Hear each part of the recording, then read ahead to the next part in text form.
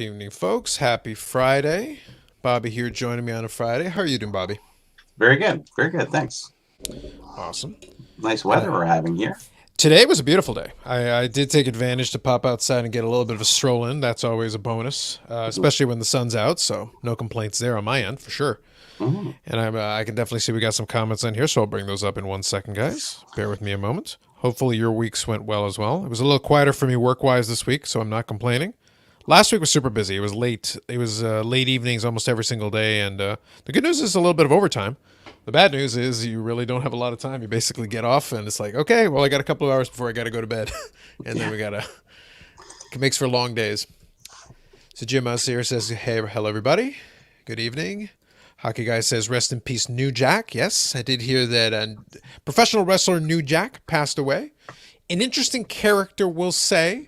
I do question his professional wrestler-ness a little bit. He was famous for his time in ECW amongst other places for a very let's say authentic style. He very much played himself as a gangster and very much lived the life, lived the gimmick is the phrasing we'll use. Okay. He lived the gimmick, so you had no problem believing he definitely assaulted people in the ring. Not allegedly. He committed acts of assault, and he got away with it a lot more than most people would. So we'll give him Wow. some credit, I suppose. So anyway, so Jeff here says, "Hello, everyone. Good evening, Jeff." Yeah, he wasn't famous. He was infamous. That is an accurate statement. So yeah, if nothing else, New Jack wasn't exactly one of my favorites. He was. I would say he had his entertaining moments. Mhm. But let's be fair. A lot of those guys from that era, a lot of them passed away. And to be honest, New Jack outlived a lot of them. Surprising to me. Surprising. Yeah. Yeah, like I was like, out of all of them, I would have thought he would have been dead 10 years ago or 15 years ago or maybe 20. And Yeah. yet, here he is. So I suppose good on you, New Jack. I think he was 58, if I'm not mistaken, Wow. which isn't too bad. But all things considered, in that profession, if you can get close to your 60s, that isn't half bad. So good evening, Josh. Yep, he is certainly legendary. I feel that is also accurate. Yes, I think that's reasonable. So, guys, I do have. So we were chatting a little bit earlier, Bobby and myself, and Bobby's going to give us a little education on a classic hockey issue. But before we get to that, I do have a couple of fun little news stories to go through. A couple of hobby items, small stuff for the most part, but we can definitely chat about it a little bit. So we'll do that. I'll grab a couple of these comments. Yep, 58. Good evening, Jeff, and good evening to 90s hockey collector. Perfect. So make sure this is up and running here. Make sure the chat is live. This one's always a little bit ahead, so I want to make sure I have that set up. Okay, so first one is some of you, if you watched on the channel, you may have caught I did a video on the SGC kind of tour. One quick addendum I want to make to it, and by the way, thank you for those of you. There was some really good conversation that was brought up in the comments, some really nice comments and some fun kind of back and forth with some folks, so that was really awesome. So thank those of you who caught the video and who made comments. Appreciate that. One quick addendum I'll give that some folks in the comments caught that I kind of wish I had, because when it comes to videos like that, I like to have a little fun with it. I'm never going to be upset with a third-party grader. There's nothing they can do that would upset me. I do like to have a little fun with them, tongue-in-cheek, with especially SGC. They've had enough little missteps here with the way they promote themselves that they make it fun for me. So when they give the opportunity, they present this opportunity for me, it's like the comedy writes itself for me. So I have to take advantage and have a little fun. But I will say, there was one thing that the comments caught that I totally miss, and I dropped the ball on this one, big time, because I would have totally mocked this mercilessly. They did a behind-the-scenes video and showed a couple of different things. They showed the encapsulation machine, a couple of them. They showed a couple of the offices. They talked to the lady behind the scenes who does a lot of their logistics and stuff, which is good. It's good to know. Sarah, or what's her name? Yeah, but you have to have somebody like that who is responsible for those areas of the business. If you want to run the business, that's important. You have to have that. And they showed the encapsulation guys. I did make fun of how young a lot of those guys were there, Ooh. but a point that was made, and a valid point, is that for encapsulation and the type of jobs they were doing, you don't really need 40 years hobby experience, which is totally valid. That is 100% valid. But here's the thing. They never went into the grading room.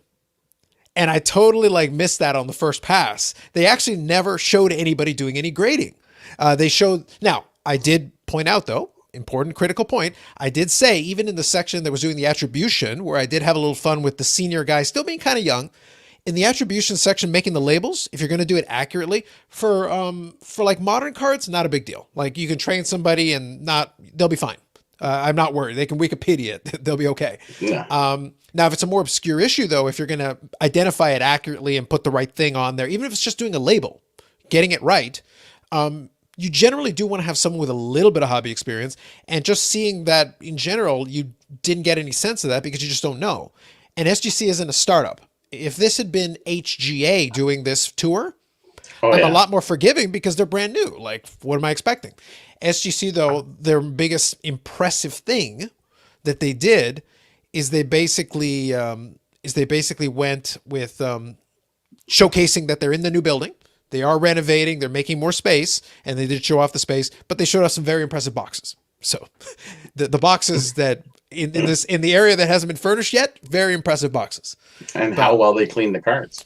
Yeah, very impressive. Very before impressive. They go in those impressive boxes. Yeah, there's some work. Let's put it this way: as an advertising piece, it left something to be desired. Yeah. Because it was an advertising piece. Let's be fair, and you had the opportunity to showcase whatever you wanted.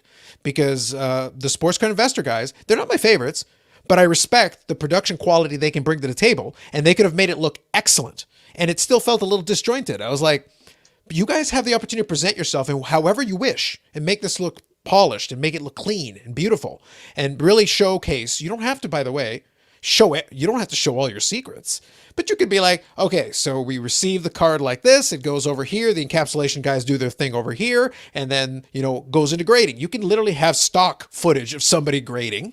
It could have just been included, some stock footage. And then you go like, okay, the encapsulation guys, they check it out, make sure the labels are good. They put it on the machine.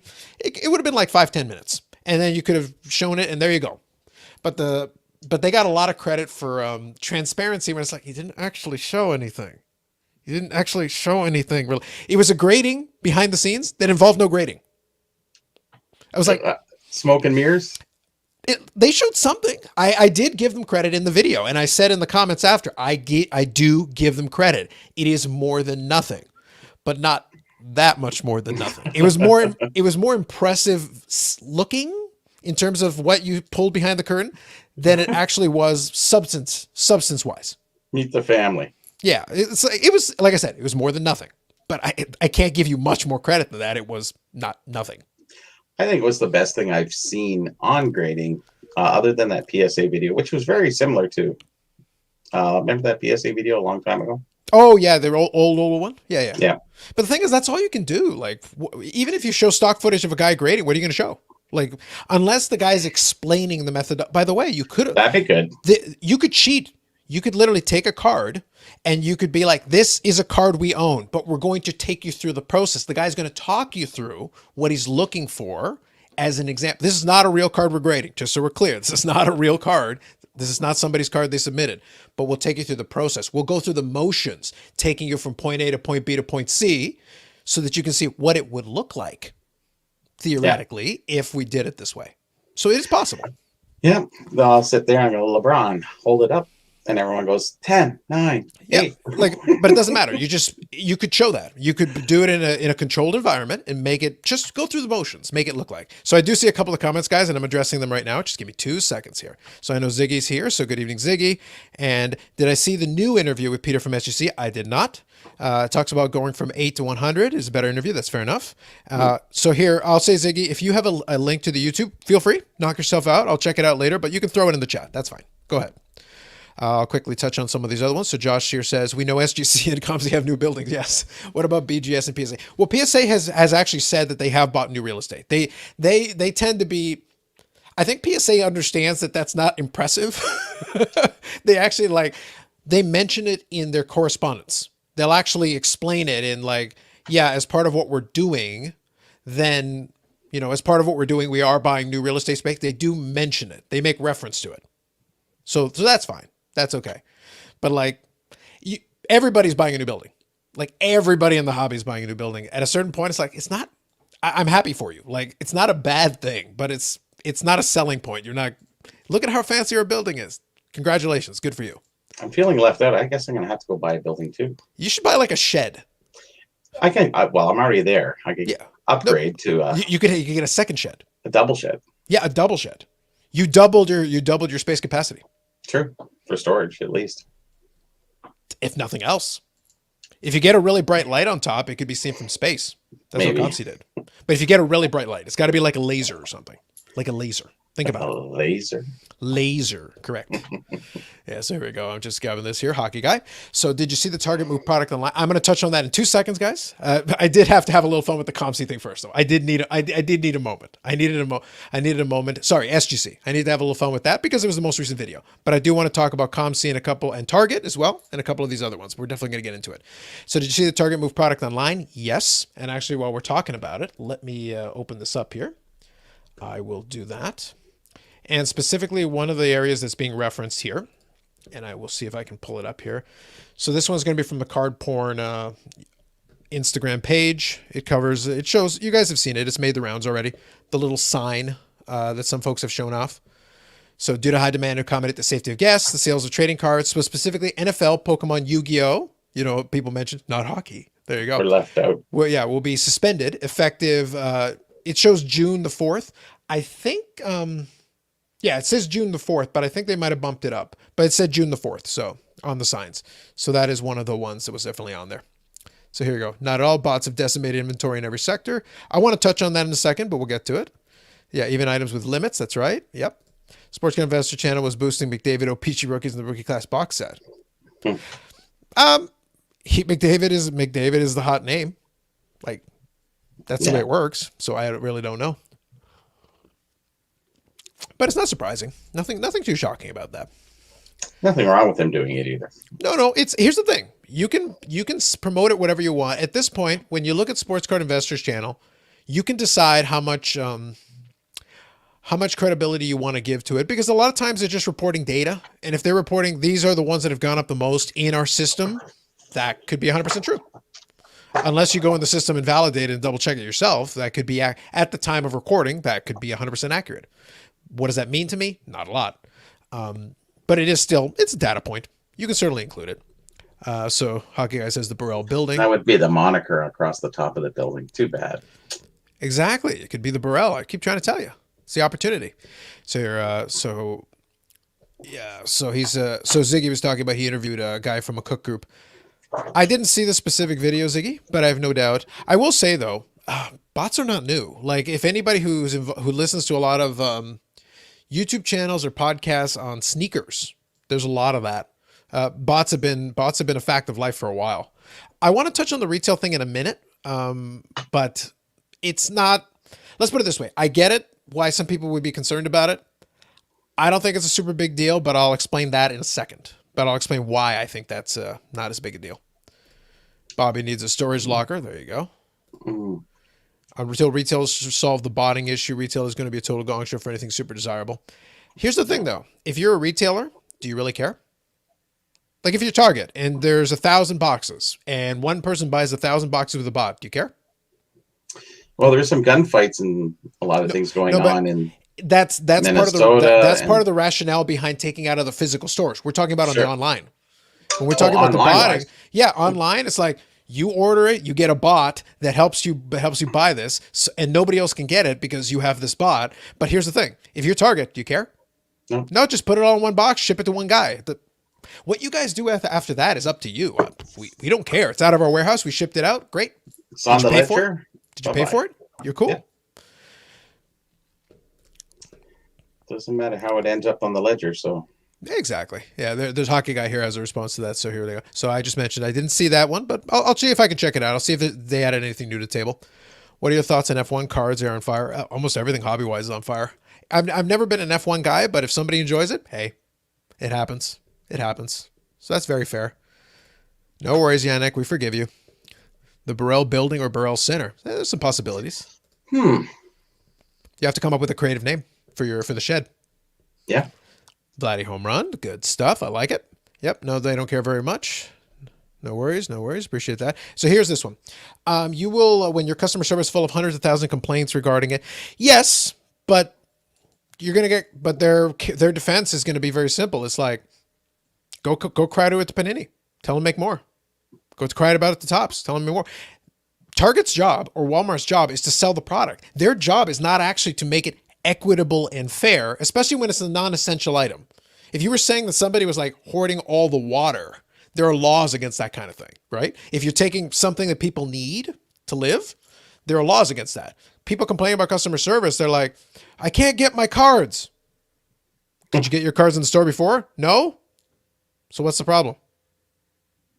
Like, the customer service job is going to sound really compassionate, but internally they're going to be like, who's this moron calling me about some cards? Who cares? And from Target's like corporate standpoint, they're like, okay, so how much do we make on those? Couple of bucks a box. Who cares? It really, all it would do is if enough people complained, it would be like Target would be like, all right, Panini, keep your crap. You know, we don't even want to deal with it even on the website. How about we just don't get it anymore? You go sell it yourself. You ship it out yourself. You take care of it. Your problem. That might just happen. Yeah, and that's always been a possibility. I think for now it's considered to be temporary, but like from Target or Walmart standpoint, they're like, look, man, as long as somebody pays for it, as long as the money goes through and we can ship it to a real address and it gets to a destination and the money clears, how this happens, how many people, how few people, whatever, that's your problem. Yeah. Yeah. Multiple addresses, multiple credit cards, and multiple accounts. Yep. That's right. With the bots. They'll care. Manufacturers start to care and get complaints regarding it. No, they won't. At the end of the day, the margins are so small on these cards for like Target or Walmart. Panini and those guys like having this on retail shelves because it's another avenue to sell it. But for Target and Walmart, like, remember the cards take up this little thing. For Target, and they actually buy the space at retail. So that's where Target and Walmart make some money on that. But if it becomes more of a pain than it's worth, then that's basically where you end up with this. Now it's gone onto the website because they're like, look, I'm not having fights in my parking lot over this stuff. I'm not putting security inside of the store to deal with this. It's not worth it. It's a math problem for Target and Walmart to sit there and like, is this worth our time for what we're making on this? Even if we sell out everything, is there enough money for us to care? If the answer is no, take it off the shelves. If we get too many complaints and it's starting to eat up time for us to do on the website, well then pull it off of that too. Send it back to Panini. Send it back to Topps. You guys deal with it. It's your product. Yep, we'll definitely go through a couple different topics here. Yep, so you guys go back and forth on bots. So good evening, Paul. To take a page from the large video game companies, how they deal with bots. You can. Like I said, I think the bots thing is going to be interesting to see because like I said, bots are not new. It's going to be interesting to see how much or how little Target and Panini care. Like I said, bothering customer service because you're not able to buy it because somebody bought it with a bot. It's like, oh, well. Yeah. At a certain point, trust me, I work in customer service long enough to know that it doesn't matter how much people complain. If I already know that my company's not going to do anything about it, I will sound very sympathetic. In the meantime, secretly, I'm chuckling at you. I am very entertained. So good evening, Victor. Target's mistake was telling every date and time. Yes, that is a bit of an issue because then it creates that scenario. So we'll see. Bots are an entire cat and mouse game. That is true. And Target will go to random stalking. Could be. Yeah, it could be. A lot of it, like I said, if the manufacturers wanted to prevent it, they could just print a lot more. They could print a lot more product. Like that's all it would take. You just have to just print so much product that. So I can't remember which podcast said it, and I want to credit them because I usually like to credit them if I can. They made the point that these people are not fighting over cards. Cards are the product. They're fighting over money. If the cards were worth nothing, no one cares who buys the retail box blasters or who doesn't. It's because there is value. You buy it if you're able to get it on the shelf at price X, you're able to immediately flip it for Y, which is higher. That is what people are fighting and arguing over. Otherwise, trust me, half of those people do not care. Half that stuff would sit on the shelf without anybody even giving it a second glance. That's what happened for years. It's like that retail was there. Most people didn't care. It wasn't an issue. People have just become more opportunistic. Yeah, it's just the current avenue. If there was no money to be made in it, trust me, that stuff would sit on shelves. Target would just stock it, and it would just sit there for months or weeks or whatever, and it wouldn't go anywhere. And then people would find something else. Wherever the money is, that's where the people will go. Right now, cards just happen to be an easy avenue. Well, it avoids the upsales from the wholesalers, right? Them bumping the price on a hot product. So sure. I guess they like that unregulated part, or regulated by them. Yeah, no, that's fair. So yeah, no worries, names. Thanks for popping in as well. We keep the link secretive, so If you're around and want to chime in, you're a little earlier, you let me know. You're always welcome. See, a collector's help themselves by not buying from flippers. That's been my ultimate response. The resale market is the reason why this is a thing. If there was no resale market at the inflated price, this would not be a problem. But some people can't help themselves. They want the product. So it happens. Let's see here. Yeah, lots of time it's the kitchen breaker buying from flipped and selling to people. Yeah. Like right now, there is money to be made still. So for them, I understand it. But that also leaves me not super sympathetic. Like my sympathy is limited by the fact that people are kind of doing it to themselves. Higher production is the only way to meet the demand. We'll start to lose hobbyists. I suppose to a certain degree. I do think I've always thought in my mind that it's like a hobbyist collects. New product is fun. And if you can get your hands on it, it's fun to break. But at the same time, it's like when I started, like I said, I give the old story. I'm only going to repeat it a handful more times. When I started a hobbyist, we didn't buy packs. Wasn't even a thing. I didn't start on packs. I got into packs later. It was fun, but it wasn't like a big deal. I still enjoy opening packs, but it's such a low priority for me as a collector. I'm very specific in the stuff I want that it's like it's actually it's a bad ROI for me to open packs and it's to use the time. I'm not going there. Not doing that. So Sanderson Dora says, I agree completely. Targets not have the time or concern to deal with control adults fighting over cars. Headache for them. They want it to go away. Yeah. And that was basically this decision. It was like, yeah, it's to protect you. It's to protect you from bothering us in a parking lot. Please leave us alone. And if you want to buy something, buy normal stuff. Buy some candy or something. Yeah, so I've already seen some channels go back to video game posts and no more 5 cards to buy. Yeah. Well, that was always going to be the case. If it slowed down, they were going to have to switch to something else to get attention. And that's how it works. So let me touch on here a little different topic here, because this is another one from this week as well. We talked about it a little bit, but now it looks like it's kind of official because this is directly from the folks that run the National. So they've all but said now that it is they're planning to go ahead now officially because now they feel like they have enough. So here, I'll read you a little bit of this. So the state of Illinois has announced they're entering the bridge phase of their reopening plan. This phase precedes their phase 5, in which all activities are permitted with no restrictions. And they give quickly the metrics. The National previously announced it would make an official event confirmation on or about June the 1st. We feel even more comfortable making the decision given the recent actions of the state of Illinois. We continue to follow the Department of Health closely. We fully expect the 2021 National to proceed at the Donald Stevens Convention Center. So right now, at the moment, so this is as of 8 hours ago. This is on their Instagram. They said they're planning on running it as planned. They fully expect, yes. Yeah, but it's one of those things. They had a couple of weeks. They could have waited, but they feel like things are trending in the direction that they're comfortable saying. Like we feel like we're pretty much. They've all but given the green light, basically saying like, look, the way it's gone right now, we feel like we're good. And we mentioned last week that it looked like the convention center was going to run. So, and that was like step 1. And now step 2 is like they're feeling the confidence to be able to throw that onto their official Instagram. So it looks like it will be the case.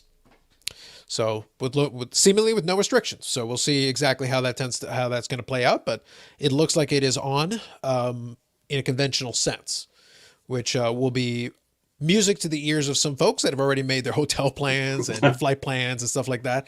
And I assume some dealers who are making their plans as well. And we'll have to see how that turns out. I'll be interested to see how it plays out. That'll be for the end of July and beginning of August. So that is currently planned. So that's the second one there.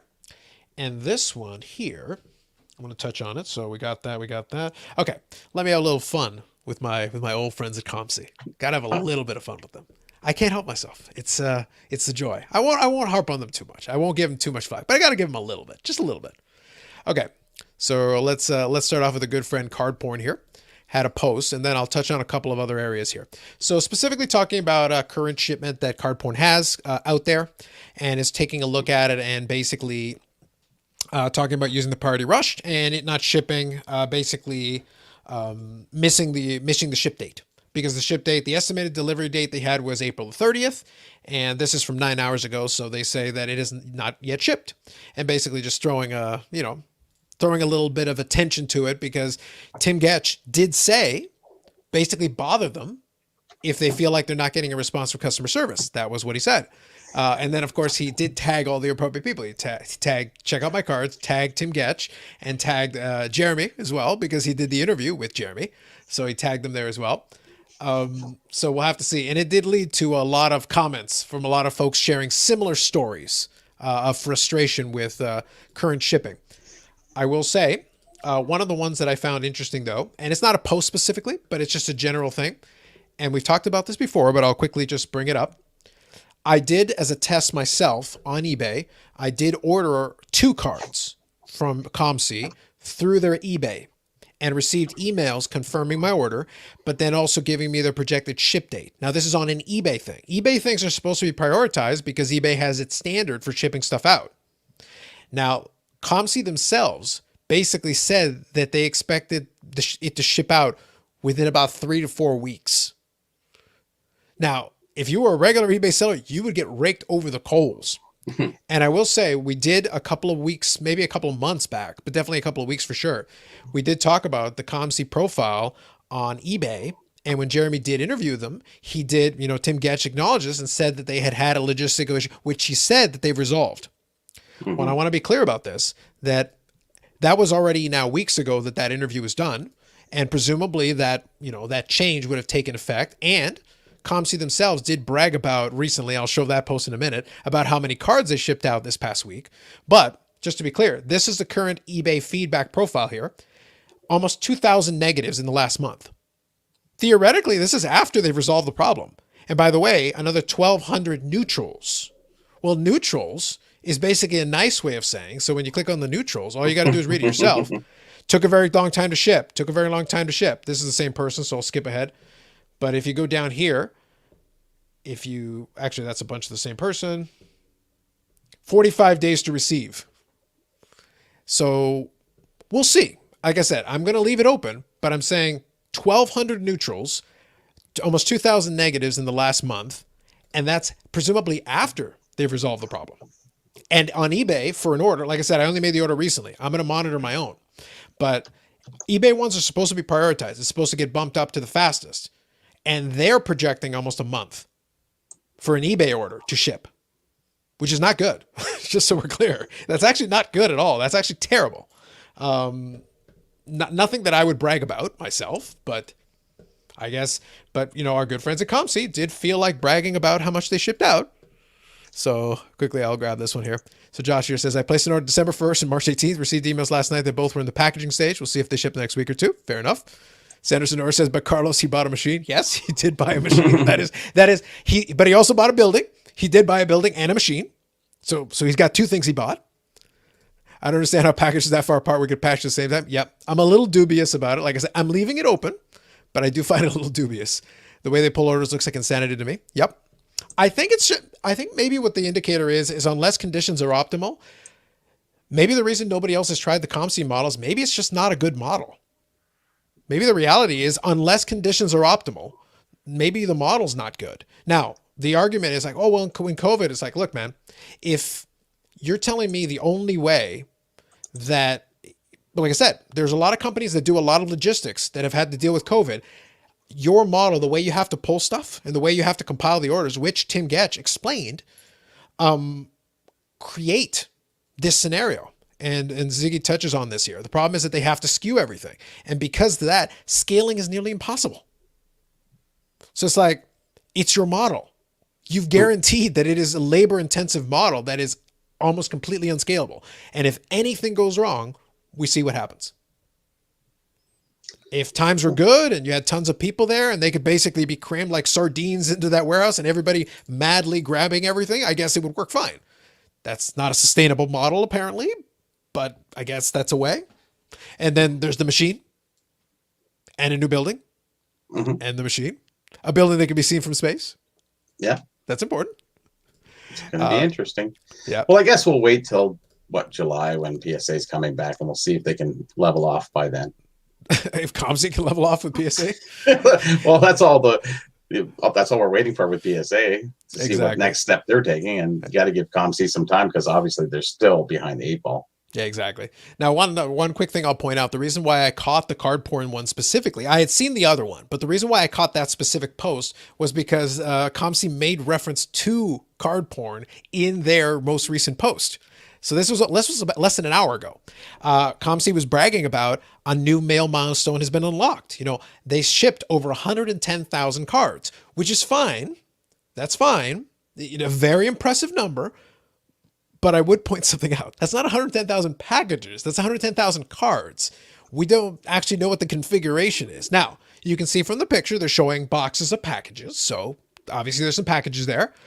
I don't know if that's all of it. I don't know if that's part of it. I'm not sure what it's, you know, but like you think about it, I can't speak for everyone, but I can tell you that when I ordered stuff from COMC and we don't know if that counts eBay orders as well. Like it's a very misleading stat. It's an impressive looking number, but it could mean anything. I know that when I order stuff from COMC from the site directly to ship, it's always hundreds of cards. It's not like 10 cards. It's at least 100, 200, 300. My biggest one was close to 400 cards. That's just me, one person.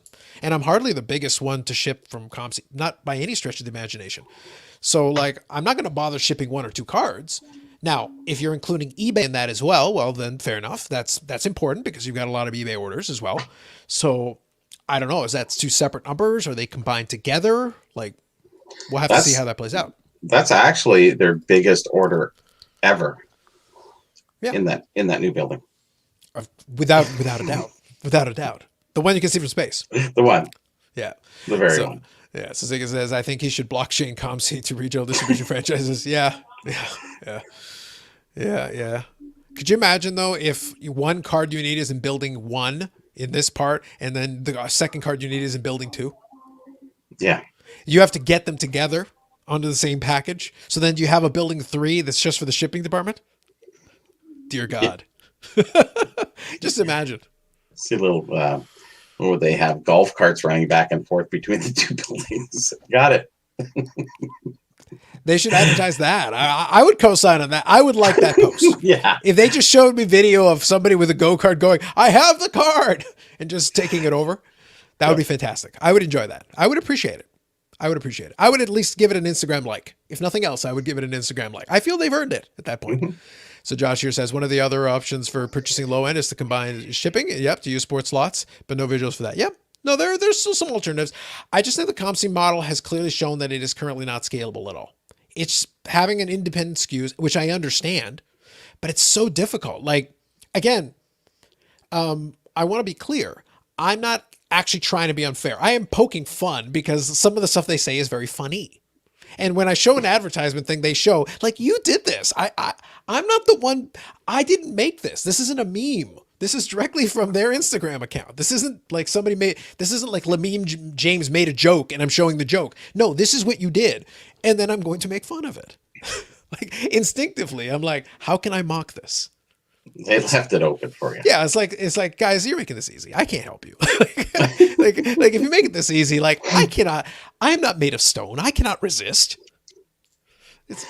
I'm not going to apologize for that. No chance. Thou art mortal. Yeah. So Yannick says, my order from Black Friday just shipped last week. Well, I wish you the best of luck. Hopefully you get your stuff soon. We'll cross our fingers. But I want to make clear something. Like I said, I'm not trying to be unfair. I'm going to give them the time for the eBay orders that I made. Were they committed to a certain timeline? I'll give them a little time beyond that. I'll be fair. But just so we're clear, one of the items is a little rarer, so I'm going to be a lot more patient with it. The other item is kind of common. If they miss that mark by too much to my satisfaction, I will hit them with a refund request and or a negative. I will not hesitate. I just won't. With the other one, I'm willing to be a lot more patient because it is a tougher to find card. I really want to get the card in. But if they, like, this is an eBay order and everybody else that I order from eBay from across the world manages to get stuff to you. And it's like, you're asking for 3 to 4 weeks just to ship. So I'm being exceedingly generous. Mm. Yeah, so it's like, okay, we'll see what happens. I will try to be very kind, but there are limits. I'm not going to accept horrific service when this is supposed to be the rushed. The eBay one is supposed to be priority. You're supposed to ship those out a lot quicker. But anyway, yeah, what building is the machine in? Very fair. Yeah. Yeah. So are you buying on COMC to PC or to sell? I'm buying for PC, but the thing is, I do care. I do care to wait because for some of those cards, if I'm willing to pay a little bit more from a different seller, I'd get it in a much more reasonable time period. I don't want the stuff to sit there forever. I refuse. I have some patience, but not unlimited patience for certain items. That's why I said I have two specific items I ordered. One of them is a rarer piece. I'm willing to extend a little bit more leeway because I really want to make sure I get the stuff. With the other one, I'll just cancel the damn order and buy it from somebody else. Like, I'm not going to tolerate it. I'll pay a little bit more to somebody else to get the stuff in a reasonable time period. There is something to be said for service. If shipping was free, okay, fine. You don't want it? If shipping's free, then I'm willing to extend you a ton more rope. But you charge me for the shipping too. And handling. So if you're going to charge me for that, then I'm paying for that as well. So that's part of the service that I'm paying for, not just the item. Because like I said, if shipping is free, well then, all right, send it by mule, to which you must. But there's limits to it. I won't accept bad service just because, oh, well, it's for your PC, so you should have patience. No. I would love to see the same folks that advocate for that type of patience. Okay, if they sent it 5 years from now, would you be cool? After the pandemic's over and everything else, literally they just held it for 5 years and then shipped it to you. You still cool? Because what's the limit? Oh, 5 years is too much. Okay, 4, 3, 2. How long? I'm trying to scratch numbers off my checklists here. I want my stuff, but it's like, it happens. So anyway, so here, in my opinion, COMC has so much potential. They should rebuild the website and focus more. Yeah, the website is one that Tim does acknowledge is going to need to be updated, and it's going to need to be updated because that website still feels like it's like a site from like 1999. It's like a crushed star stock. That's funny. Well, the thing is, technically, to a certain degree, from a volume standpoint, they do. But that's been part of their problem, is that StarStock is struggling a little bit to handle. What StarStock differentiates itself with is that they limited the scale of the stuff they'll accept, and they don't bother with individual SKUs. You buy the card, you get one of the pile from that card. Mm-hmm. It's closer to what Burbank does. It doesn't say you get this specific one. If we have 5 of them and they're serial numbered, you don't get to pick which one of the 5 you get. They grab one from the pile and throw that in there. And if they've got 5 of them, as long as you get the appropriate card, you're willing to tolerate that. But because you're willing to tolerate that, they can get it to you quicker. Yeah. Whereas COMC is like, no, I wanted number 4 of 100. That's the one I ordered. That's the one you got to ship me. Not number 6, not number 12, 4. That's the one I paid for. Interesting. Well, but that's how they decided to distinguish themselves, because they scan each individual card, right? Sure. Yeah. Yeah. So if I paid for number 4, then that's the one you got to ship me. Otherwise, you did not meet your end of the bargain, because that's what right. I paid for. Yeah. So with Detroit City Public Service cutbacks, did RoboCop get new job sorting orders? Yes. I did see an image where they threw RoboCop in there. They need to convert hobbyists to convert lower cards, higher cards with adding value. They should partner with HGA or SGC. Well, HGA right now is swamped. They're hitting the limit already. And SGC in theory has capacity. Yeah. That would be entertaining. Could you imagine, though, if they did that and then SGC immediately had capacity, had to bump up their price again? Yeah. They've got so much. They're right at their limit already. They finally got back to me, SGC, about sending some cards in. Oh, good. Okay. Just that they said, yes, we will grade them. And I said, okay. And that was it. My original question was, do you grade these specific cards? And we'll have to charge you a special holder fee because of the size. How much is that? Does anybody know? It's a different insert. I understand. Insert. I'm just wondering what the cost is. Because, it's $30 for grading plus 45 for the, I don't know. How much are there any other cards that follow in that same size, though? It is an unusual size. 2x2, so yes. This one of them's miscut a little bit, so they'd have to do a custom holder for that one. The other one, 2x2, should be pretty standard. Mm-hmm. I don't know if they have a die cut punch for every different kind of size or how they do it. Yeah, they did make reference to it in that video where they said I did hear something. Yeah, they did mention that for certain ones, they'll go to the manufacturer and get their manufacturer for the inserts and get certain specialized inserts for certain cards. So it might be a case of maybe they don't have a bunch sitting in stock and they might have to do a custom order. No, I don't think it was a custom order. I think he said some guy in the back does a custom cut job for certain cards. I think it's their manufacturer themselves. Really good, I think it's the manufacturer themselves. They do have certain limits and certain tolerances. Like if it's like within a fraction of an inch, it's probably okay. But if it's something that's a different shape or a different size that doesn't fit neatly into one of the other holders, you don't want it free floating. So you need something that holds it in that space. But you also don't want it to be compressed because it's just a little bit small.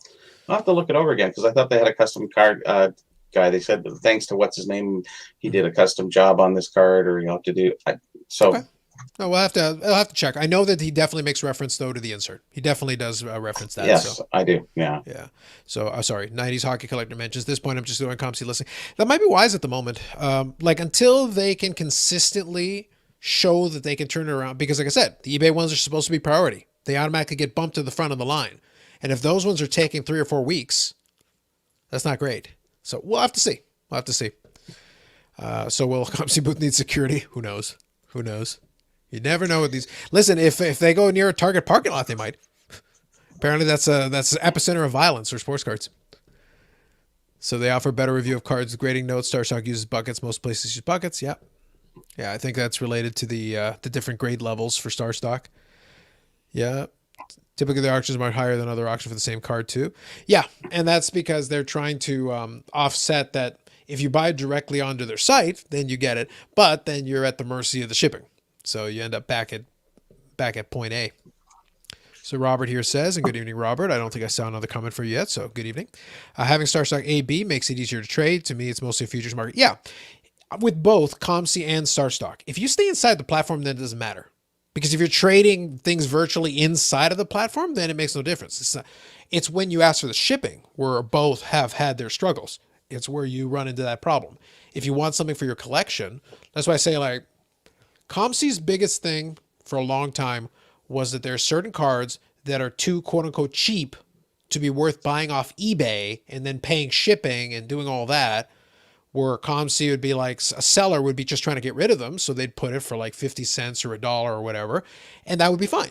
Like value wise as a collector. And then you'd consolidate them and then send it off in one shipment and get your box. And there you go. Knock these off the checklist. It was great for set building. It was great for stuff like that. But the end result is that if the shipping though takes forever, kind of talking back to that PC item that we were talking about earlier, yes, you can afford to be a little bit more patient with PC, but it's like, look, the gratification is part of the thing too. It's like, especially if these are cheap cards that I'm doing to fill in a certain section, I want to put them in my binder. I want to, whatever the case may be. It's being like, okay, so I order them now and I'll get them in 6 months. So then why don't I order it somewhere else and pay a couple extra bucks and get my thing within a couple weeks? I'm willing to pay more sometimes just to get it in a reasonable period of time. And to me, if they were still within a reasonable period of time, that's different. If you're saying months and months and months and months with no sign of ever getting your stuff, maybe not, that's not the same. That doesn't work. So yeah, I think COMC prices go a bit higher because you can pay with your COMC credit. Yes, it's also that when they do the consignment, they tack on a certain amount to basically cover fees, but then also because they are it's considered an additional service, the consignment thing. So it adds a cost. If you buy the exact same card, the exact same item on the COMC platform, you can generally buy it cheaper. And if you just want to trade it inside of the platform, then it's fine. If you do want your stuff, well then, you're at the mercy of whatever the shipping gods deem. Or if the shipping department can take a few more pictures. If they get a couple more selfies with the mail, then maybe your stuff's in there. Shipping gods, or is it the other end? Well, the shipping gods have their thing too, because I know there's stuff that has been shipped that you're like sitting there like, okay, so what sacrifice do I have to make? because right now, a lot of the stuff I have is getting sent up through the distribution center in Montreal. I'm like, we have a distribution center in Mississauga. Why are you sending it to the Montreal one? Right now, I feel like a lot of my stuff is going through the Montreal one. I'm like, all right, tack on another week. Yep. And that's even when it gets in the country. I'm like, oh my goodness. By the time it shows up, you've lost interest anyways, so it doesn't matter. Because it's so long. When you're anticipating something, it doesn't come in 2 weeks, and then you got to wait a third week. And by the fourth week, you're going, I don't know, I don't care. And all of a sudden it shows up, it's like, yeah, about time. Yeah, the thing is, that's when I use ship by cards, they have different, you have the option. They're not doing it by service levels. They're doing it by what kind of service you want to use. You want to use United States Postal Service? You can. You want to use priority mail? You can. I generally, because I'll usually buy some nicer cards through them and have them there when I'm shipping them out, I'll choose FedEx, which is a more expensive option. However, once they hit ship within a couple of days, it's there. Yeah. I get a knock on the door and I get my stuff. So it's like, and their tracking is generally pretty good. Now, sometimes the guy loses patience, knocks on the door and like runs. It's hysterical. I'm like, I literally open the door. I'm like, dude. And he's like, oh, sorry. I'm like, look, knocking on the door and then running does not constitute you trying to deliver this. Like, how dare you? I don't know. Funny. I've caught the guy. I've caught the guy like sprinting with the package. I'm like, get back here. My office is directly beside the door. So I literally will get up, and in the time it takes me to get up and open the door, the guy's already like fleeing with the package. I'm like, give me that. Don't lie to me. How dare you? Yeah, so Paul here says, have we discussed food tonight? We have not. If not, I highly recommend the pizza burger joint in Fox Creek, Alberta. There you go. Oh, there we go. So if we're ever down by Fox Creek, Alberta, there you go. Yeah, maybe when they open. Yeah. So Followfy Ball here says, I think they scan and 3D print the inserts for custom shit. If they 3D printed, that would be impressive. And if that's the case, I don't think that's true. But if they did, I would have shown that. That would have been awesome. I don't think they 3D printed. I don't think so. Why wouldn't they? Or 3D laser cut it? Listen, he only showed us 2 machines. He didn't have the machine. If he had the COMC, the machine. It is the sealing machine, which the encapsulation machine, which is a standard, by the way. The reason why I didn't give him too much credit for peeling behind the curtain is like everybody has an encapsulation machine. You need to have an encapsulation machine. In order to do this, you require an encapsulation machine. Yes, you have an encapsulation machine. Wonderful. It seals by vibration, which is very interesting because I know they've been using laser for a long time, or it's ultraviolet actually, light to seal. So maybe the vibration melts it a little bit better. Or well, it's a little bit. If memory serves me, I could be mistaken on this. It's not dissimilar concept to how a microwave works. Yep. Because it's like these mini vibrations that generate a heat, and then it's controlled in a certain area that then creates a seal. Mm-hmm. Basically, like it to a certain degree melts the plastic, but it's not new technology. Like that's been an industry standard for some time, and I think PSA uses the same thing. I think BGS uses the same thing. Like it's pretty standard. Josh had Red Lobster. There you go. Nicely done. Just found out if I ship to Canada, I am only able to track it to the border. Yes. That is true. Although Sanderson, or I will say this, now this is not 100% across the board, but I've definitely seen this. If you take your tracking and you go to Canada Post sometimes assumes the tracking number for themselves. It depends on the way in which you shipped it. I have tried this and used the tracking number that they use for United States Postal Service, and Canada Post will actually continue the tracking from there. In some cases, this isn't across the board, but I have tried it on the Canada Post tracking thing, and sometimes it works. Sometimes you're able to continue with it. Now, eBay does its own thing with its own fulfillment distribution where they created their own special tracking number, which is acknowledged by no one. So, but I think if it's a regular U.S. Postal Service, I have definitely tried it before, and sometimes it has worked. I've been able to check the tracking from Canada Post onward. Well, what I generally do, if I'm shipping from Canada to the U.S. or the U.S. coming into Canada, I will check the U.S. site until it gets to Canada. Mm-hmm. The tracking sucks after that. Then you go to Canada Post, track the number through there, and it'll give you a little bit more better. And vice versa as well. Yeah. It works better that way because it's more documented there. Our tracking is horrible. The U.S. tracking is actually really good. On the whole, I've been a lot more impressed with it. They do a very poor job. Like sometimes they'll do some. Look, I had the perfect example of this today. So I'll quickly grab Paul's comment here. You say microwave, I say space oven. Fair. I prefer the name space oven. I think that's kind of cool. So I had one where I was tracking an item coming in from eBay, and the way it was looking like it looked like it was on the verge of going out for delivery. But this is what made me laugh. This is the way our Canada Post tracking works. So it's like midday, it's lunchtime, and I go check the tracking. I'm having my lunch, and I go, let me check the tracking and see if I've got a shot of getting it today. I go, maybe I can, because I'd love to shoot the pickup video and include this card because it's a cool card. So I was like, okay, great. So I check it, and then it says, and this is at noon. It says left a card with instructions for pickup. And then the timing they put on it is 2:45 p.m. And I'm like, so you've come from the future to tell me that you're leaving me a card? Mm-hmm. And I'm like, So they had already anticipated because apparently they wanted the signature. And the thing is, sometimes they do it and sometimes they don't. Sometimes they just put it in my mailbox. It doesn't matter. So, but the thing is, they had decided that they were going to get a signature from me, but they decided they were never going to try to get a signature from me. But they had determined ahead of time that they were going to take it to the post office no matter what. I'm sitting there like, it's noon. How is it at 2:45 p.m. you already know that you left a card, which I literally opened the door just on the off chance, let me look. Mailbox was empty. Mm-hmm. I checked after 3:00. The guy had come in like a thief in the night, just snuck up, put it in. Put that slip in. No, but with the slip. He never attempted to knock on the door or do it. He didn't want a signature from me. He was always going to take it back. Now, here's the thing. Now, this is a trick for our Canadian friends here. It doesn't work always. It doesn't work all the time. They're liars. The slip on it says, available the next day at 1 p.m. Bullshit. Complete garbage. I put the tracking number on the Canada Post app, and I waited, and around 5:00, it showed available for pickup. Ha! Gotcha. So I went with the slip directly. Literally, the guy drove around with it all day, took it to the local mailbox, and then as soon as he dropped it off and scanned it for that, I waltzed right in, and I go, here's my ID, here's the thing, can I have my package? Please sign. Have a good day. Thank you. Exactly. This was stupid. Why didn't you just leave it in my mailbox? A lot of the guys just come up and deliver the slips. They leave the parcel inside. They don't even knock on your door, which is pretty sad. So, and sometimes you just see the slip in there. So they must have tipped the fuck toe and dropped it in and took off like a jackrabbit or something. It's an embarrassment because it's like it was an extra step that wasn't necessary.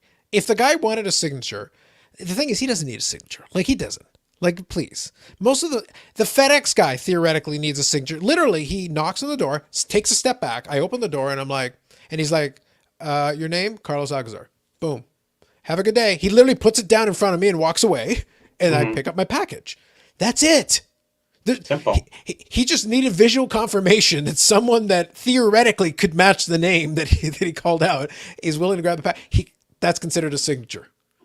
It's COVID. They're not getting physical signatures most of the time, but they forced me to go to the post office after work to go get a thing they had on the truck. Yeah. So you're exposed more. Yeah. Like it's fine because at the time I walked in, like literally nobody was in line. I was able to just waltz right in, walk right up, hand my ID, go, please give me my package. At least the app was updated though. I was happy that the app was as basically within minutes of him getting there. They scanned it on the spot, showed that it was available for pickup on the app. But if you check the tracking, it said it was available tomorrow. But on the app, it said available today. Oh, so the app is a little bit more up. How can that be? I genuinely don't know. I'll go back to Paul's comment here, right here. Yeah, mysteries. Yeah, I got it.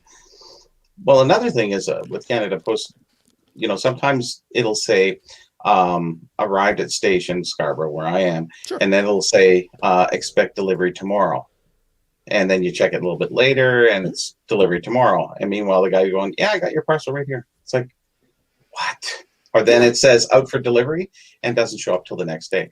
It's like, come on guys, get your tracking. And this happens a lot, not just once in a while. It's a lot.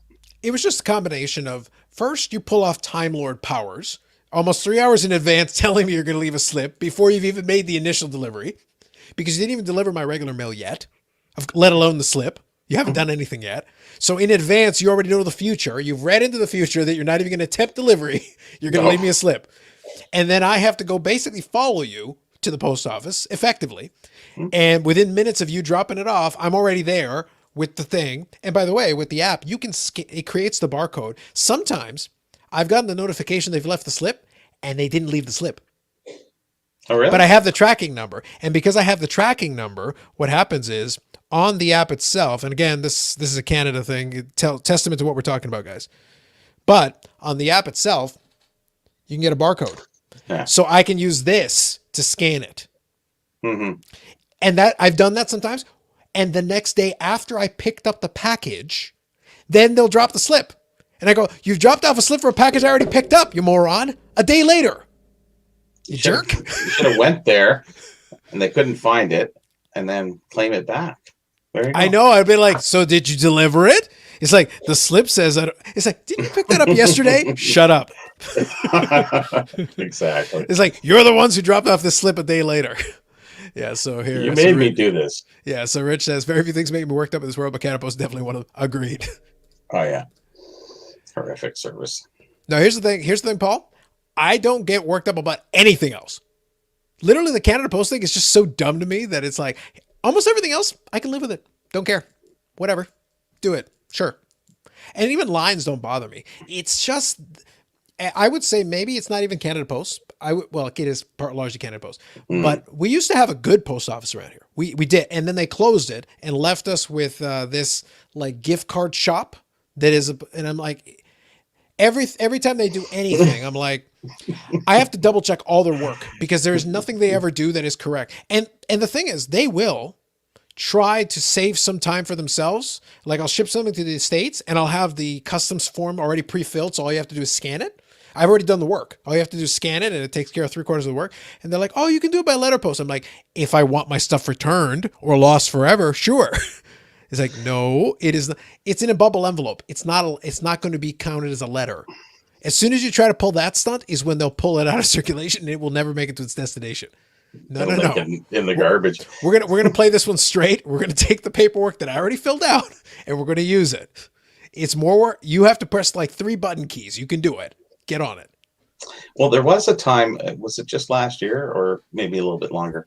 They said now it was you had to click a check off $1 so your item, if it came back, you have to pay an extra $1 so it'll come back to you. Otherwise, it goes into this wherever space that it's just non-recoverable. And I'm saying, so you're charging me an extra $1 now for that? But actually, I think that finally went away. I think people got too pissed off and they got rid of that because I said, well, that's just stupid. So no, I don't care if it's returned. If it's one of my books, I don't care. So I just said, no, don't worry about it. But they're just stupid there. The whole system. You keep changing the routes. We can't get a postman longer than a year here because the supervisors have to walk the route and redesign it and shift everybody over to keep themselves busy working. But that was the thing, though. I enjoy that. I think there's a handful of letter carriers that work around here. There's a handful that rotate, but it's like, I swear to God, they train them all as ninjas. Because I'm sitting there like, I'm literally right beside the door. I can hear someone coughing. I can hear someone breathing hard across the street, but I cannot catch these guys half the time. I'm like, sometimes they make a mistake and they accidentally drop the lid of the mailbox just a little bit. He's like, ha, I heard it. Boom. It's like, I catch them as they're like 3/4 of a block down the road. I'm like, ha, I saw you. I saw the back of your vest. I got close to catching you. I'm not oiling that hinge. I can hear, oh, that's it. It's there. I might have to set a booby trap, man. I might have to set a booby trap at this point. Yeah, they're packaged like a scam. We drop them off and never get scanned again, even after delivery. Correct. Agreed. Yeah, Canada Post has been contracting out a lot of their parcels. That is true. I will say I've had some inconsistency. I had 2 packages from the same seller. One came DHL and one came regular post. Because sometimes I think they try to use the eBay fulfillment sometimes. So there's an inconsistency because one of them shipped one way and it's very odd. It's very odd. And some guy just shows up in a white van and he's doing Amazon and they threw a whole bunch in there. Well, the Amazon guys are usually pretty good. The Amazon guys around here have been pretty good. I'm usually pretty happy with them because they will knock on the door. They'll wait a second. They'll step back, but they'll wait a second just to be like, okay, if nobody's there, they'll leave the package, but they'll be like, but they'll also take a picture. Now, sometimes these guys still screw it up, but at least when you take a picture, I know where it is. At least when you take a picture, because I've had them drop it in the parking garage downstairs, and I'm like, no, you don't leave it in the middle of the parking garage. Never. What's wrong with you? It's dark. Come on. It's like, steal me. Yeah. That's right. Yeah, so Victor says, I'm hesitant to ship to Canada. I've heard horror stories. Yeah, there is some horror. That is a fact. Oh, speaking of which, you'll have to let me know, Victor. Did you receive a bubble envelope from me? I sent something his way. So you have to let me know if it got there because I don't think I had tracking on that one. So you have to let me know if it arrived. Robert here says, you should sit outside your door. I would love to. If the weather's nicer, I could because I can do it on my laptop. Because I can be working. I've literally got a patio here and I can sit there with the umbrella and just sit there with my cold drink. Just sit there like watching like a hawk the mailbox. Otherwise, the problem is they used to deliver within a certain window of time. It used to be like maybe 2 or 3 o'clock in the afternoon. Sure. But now sometimes it'll be there by noon, and I'm like, the heck. And sometimes it'll be there at like 4:55 p.m. Like right at the end of the business day. I'm like, a little consistency would be nice. Just give me like a 2 or 3 hour band, something. Like help me out here. It's always different. I got a regular guy on my route. He's been there 6 months now, and he's Okay. good and pretty consistent. But his timeline is 11:45 till 1:45, 2 hours. But it depends. Mondays he's busy. Tuesdays not so much, and Fridays you never know. He's sometimes really early. So, but at least he knows me, and he makes sure all my parcels are there or put in the right place. So. Yeah. I miss getting some deliveries in the morning. It used to be once in a blue moon we used to get like now at this point it's like now it's the afternoon. It's always comfortably after lunch. It's kind of good because if you didn't receive it that day and you found out early, then the rest of your day's a bummer. Especially if you're waiting for something. That's here's the thing. For the most part, I don't care. But sometimes there's some stuff where I'm like, oh, I would love to get it this week. Like I'm pretty confident once it gets out of the Montreal void, like I've got a shot. if we could I just got to get to that Mississauga. We're close. I can sense the truck coming, but it's like when it's at that point, it's so because we don't have Saturday delivery. So it's we like do now though. Only We're once in a getting blue Saturday moon. and Sunday. Only once in a blue moon. Like I've seen it. I think they've done it once, and I know and it was 10 times for me. Yeah, like because I get a lot of parcels rather than envelopes. So I think the conclusion we have is that my local post office sucks, and my local mail carriers are slackers because they do not deliver on Saturday, like ever. It's not even. It is Canada Post because I see them driving around Saturdays and Sundays. But I've gotten 10 parcels where I go, like my wife will say, "Hey, you just got something." I said, "From who?" At Canada Post. I said, "What?" Okay. I'll take it. Hey. So that's been 10 times in the last couple months. There you go. Hashtag mail problems. Thank you for confirming, Victor. Appreciate that. I'll look forward to that. That'll be awesome. Just wanted to make sure because I get concerned sometimes when I don't hear anything because I had a couple of people ask and I shipped out a couple of packages and I'm like, and at this point I'm like, so did you get them or not? I just want to make sure. Like, I have no way of knowing here. So Canada Post hires ex-cable men who are used to the 8-hour window. It feels that way. It does feel that way. I had the same mail guy for the last 30 years. Well, there you go. At least you've got some consistency, Josh. Wow. That's good. Yeah. And Paul here says, I have to say my mail lady is pretty consistent. That's good. I've helped her get a little mail go-kart out of the snowdrift. Hey, that helps. That helps. Yeah. I think if we had some consistency around here, it's one of those things. I am not morally opposed. Like a lot of the ones that I've had around here do work really hard and you can see them chugging along, doing their thing. But I feel like it's been a different one. It's like a rotation of them, and they'll just keep cycling through. That's why I say, like, there's no consistency. There's no rhyme or reason. Not now. Yeah, it'll be like the middle of the afternoon, the beginning of the afternoon, late afternoon. I don't know. At least they basically are as inconsistent as the newspaper person who delivers around here. But it's Mississauga News, which is a flyer envelope. It's the technical term is flyer envelope. That's basically all it is. It's literally like 2 pieces of paper with flyers, like 100 of them. Yeah. And here's the thing. No one reads it. It's garbage. It's been garbage for 25 years. But the thing is, they're supposed to deliver on Thursday and they'll deliver so their window is not 8 hours. Their window is like 80 hours. It's between like Thursday morning and like Sunday night. And it's bizarre. It'll be like, sometimes I'll go Thursday and I'm like, okay. So no, because here's the thing. As soon as I get that newspaper, it goes directly into the recycling. Like literally I grab it goes straight to recycling. But sometimes I'll be like, the newspaper, huh? And then I'll walk out to take a stroll or it'll be like 10 o'clock at night and it just showed up. And I'm like, that was not there earlier this afternoon. You guys just got here. And it'll be like Saturday morning, Sunday morning. I'm like, don't you do Thursdays? And they're like, oh, well, yeah, that's what I thought. That's a fair question, Josh. A newspaper is a flyer envelope. Yeah. At least it is around these parts. It's got like a front page, a back page. They're tied together. And inside, flyers. And coupon flyers. A lot of them. The flyers that are delivered here are, there's a family minivan that goes around. And the 2 young kids, the boy and girl, jump out. And they deliver the whole street. And then the parents drive around.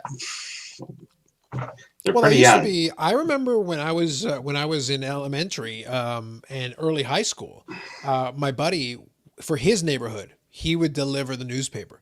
And one time he asked if I could help him out building the flyer envelope.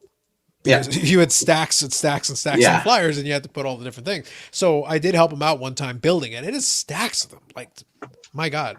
Monotonous.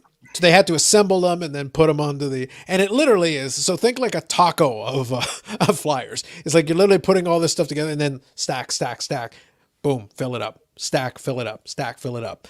And that's what they would ship out and walk it around the neighborhood and drop it off in every mailbox. But, I think there's a lady who does it around. I think it's her kids are supposed to be doing it. Oh, But at the same time, but I'm like, no, I have caught her from time to time with her wagon pushing it around. I'm like, you are not. It's like, your kids aren't doing shit. Yeah. Don't lie to me. No wonder it's like an 80-hour window. It's whenever you feel like delivering it for them. What do you mean your kids didn't do that? Oh my God, that's your job. Yeah. Yeah. It's like, Thanks, okay. Mom. Yeah, I'm it's busy. I'm playing video games. You mind? Yeah, exactly. I was like, all right, whatever. Yeah. So good evening, Ty. Pizza burger. What's that? Well, that was back. That was back in elementary school, Ty, and I did have a motive because I was like, all right, if we get this shit done, can we then go play video games? He goes, yeah, boom. Everybody had a pizza burger place. Absolutely. Not so much now, though. No, not really. It's more commercialized. I was gonna say like here's the thing. I'm not a pizza guy. I think I've already said that before. I'm not really a pizza guy at all. But all the ones around us are like chains. So it's like Pizza, Yeah. it's like Domino's, it's like that's the ones that are all around you. So if you like that, you're good to go. Now, if you want to get delivery or something, you can get it pretty quick. Like there's like dozens of them.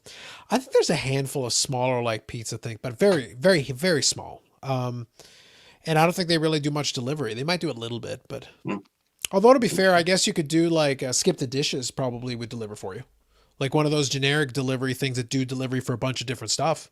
You could probably get your food that way. That would work. Yeah, I haven't used that yet. I don't have a Dasher. I'm sorry. Awful. Just awful. I know. Awful. It's incredulous. I will say that I've had a mix results with Uber Eats. There's some drivers that are really good. That have actually done a really good job, and some of them. The last guy was a moron. It was hysterical because where I live, it's actually complicated. By the way, guys, just so we know, at the beginning we covered a bunch of the hobby issues. If there's one of them that you want to talk about or something else hobby wise, let me know. Otherwise, Bobby and I are just hanging out, chatting with you and chatting with each other. So just let me know if there's anything else hobby wise you want to discuss, and I can also show you some cards that came in, and I'll do that in a couple of minutes. But just let us know, and we'll be happy to. And we're not talking specifically about food. We're just talking about deliveries. Yeah, exactly. As Canada Post or Dashers. Well, the thing is, at least the Transfer Canada Post thing had something to do with cards. It was related to card packages, so there was a connection. But that might solve COMC's problem. Oh my God! If they use Uber Eats, why not? Or do you know how fast it would be on the app? It would be on the app. It'd be like, Bob has packaged your item. Bob has taken a lunch break. Bob is now taking it to the shipping department. They have taken the shipping selfie. Amazing. They could employ everybody in the U.S. and Canada. That'd be awesome. That'd be it. There you go. Unemployment is is a thing of the past. Yeah, we've fixed it. We fixed it. He'd be broke, but I mean, you know, it's a sacrifice I'm willing to make. Anyway, the thing with the Uber Eats one was that this complex is a little complicated to get to, because what happens is the address, it's a condominium complex, but there's townhouses that go around the outside, and then there is an apartment building in the middle. And it's all considered part of the same number. But what happens is, so a lot oftentimes they'll get confused. They're like, so is it the apartment building or is it the townhouses? And I'll go like, it's the townhouses. But there's one more element that confuses them as well. So there's two parts. So the building in the middle is considered to be part of the same unit, but it's an apartment building. And then there's townhouses. I live in one of the townhouses. So I have my mailbox, you can walk right up to the path, drop it off, and no problem. Yeah. It's not the apartment building. But then there's a second complication. Then there's the parking garage. Well, what happens is it's the same number, but there's a north and a south side, a left and a right, or however you want to position it. So what happens is sometimes they'll be like, which entrance is it? If I'm going to drive underneath and get to your unit, which one is the closer one? And I try to help him out. I go, guys, it's the one that is closer. It's the one that is closer to the GO station. He goes, there's a GO station right there. I am literally within a stone's throw of the GO station. Go to the one that's closer to the GO station, drive to the end, come upstairs, and you'll find it. The numbers are all in the units. Yeah. It's easier for you. Just go to that. I try to get him as best I can. Well, this guy didn't even make the attempt. Didn't call, didn't do it. Usually the Uber Eats guys, if they're confused or whatever, they'll call you.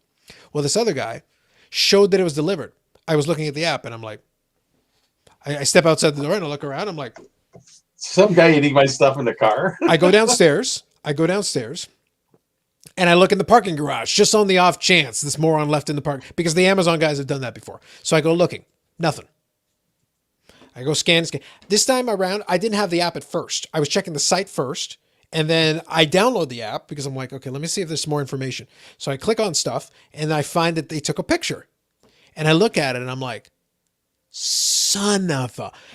He left it right under, basically facing the street, on the opposite side of the parking garage, all the way at the other end, directly underneath like a set of stairs that's like not in front of any of the townhouses, literally just like out on the ground.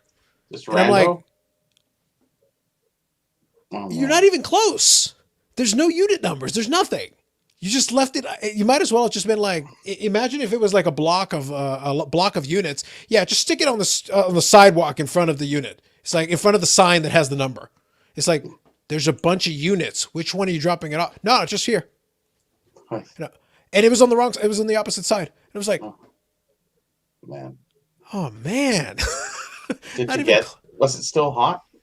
Well, in this case, I was getting a bunch of cold drinks. It's like I just wanted them to bring because you can order drinks or you can order whatever. And I basically forgot to get it at the grocery store. And I said, oh, give me a couple of the 2-liter bottles and a couple of these things, because you can order groceries and stuff through there as well. Oh, so I said, oh, let me get these because I forgot them the first time around. So all of it was cold, which is fine. But I was just like, at least you took a picture to confirm your idiocy so that I could find it. That was my only hope. Otherwise, I would have no idea where it is. Yeah. I was like, because I would have called up to yell at these idiots. I'm like, what's wrong with you? Yeah. So I'll touch on this one here. Artifacts golf box prices. I don't remember the exact price, but I did look at it. Well, the box prices are high in general. Artifacts is a good product. I like it, but I don't remember what the actual price is, but it's way too high. Mind you, because I feel like there's definitely cool autographs and some memorabilia and stuff that you can pull, but like, even if you want a quote unquote golfer rookie, like Tiger and all those guys were years ago. That was 2001, which by the way, you can question whether that's a actual rookie or not, but it doesn't matter. That was years and years ago. Here we go. So Josh fills it in. 1,100 Canadian. That's obscene. Wow. I understand it given the climate right now, but that's obscene. Way, way, way too high. Way too high. Let's see here. Do you get too many packages and too often? Not sure what you're asking here, but I do get a fair number of packages just because I order from individual sellers on eBay, because I'm a player collector. So I try to cross off things on the checklist. And sometimes I would love to order from a handful of sellers. It would make my life easier shipping wise, but sometimes you need singles. And if you need enough singles, you're going to get individual packages. It's annoying. It's annoying getting a whole big stack of envelopes, and really it's like 10 cards, but like 10 separate envelopes for it, because it's like, this is the only way. Like, now the good news is most of those cards are worth it to be individually shipped, but it's like, this is the way it's got to be. They're individual shippers in different parts of the United States and Canada, and there's no way to consolidate it. No. So here we go. Can we discuss the birds and the bees? A bit confused. Or how annoying Jeff Wilson and his sister are in their videos. Either works. I would say, here's the thing. I would say the good news is you don't really have to watch their videos if you don't want to. They are very cheesy. That is true. But they're all very commercialized. I would say his sister is very professional though, because I think she is like a host in Miami or something like that. So like she does some of that professionally. Now, mind you, that means she's overly polished. We know that. But her brother's shtick, I would say, is more annoying. I would say at least his sister is a professional who's basically doing this to help out her brother and probably getting paid for it, I would think as well, because she does do it professionally. So yeah, her shilling is at least understandable because she's on the payroll. So I can't blame her for it because at least he's paying somebody who happens to be in the family. Probably she's giving him a better rate. But at the same time, it's like, look, I do this professionally. If you want me to shill this stuff for you, yeah, I'll help you out. But you know, make sure you send over a check. Make sure the check clears. But it does get a bit annoying. But the good news is you don't have to watch it. And I've shown it before, guys. If you ever run into any videos on YouTube that you don't like, look for the 3 buttons, the 3 dots. Click on that, and there's various options to no longer see the channel. So you can get rid of the video or you can get rid of the channel. Don't show the channel anymore. I don't remember what the verbiage is. You can do it on mobile and you can do it on the browser. Both work, and then it'll go off the algorithm and you won't have to see it. Mm. So I offer that as it just to let you know that if it does really genuinely annoy you, you can avoid it entirely. You don't have to watch it. And then it out of sight, out of mind. It's like it doesn't exist. So Autograph Voltaire says, there was an Uber Eats order once in my building lobby for 3 days. I believe it. I believe it. Okay, so climate we're in the Twilight Zone. That's right. Okay, so Kobe for Life 24. First time caller, so to speak. Breaking, Deshaun Watson traded to Washington. I will try to confirm that. Because just because you wrote it on the internet doesn't make it true. But let's see. Let's see if this is true. Texas Breaking news. Communications. Member of legal team suing Deshaun Watson reach out to discuss working things out. I don't see anything. I will await more information. I don't see that. I've had that before where somebody talked about an Aaron Rodgers trade that didn't happen. Like just because you throw it out there doesn't mean it's true.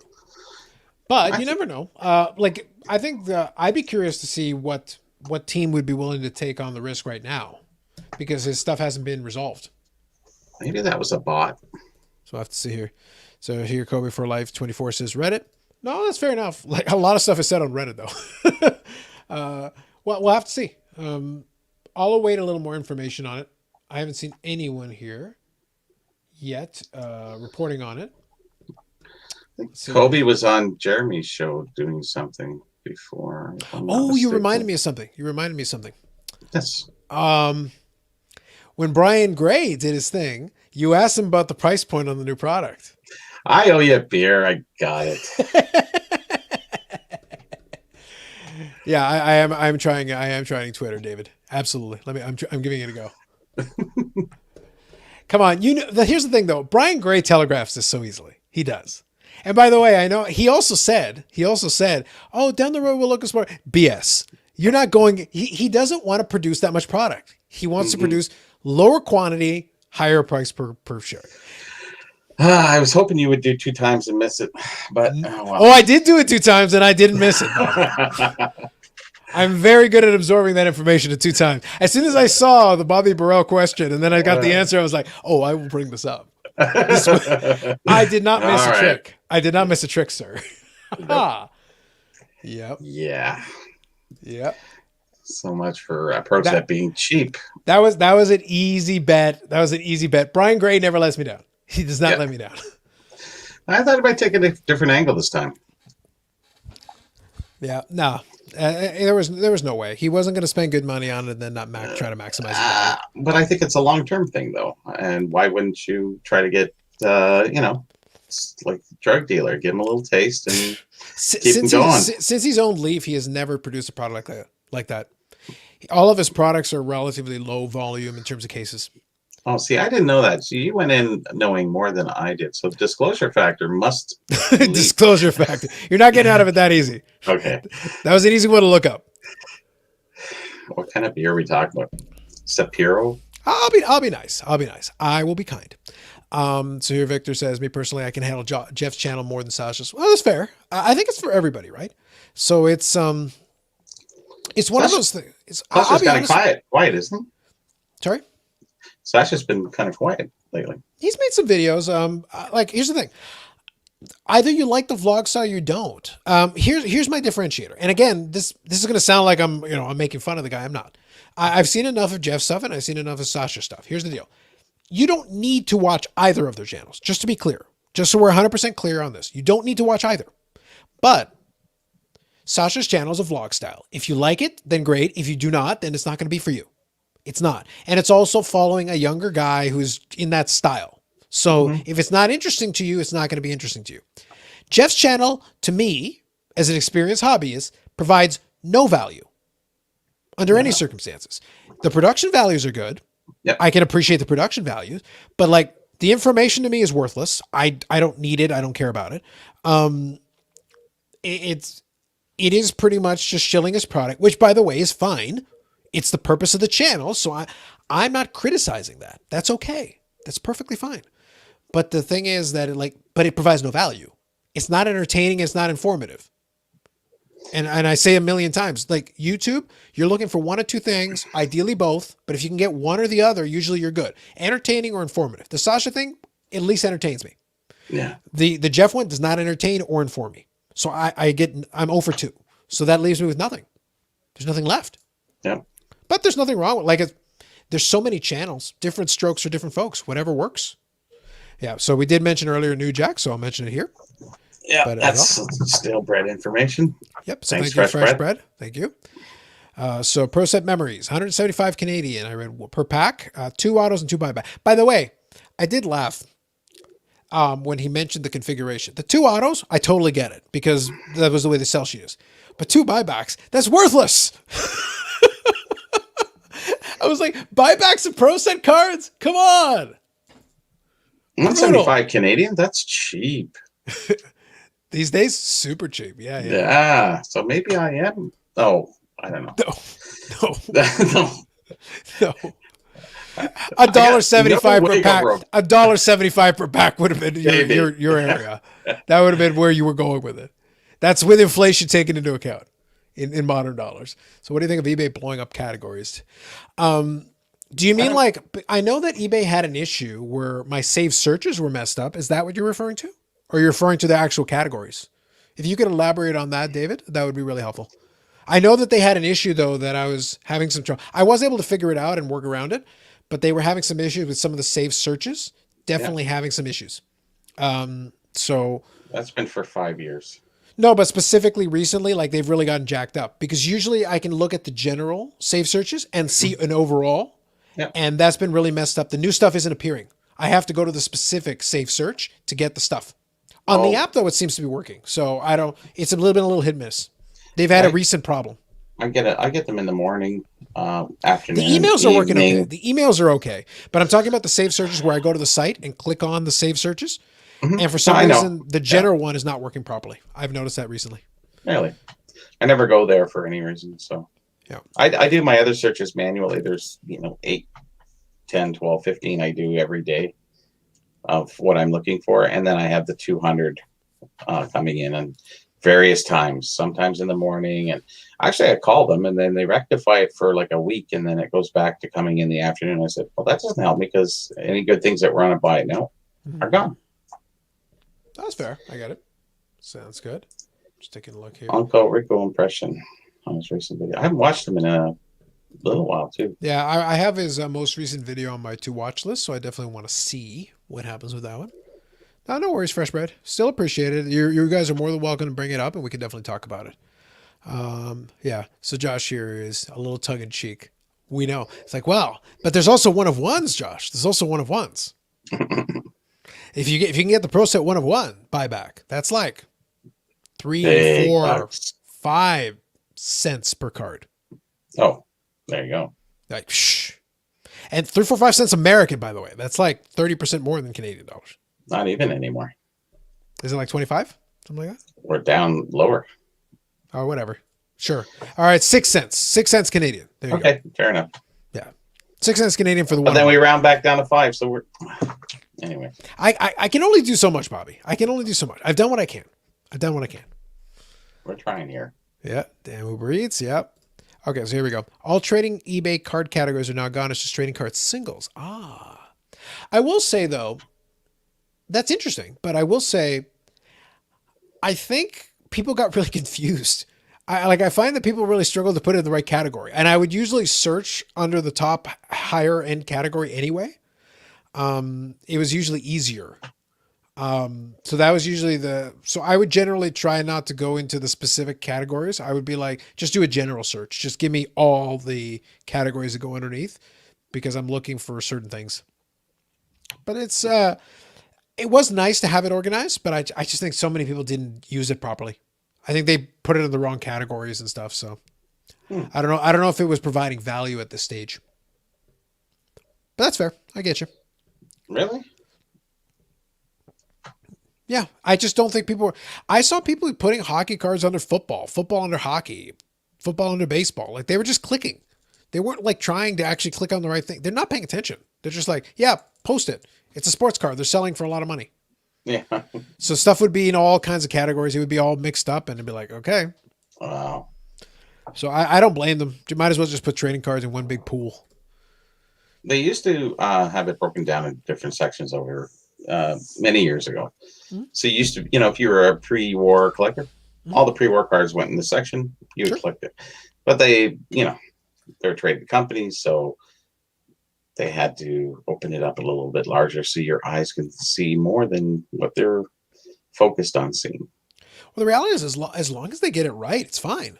But like, I just found so many cases where, like, but remember, a lot of people are new in this market. There's a lot of like newbies that are just like they're in a rush. They're in a hurry. They're just trying to maximize dollars. They're like, what can we do to maximize dollars? Get it on eBay right now, and you can do it through your phone. And there's so many easy ways to do it. It's like, oh, you'll put it in the right category. Look, whatever, trading cards, something, anything, whatever. Just I put it know up. some pretty poor titles out there. Exactly. That's what I It's mean. like, Like, there's so much stuff. really? Yeah, Wow. it's not understandable.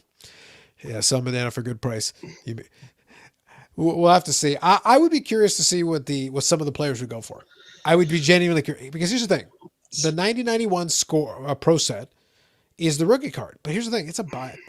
I literally do put their buybacks like for pro set in the same category as show cards. I have a page of show cards. I don't even count them towards my Medano count. No. Beckett actually tries to include them. I remove them from the checklist. As part of my cleaning up process, I remove them because I'm like, look, if I see a stack of them cheap, sure, but I mean cheap. Oh, but Carlos, did you pay $5? No, I would not. Special price for you, my friend. Yeah, I'll give him a special price. $1. It's like per card? No, for the stack. So yeah, same No with more comics, no more bad. categories. Okay. So maybe it's for different trading cards one here. Trading cards, set boxes. Okay, gotcha. Well, Yep. isn't the eBay Canada kicking in on the 28th or 30th or something? For We're going to your bank account and stuff like oh, that. that It's thing. my understanding. I had a notification. Why haven't you done it yet? I'm going delete. Stop talking to me until it's time. Yeah. We'll have to see. Here's the thing, though. Now, mind you, it's been maybe a month or two since I've done it because on the .com it's been for a while, right? Yes, over a year. Yeah, but here's the thing. I sold stuff maybe a couple months ago on I sell my cards on .com. I haven't had to do that. I've No, gotten paid by because your PayPal. Canadian address. That's why. I guess so, but yeah, I've been able to get it through PayPal. Yeah, and I really like PayPal. That it's the third party holding of your USD is really important. Mhm. I don't want the transfer in Canadian, transfer out US. It's just you're getting hit twice every Yeah, time, and and it's not cheaper. It's actually more expensive. oh So no, it I is. think that's why we're having issues, or they're having issues uh, transferring people into that system because there's a lot of barking and biting going on. No, it's fair. But it's extremely fair. They said it's going to be cheaper for you. No, it isn't. It won't be cheaper. And they said it's such a and even though it is cheaper, it's so slight. It's not even. It's almost irrelevant. It's just like, what kind of ploy are you guys working on? Like, give me a break. Now we have no categories. What are they doing? Trying to ruin their business? I'm so far and away from them, anyways. It's just. I just use it for buying for the most part. But the important thing, Bobby, Yes, sir. is that they have low price shipping options now with tracking. I always have low price shipping because I have a U.S. address. So. No, but I mean for sellers. For sellers in the US, they have low price shipping with tracking. You don't understand. Oh, that For is the the items benefit. under like $20, you can have low price shipping with tracking. And It's you can great. get it in 1.2 days. I It's wish quick. if you could get something in 1.2 days, that would be awesome. Anything in 1.2 days, I'd be impressed. US is like that. They're fast with the shipping. With shipping, yeah, it's generally speaking, yes. But that's why I use that US address. It helps a lot. So So yeah, I may have fast. to order a pack. If you want to order the pack of Pro Set, report back your findings. To me, even for a flyer, it is too expensive, especially considering what you actually get. Like the autographs, what I'd love to see, I'll be curious about, is once the product does come out and singles make eBay, I would love to see what the autographs go for. Because they do the same thing they do with a lot of Leaf products, where the autographs are relatively low numbered, but at the same time, and they've got some good names, they've got some good autographs, but at the same time, it's just like every other Leaf product. They're the same sticker autos they use with everything else, so it's not like kind of monotonous. It's redundant almost. Yeah, it's just another wrapper to put their stuff on. It's like, okay, we'll call it Pro Set this time. Okay, we're using old Pro Set designs. Awesome. Actually, Brian had a good argument on the show there. He was talking about the Beckett grading, that he'd buy them at any time. He says, "What is the real difference between being cut then or being cut now?" And I have different feelings on that. But then I said, well, it's like if his card is trimmed or it's sheet cut, what is the difference? But he answered it quite well. I don't have an issue with this argument, but if you may, as those of you who have reasonably long memories may recall, so Jeremy was talking to him about this. They were having a back and forth conversation, and Jeremy kind of acquiesced to Brian's point Sure. on that. Was he not the same guy who, on the Bobby Orr, made very strong, passionate arguments that real collectors care about this? Then I open a door. Yes. I'm merely posing the question. I am merely asking, were you not the same individual? Here's the thing. I'm in the Brian Gray camp where I don't care. If it's a legit card, it's a legit card, whatever. Now, if it bothers you, then don't buy it by all means. I'm not in that price bracket anyway. So like, I'm not in the market for that card either way. Come on. But would it bother me one way or the other? Not really. And if you're going in and you know the year of issue and you know the likelihood of something coming up in that condition is almost zero, it's the same thing as, I guess it's the same thing conceptually. It's not fundamentally dissimilar to the T206 Honus Wagner and the PSA 8. PSA card number 1. Everybody knows it's trimmed. And if they don't, then they're stupid because there's books written where they talk about how it's trimmed. PSA doesn't know. PSA gave up the Ghost of the Night years ago. They basically just like, yeah. Master basically told everybody and they're like, yeah. Okay. They've reholded it. They've reholded it since then. So. Yeah, well, of course. Accept it. Move on. Sure. He was card number 1 in 1991. True. But I'll come to Jeremy's defense on this one. Is Brian made the argument. It was very well structured, and he made Jeremy think a little bit, and I think other people think a little bit more about, cut cards like you don't care, and other people don't care. I'm kind of in between that, but the card is the card, regardless of how it got there. If you're a traditionalist, I get it. Yeah. But if you're not, Fresh Bread here is expressing kind of that sentiment. Here's the thing: I have no issue with your point, Fresh Bread. No issue, and I'm not sitting here going like, "Oh my God, we must." No, I'm not passionate about this one way or the other. My point is simply this: if you know what you're getting into, for me, as long as you understand what you're buying and what the likelihood is, and you're comfortable with that, so be it. If it's a straight no-go for you, then it's a straight no-go for you. That is both positions are completely fair. I'm okay with both positions. The people who own that T206 Honus Wagner that I use as the example, they know it's trimmed. They've been told so many times. Like people literally will come out of the woodwork to tell them. Yeah. And yet they'll pay millions of dollars for it. Yeah. Go figure. Yeah. They're like, whatever. I understand. As long as the buyer is not being misled, because Beckett has said they will grade sheet cut cards. So that is a policy. They will do it.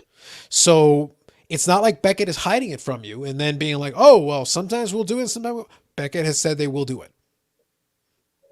So if it's in a Beckett holder and it looks like it could be a sheet cut card, it's reasonable to assume it is so.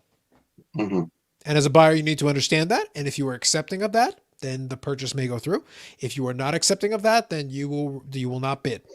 Well, I guess the introduction of the box bottom theory was really good. Mhm. They're meant to be cut out of the bottom of the box. People send them in to get grading. People really like the cards. It's a nice variant. PSA will grade box bottom cards. I have a PSA 9 Medano box bottom from his rookie year. They just call it hand cut. That's all they. That is correct. They will make the distinction. They'll call it hand cut. That's right. Yeah. So where Beckett doesn't make that distinction, which it would have been nice if they would have. But I think at this point, do they even have to? At this point, we're at that point. Like, doesn't matter. No, I agree. I think the fact that they made it a policy helps with that. I do think, though, it would be nice if they had done that designation from day one. It would have been nice. They just be like, hey, guys, this is a sheet cut card. In our opinion, it is a sheet cut card. Or use the hand cut designator, the same way PSA does. Call it hand cut and move on. HC, there we go. Move on. Yeah. And as long as it's disclosed, that's cool. Disclosure is everything. And then you know what you're buying when you buy into it or not. Yeah. So it's like, I'm okay. Like I said, with a lot of this stuff, I'm okay with it as long as it's clearly disclosed. It's the same thing as an altered card or an authentic card. As long as it is clearly disclosed what we're talking about here. It says right on it, you understand that something has happened. It is trimmed. It is recolored. Something has occurred to alter the card from its original state, and it is clearly labeled as such. Nobody's misleading anybody. I'm good. Not so much altered. Coloring, yes, is altered. Regluing, doing different things. I get it. Cutting it to its original size is not so much altering it. You're altering it from the state that it was in. Mm-hmm. So, yeah, I can kind of understand a little bit more of that. So I'm not so much into cards. So there you go. It works out for me. I don't have to worry really about it. Oh, for sure. But like I said, as someone who is into cards, it's not a concern for me. As long as, again, I understand what I'm buying. Sure. If I'm an educated buyer and I make a decision, I can live with that decision. Yeah. It's when someone intentionally misleads or it becomes problematic. Because if you're preying on people's ignorance, that's unfortunate. Mm-hmm. So it's like, it's problematic. But it happens. For sure. Okay, so Robert here says the Wagner is different because PSA was fooled. Do you honestly? They weren't fooled. No, here's the thing, Robert. I appreciate your argument, but there's no way they were. No, in 1991, everybody thought it was trimmed. Like everybody's like really, dude. And by the way, it was a small hobby then. People. But let's take it all the way to logical conclusion, though. If that's the case, that's fair. It wasn't a PSA policy, just a mistake. Fine. But we now know the guy who did it owned up to it. Yeah. It's been 100% owned up to. And PSA has never volunteered to re-slab it and adjust it. It is still at a PSA holder to this day. Mm-hmm. Like I said, nothing wrong with it. But it's like, it is well known in hobby circles with a lot of folks that it's like, it's trimmed. That thing is trimmed all the way through. And the buyers, most of them know. Most of the ones who have bought it since then, they know. And whoever owns it will eventually sell it down the road, and whoever buys it will know. They'll know too. Yeah. And it just continues to circle around. Here's the thing. If I was in the tax bracket where I could just buy it and not care, it's a nice looking card. That's a lot of money for. Oh, it is. It is. But in fairness, I've made this argument before. There is a price point at which a card becomes a burden. And once you reach that level, and it becomes a burden, I really don't want it. Even if money is not the issue. It's like, I don't want to have to pay for extra security or extra insurance or do all these things just to own a card, just for a piece of cardboard. It's not worth my energy and my time to then have to make arrangements.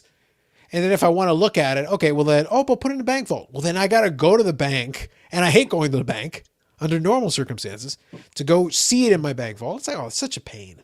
Such a pain. It's good to collect Medano.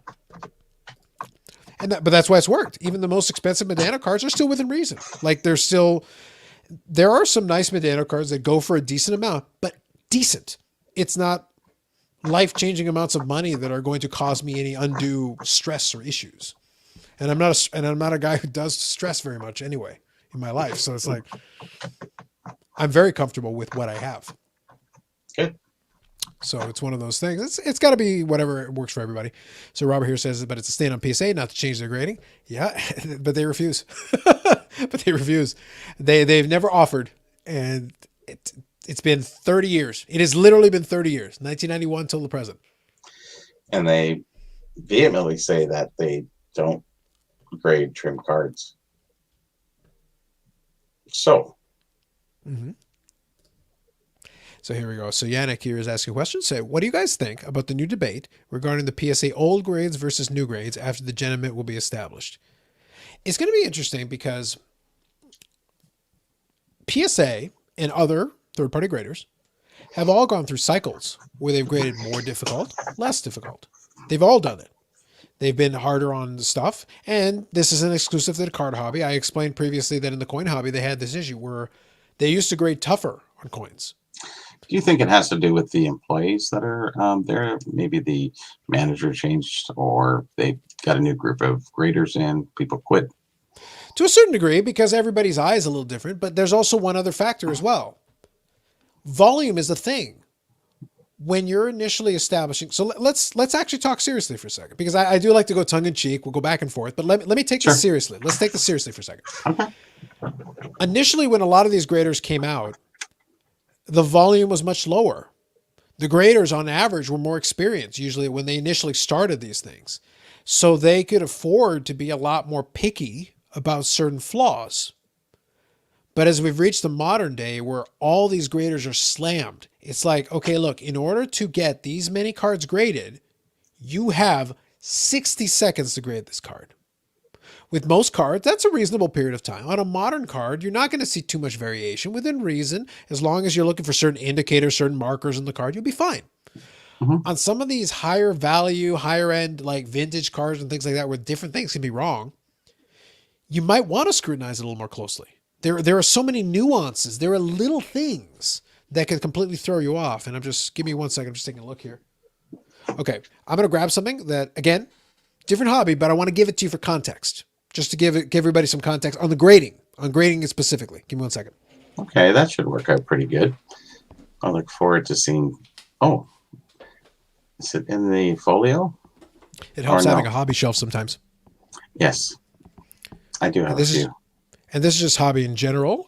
Okay, so this is American Numismatic Association grading standards. This is what a couple of the different ones utilize for the grading. That's a grading standard guide. And inside this guide, the graders do use stuff like this. They do it by issue, and they show different indicators for these different issues and different flaws and things with images to indicate to you what kind of things to look for. Now, coins is a little different because they're different because it's a pressed image onto a piece of metal. There's some metal gets worn off, some metal gets worn. So there's a level of sophistication. Now, this hobby's been around for thousands of years. So they've been able to develop, and they've got a 70-point grading scale. So it's a lot more complicated. It necessitates a whole thing. But even in the realm of cards, there's still a lot of little nuances. But you don't got one of these. This doesn't exist for cards. You want to try? You want to try to build one of these for cards? Who's volunteering? Bobby, you want to write that book? Busy. Yeah, exactly. But that's the thing. It's like this book in the grading section alone, and I'm getting rid of the stuff that is like beyond it, is 338 pages, 340 pages of grading information on different issues. 300 pages. Now, in cards, fortunately, cards is a little bit simpler. There's some standard things that are applicable across the board. You don't have to worry about nuances because these are engravings onto pieces of metal. So there's all kinds of indicator, because what happens is whatever is raised has the potential to be worn down first. Whatever is lower, if that gets worn down, then you know the damage is more extensive, and you've got all these different things you can be looking for. So there's so many nuances and little things that you got to figure out. It requires a 300-page book. Mm-hmm. But what happens is, actually, I'll answer that question in a second, Josh. I do know the answer to that question, but I'll actually give it to you in a second. But the point is that for cards, it's simpler, right? Centering, corners, edges, surface. It's a little bit simpler. Like it wouldn't require as much.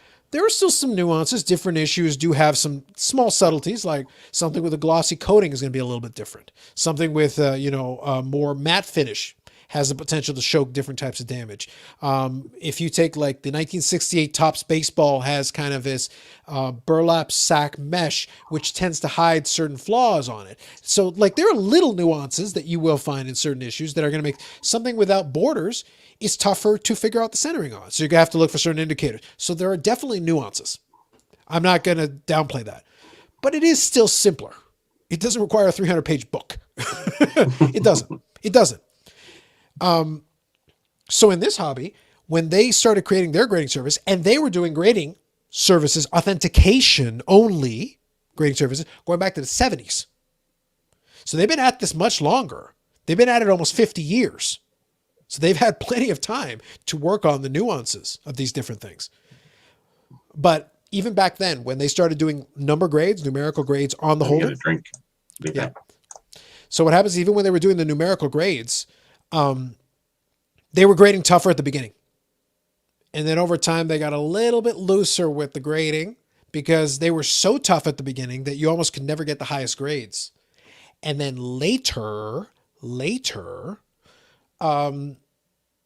you would then take the old, the coins in the old holder and you would resubmit it and it would come back at a higher grade because the technical grade, they were a lot less stringent today than they were back in the day. So people would go out and look for stuff like that. So bring it back into sports card realm. If the older grades are tougher, there are going to be some people that are going to resubmit to try to get a grade bump. Now, if it's the opposite, it could create a problem where if the old grades are higher and the new grades are lower, then you've got a lot less incentive to resubmit. So PSA has a delicate balance to do. They don't want to ruin the crackout game completely because there might be cases where you might want to have people crack some stuff out to resubmit because people trying to do that is more money in PSA's coffers. On the other hand, if there's more consistency in grading, that could be useful. So that's where theoretically the technology could help. So it's those two considerations that you have to give. I wanted to give you guys that example because it's been around longer. So it has more of a track record. So we've seen that in this genre. So it does give a little context. It does give a little bit of differentiator. So quickly, I'll catch up on the comments here. Fresh Bread says, shop in the IKEA shop behind you, forget about it. Yep, you got the money. We all know it. Yeah, exactly. How many times has the PSA level format been modified? It's been like 3, I think. The Lighthouse is the most recent, but there's been at least 3 or 4 iterations that I can remember. Okay, so coins on a 7-point scale. Originally, it wasn't supposed to be a grading scale. Originally, the 70-point scale was supposed to be a value scale.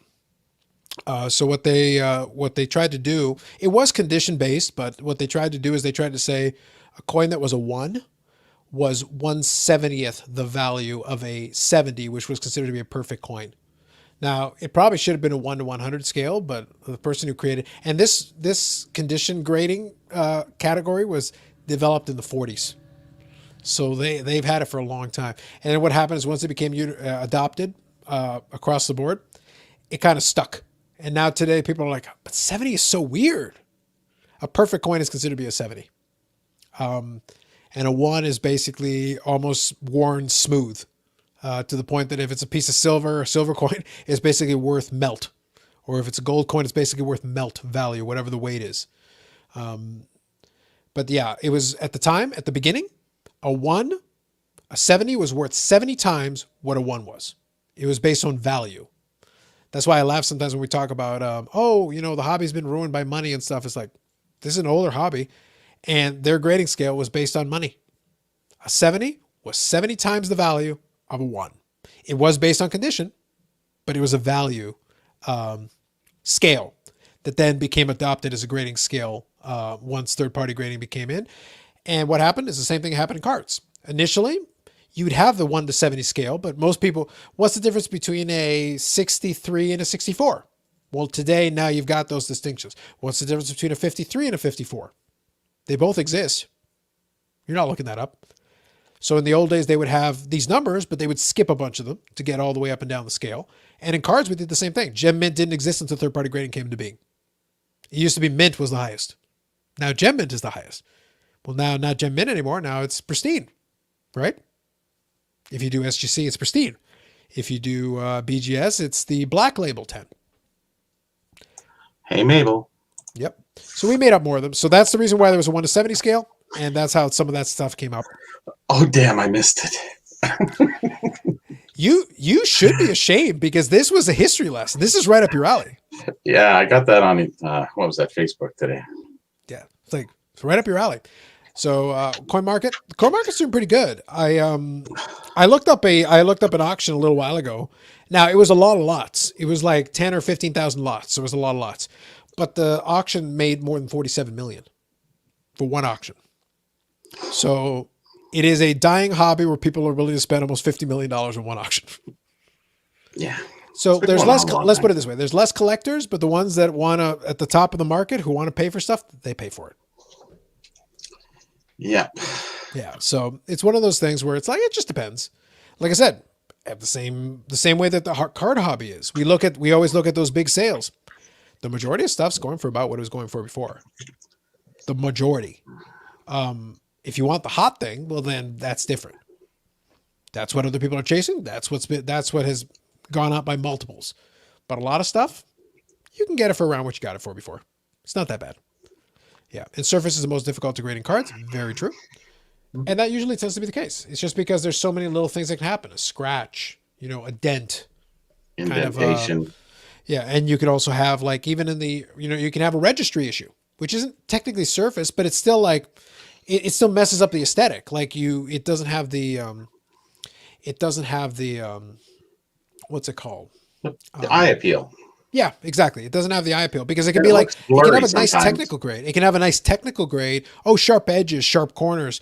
But if it's a blurry picture, do you want it? Not necessarily. 71 Bobby Orr, same thing. Half of them are somewhat blurry and the other half are pretty much clean. Mm-hmm. It's kind of a natural occurrence at that point, but people prefer a different grade if it's definitely a clear picture. Yeah. So Rick here. So good evening, Rick. Vintage Oddball Cards says PSA was pretty lenient with vintage in the old days. I think that's fair. They're definitely tougher nowadays. Yeah. So we've definitely seen that. So in the vintage realm, then you're going to see. So I'll put it this way. If you want to find out what's going to happen, maybe then use vintage as a measuring stick. Because if they're being tougher on vintage nowadays, well then, if it's a vintage and an old holder, how does it do price wise, comparatively, right? How do we treat it? The market will make a decision, and that's how it'll figure it out. Now, some people won't know the difference. For them, a PSA 8 is a PSA 8 is a PSA 8. For the more nuanced collector, they might realize, wait a minute, if it's an 8 today, that might be a nicer card than an 8 back in the day, and then maybe you would pay accordingly. So knowledge becomes a big thing for you. Knowledge becomes a very big thing for you. I like this question. Hockey guy says, what's the hot thing in coins? Rarity. Yeah. Rarity always rules. Yeah. Because of, no, I would say in coins, it rules more than in cards, because in coins, it's a pissing contest. It's a bunch of these guys who have a lot of money, and the only thing they can hedge their bet on is rarity. It's got to be rarity, because they can say, I own the finest known set of X. Because coin collectors, for the most part, some of them do type sets where they try to get one version of the different variations, but some of them will do, so Morgan Dollars is an example. It's a super popular. Yeah. Having the finest known collection of Morgan Dollars is worth a lot of money to somebody. It's like the PSA set registry. It's the same concept. It's not just having nice ones. It's having the finest known. Being known as the one who has the finest known breeds competition. Competition breeds the big auction results. It breeds the scouring the earth to find the finest copy. And when someone dies who happen to have the finest copy of this one and this one and this one, then you pay top dollar for it when it comes up for auction. Mm-hmm. That's the hot thing in coins. Scarcity and the ability to say you have the finest known. Even if it's for a little while, because for some of those guys, they know they'll build the finest known collection and then sell it off, because then others will want certain pieces in there. They just want the distinction of saying that for a period of time, I have the finest known. There you go. And they can slap their name on it, because pedigree matters in that hobby. Oh, yeah. This was the one owned by Bobby Burrell. Oh, hold on. It's different than the other ones. It was owned by Burrell. But they tried that with hockey no one cares who owns a card. This came from this collection, or this came from this find, or those type of things. That's sort of the same thing. Yeah, but I'm saying, like, I would say in sports cars, it doesn't carry the same cachet. No, they Nobody's tried got. it, but it never really Yeah, went anywhere. nobody's really got that name.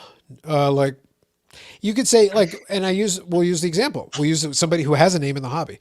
Okay, if you could own a, a 1952, let's say 1952 Pee Wee Reese. Let's use a guy who's a Hall of Famer, a name, but still not a Mantle. Let's use a decent card. And let's say a PSA 7 of 1952 Topps Pee Wee Reese that was owned by Jim Beckett. What's that worth to you? Is it worth anything extra? Because it's not the highest grade, it's not the finest known, but it was owned by Beckett. And this is a question I posed to the chat. Would you care? Would you pay $1 more? $10 more? Just $1 more. Yeah, that's the thing. Like, I wouldn't pay a cent more. To me, I don't care. Even if you slap Beckett Collection on the label, I don't care. That's not worth anything to me. But in the coin world, if you've got a noted collector who's known for specializing in a certain thing, which means the reason why they pay a premium for it is because some of these guys will develop a reputation for having discerning taste. They were like, no, I must have the finest. I must have the nicest, the one with the best eye appeal. And if they have that reputation and you're collecting that, if you have one of those pieces that is considered one of the prized pieces of that collection, you will pay a premium because you know that's the finest. You know it's the best looking one. You will actually pay a premium for that. Mm-hmm. Cards don't have that. No. They don't. Well, when it comes to PSA, yeah, the finest, whatever. No, but like Joe Schmo could have the finest known. Like in cards, there's no specific person who has a reputation for having the best of the best in a certain category necessarily. Well, that's why PWCC puts that little extra tag on it. The highest percentage grade in the top 30, top 15, top 10, whatever they do. Oh, sure. But that's a separate evaluation on eye appeal. It's not because it was owned by XYZ person. It's not based on the person. It's based on the eye appeal of the specific card. Indirectly, it was owned by PWCC, or they sold it to them, and they put their little sticker on the back. So they're kind of doing it in another way. Yeah. Without the so-called personal prestige. No, sure. But the reason why I'm giving the contrast is in the coin market, the pedigree does matter. Who owned this previously actually can potentially, depending on who it is, add value to it to the point that they will slap it on the label. They will say from so-and-so's collection. If it is famous. Yeah. So here Yannick says it. If it is a famous collection that is known, yes, then yes, it can. But in cards, nobody, the only guy right now who has a shot at maybe doing something like that is maybe a Nat Turner. But the problem is it will require some time. We need more time. Because if it turns out that he doesn't just have PSA 10s of a bunch of stuff, which he does have, but it turns out he was very discerning about the specific ones he picked out and he actually looked for the best of the best, beautifully centered, beautifully sharp corners, well, then maybe I would pay a premium. If he's being that discerning and that becomes clear over time, then yes, that might be worth something. Well, he has the financial abilities to be discerning. But the question is he being that discerning, or is he grabbing the first one that meets the criteria? Because that's correct. He bought trim cards. Yeah. But the point that I'm trying to make though still stands. That's what I'm trying to say. If that reputation is developed, then yes, I could see value in that. But nobody in the card hobby has done that yet. Sasha. I think it would be if you're one of the kids who enjoys his stuff, you might want to own the one that he had. Mm-hmm. That might, from an infamy standpoint, that might have some fame. From the Sasha Teague collection. Yeah. The Gretzky McNall Wagner, though, already has that without being labeled as such. It's the PSA 8. We know it's the 8. There's only one 8. It's and that one. It is part of the legend. Even though it isn't called the Gretzky McNall Wagner, it doesn't say that. I don't think it says that on the label. A lot of people refer to it though. It does have a reputation. I would say that's a good example, Yannick. That's actually a very good example that does have some pedigree that way. What do you think about a car that was owned by a celebrity? I think in cars, that has some value too. Yeah. If you get like a famous actor, Paul Newman. I talked about a couple of weeks ago, the Paul Newman watch. The watch owned by Paul Newman that bears his moniker because he is infamously known for that style one. That one went for like 17 million. The Paul Newman, like that one had the pedigree. So yes, in that situation, yes. Yeah, cars work. Seinfeld, The Ass Man. Yeah, Yeah. all those. If you remember that episode. Jay Leno has a big car collection. Maybe some of his stuff would probably work. You could probably get some value on that for sure. Oh, for sure. Yeah. Yeah. So again, somebody who is famous in that way, who is known because he's known as a car guy. So if it's something from his personal collection, that could have some value for sure. Him and Billy Joel too. They both have Okay. big car and motorcycle collections. Oh, gotcha. Okay, cool. So Robert here says there was a guy at PSA who owned the most extensive high-grade T206 collection. They have tried to promote that. Yeah, it'd be interesting to see how that would work That's out. a monster. So sometimes you can't pick and choose your best. You know. Yeah. It would be very difficult. You could get a lot of super high-end pieces. It's because it's a 524 card set. Like it is variations. So there's so much. You know, if the right back comes up, a Piedmont back on something, you're gonna go, I gotta get it because I don't have it. No, I like that Rick and two different people hit on the same name at the same time. This is an interesting one. I like this one. I've paid more for a Jefferson Burdick card. Fun to own a card once owned by him. Now, Jefferson Burdick is a very interesting example because he is one of the people that built one of the first, kind of catalogs, the American card catalog. So as a hobby wise, he is kind of the godfather of cataloging, at least the early attempts. The father of modern, yeah. Yeah. So I think from a notoriety standpoint, I think that's cool. I don't know if I would pay a bonus for it, but I think it's cool, and I think it's notable. I think it's a great story for sure. Yeah, I think it tacks something onto it. But all this stuff went to, for the most part, to the museum, Metropolitan Museum. Until people started stealing them, and then you had to get a. Oh no, that place is high security, super high security. No, but there were decades where people were stealing. Oh, a bunch of that stuff got stolen through the 50s and 60s. And then they finally went okay, appointment only under guard security. Because they literally would just let people waltz in and look through the collection through the binders. And people would take the stuff right out of the binder, out of the album. And they'd be like, did you guys think about maybe, because at that period of time, nobody thought about value, right? For them, it wasn't like, oh yeah, it's a nice, it's a collection. Yeah. It wasn't the same thing. But I think that's fair. I think I get that. But I think Jefferson Burdick is an interesting example. I think that's an interesting one. I think that's fair. Says Gretzky on the label on the. That's what he's saying. I'm trying to see if I can find. I'm trying to see if I can find a recent image of it. Bruce. It was years ago. Wow. Alas, no Bruce. It makes us very sad. I guess. Very sad. I'm curious now. Let me see. You can look for that. I'll tell you my little Facebook. Oh, okay. Oh, yeah, it does. It looks like it does. Okay. Now, the Google is the oracle of knowledge, Bobby. You should know. I know. We always trust in the Google, who might own YouTube. We might say something different now. So, McNall Gretzky. Yep. Okay. Fair enough. It does say that on the label, and it is also card number 1. So there you go. Interesting. Yeah, 000. I thought you said they reslabbed it. Sorry. Didn't you say they reslabbed that? No, I thought that they had swapped out the label, but I'm pretty sure that they left. But I'm pretty sure they left it the same. Maybe because it's still 0001. Maybe they put the McNall Gretzky on it. Yeah, I'd be curious to see. Because I don't think when they first graded it, they wouldn't. Well, I think though in '91 it would have been owned by Gretzky and McNall. Yeah, but I don't think it was so significant then. It's like whatever, and then later on they went, "Hey, we got something going here. Let's kind of add their name to it." No, in '91, those guys were buying a lot of stuff because that's when they bought the Argos too. They were buying a lot of John Candy and they were part of the ownership group as well, Gretzky and McNall, and they got Rocket Ishmael and they paid him good money, NFL better than NFL money to play for the Argos that one year. Yeah, because it was the Argos and they still don't get paid good money. So yeah, exactly. So here we go. So anyway, I included this one here as well, Jefferson Burdick. So that is kind of interesting with his stamp on the back.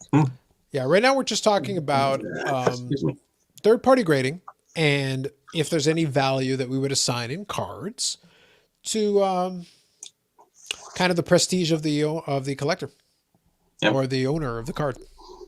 Have a good night, Paul. You missed out. You could have promoted the food place one more time. Damn. That was your shot, buddy. That was your shot.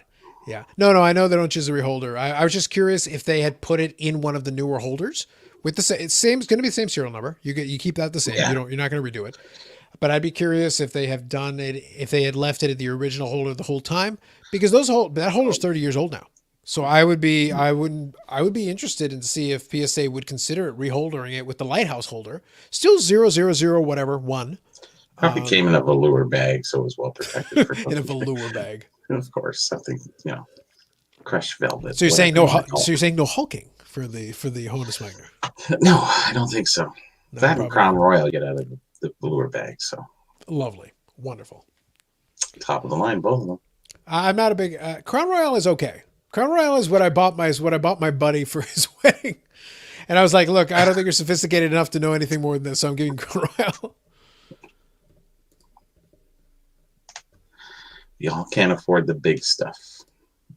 Crown Royal's in a good spot where if you gift it to somebody, it's nice. It's got a good presentation. And it's not bad. It's not bad. It's very well done. Yeah, I think for the price point, it's reasonable. I don't think there's anything wrong with it. No. But it's one of those things where if you do want something specific, though, then you would be a little bit more particular. You would go in a different direction. But if you want to keep it general, be like as a gift, works beautifully. Yeah, not everybody is the connoisseur of whiskey.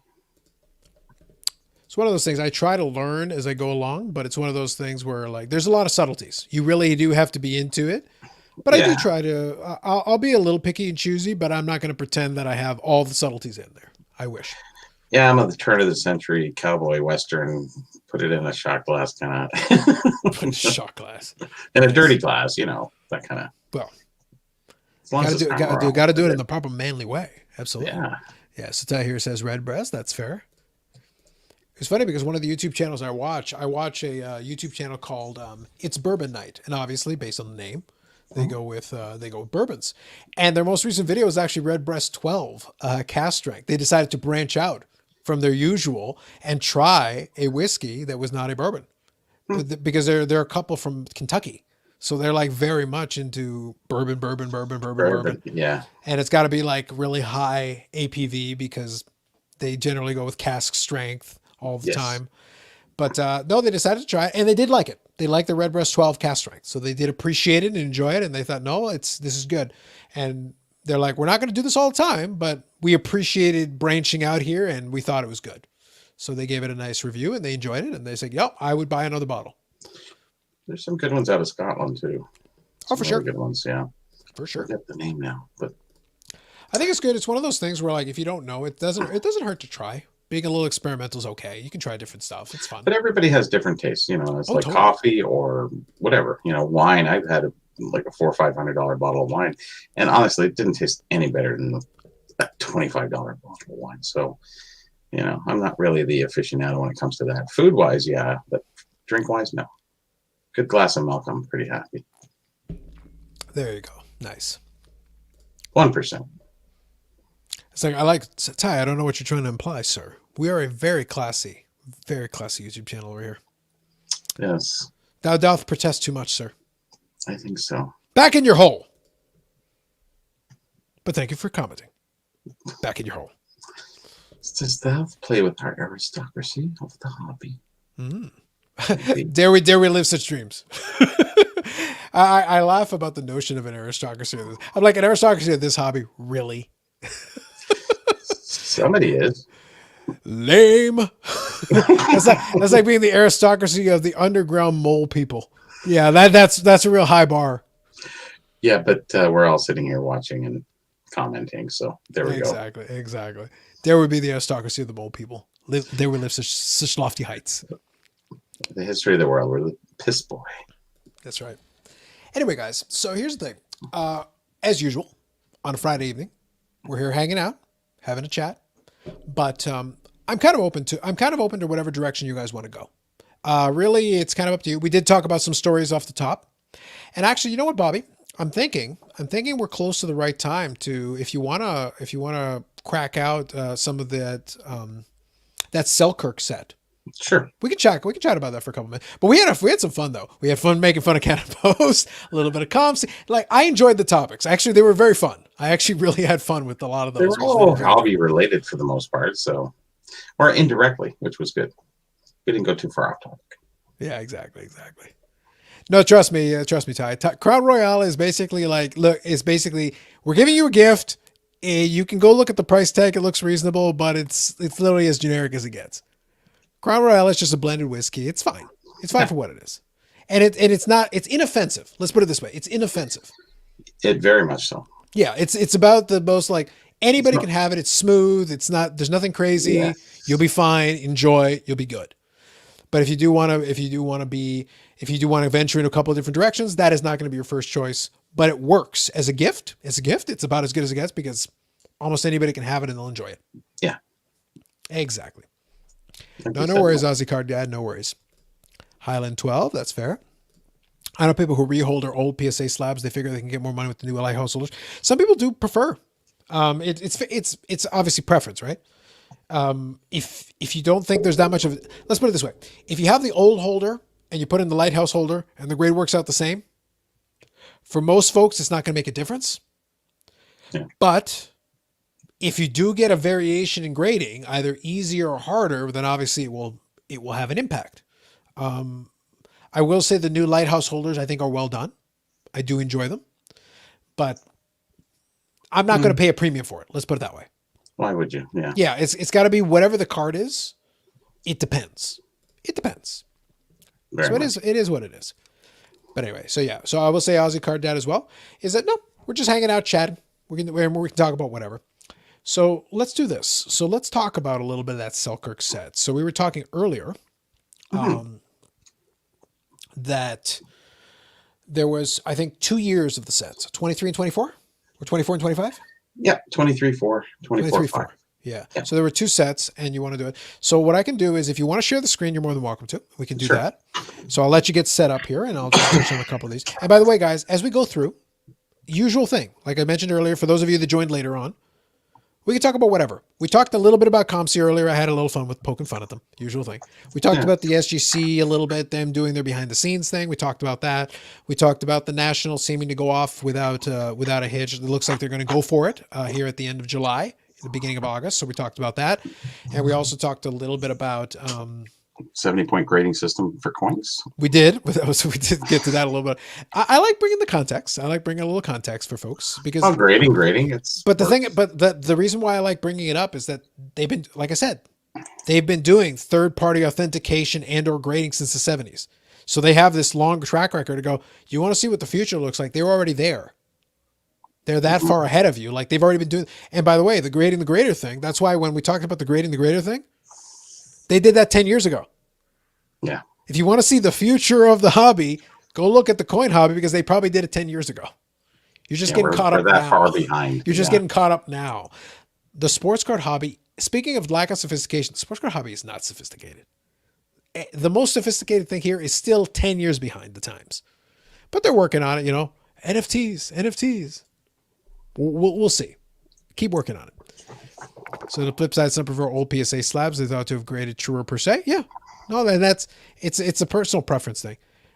And so for Robert here, it's like, no, I get what you're saying. I do think, though, there was that little controversy where if any of the case does get compromised, though, you might get regraded as well. So, no, that's fair. If it's just a reholdering, then it's just a reholdering.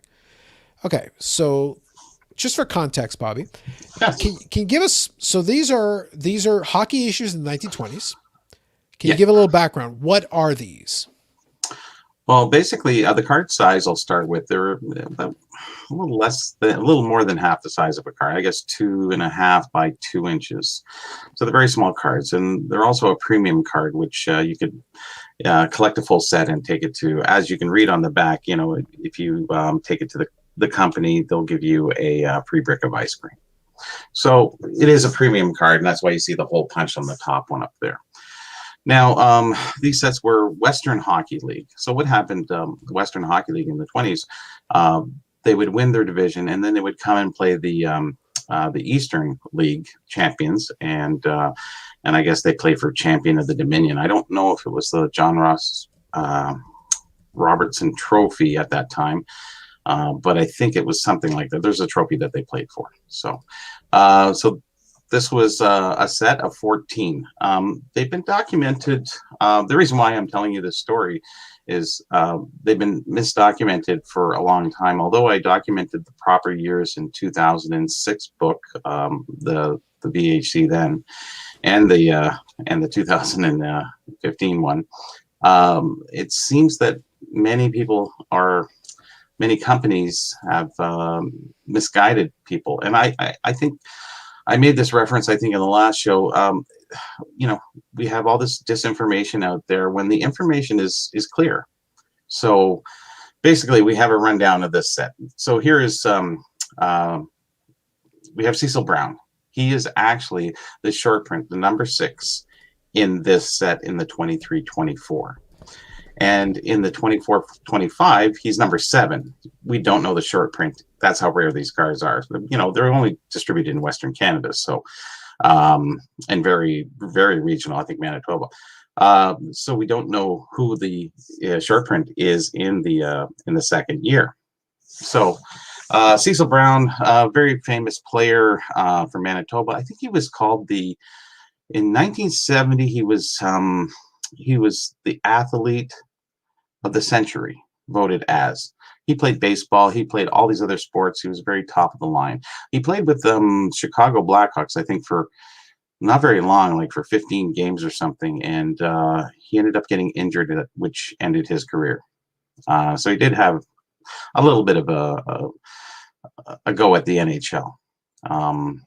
Anyway, so we can clearly see that the top card has the background in behind. You can see it's like a wood side of a house or building, who knows at that time. And where the other year, the 24-5, has a white background, clearly taken out, and certainly a different picture. So we have that. The first year has wood, second year is clear, so we take it to the next step. So here we go. All I did back, I probably 2004, prior to the other book, is I did a search on the internet, not on the internet, on a newspaper site, and I found out here's the team. Here they won the championship, and it talks a little bit about that, and they talk about the players here. So 11 out of the 13 players are listed in this newspaper. So they're talking about they won the game. They're going to play the Sioux for the Dominion Championship. So the East and West coming together, and all the people are listed there. So I just brought all the names with a line where they've been mentioned. So we have 11 out of 13 listed, and we're looking at the 1923-24 season. So we have 11 out of 13 players. Now we get to the next set, the 24-5, which is what is documented out there in a lot of the internet and different other things. I will get into that. And here we have this 24-5 set. There's only 5 out of the 14. So the odds would be that, some players obviously played more than 1 year, but definitely the first 23-24 would for certain be the team that they were talking about in the set, that top set there. So the 5 would be the bottom set here. And we can look at all the different names. Some are the same, as you can see. So they went through quite a few others in the latter part of the set. There's some pretty famous guys. We have Charlie Gardner, Connie Neal, and Harold McMunn, and a few others that are pretty big. Not too many in the first year, but a few more in the second year. So let's take it to the next step. So here we go. We have a heritage auction. They have a listing, and they sold the 1924 Crescent, Selkirk Fisherman, a partial set. And as you can see, the wood background is all there. They're calling it 1924. Now we go into the PSA, and we have 1924-25. Funny enough that PSA calls it 1924 on their slabs, but in their documentation on their website, it's 24-25. And we have the brown barn board back behind there. I will say, though, that I find that with hockey issues, PSA is consistent with this. I think they include 1 year pretty consistently for hockey cards. for whatever reason, they like on the labels themselves, as opposed to like on the listing in the set registry, but on the labels, sometimes they'll include 1 year. And Yeah, I can understand that. yeah, Um, I'm just and including that tidbit for folks that maybe are less familiar with the hockey. They do tend to do that a fair bit, and it so does they make it interesting. sure. So they call this 23. Hmm. Now, when we document card years, it would be 22, 23 because the championship is usually in the last part of the year. So this, the prefix of that would be 20, 23 to start off and say that. So you're really looking at 23, 24, and the other one being 24, 25. Um, I would think. But anyways, so they have documented that as 24.5, and they've documented this as the 23.4. So they've saved a little grace. Okay, I'll give them a little bit of grace on it. However, they're still wrong. It's as you can see, the white background is the earlier. As we know, the earlier one is going back is the wood background, and then the later year is the plain background, and they have it as the year prior, which is certainly not. So they have it wrong, unfortunately. And well, there you go, 1924. You can see that a little bit clearer now on the screen. And there we go, SGC. So can we blame Heritage for this faux pas, for them grading it improperly? Well, they only list what they not grading, but I mean it was the grading, the PSA's fault, which kind of makes Heritage at fault too. So who's the expert here? I guess PSA is. But we look at the SGC and it says 24.5 again. 23.4 is the barn board background, so they also have it wrong as well. Also with these cards, they come in 3 different variations, which is very interesting this first year. You have the sepia tone, you have a black and white, and then there's a sort of a beige tone. You can see it here. Here's the black and white at the bottom. The sepia tone's up at the top right, and over to the left, it's sort of a yellow, kind of a cream color. So there's 3 different issues. The funny part is the cream issue on the backs have no number, no NO before the 5, whereas all the other ones have the NO period 5. So you have 3 different variations. So I understand it's tough in that regard, but however, So I was going to ask, based on what you just said, the stock variations is a thing that happens a lot in the vintage realm, because I've talked about 56 tops, how they got the gray backs and the white backs and stuff like that. That does sure. happen. But the number thing is definitely very interesting, because it is that's a flat out variation. Oh yes, which for is certain. Which very much so. Which is interesting because it is only on the let's say beige colored picture. So Okay. that's one of the arena cards. So that's why it was 11 out of 13 that I put that down there, because we don't really count this card as a player card. So, Okay. but yeah, there is quite a difference, noticeable difference between the 3 variations in color. The sepia tone opposed to black and white is very noticeable. You can just notice it without even having one card beside each other. But I just did for here.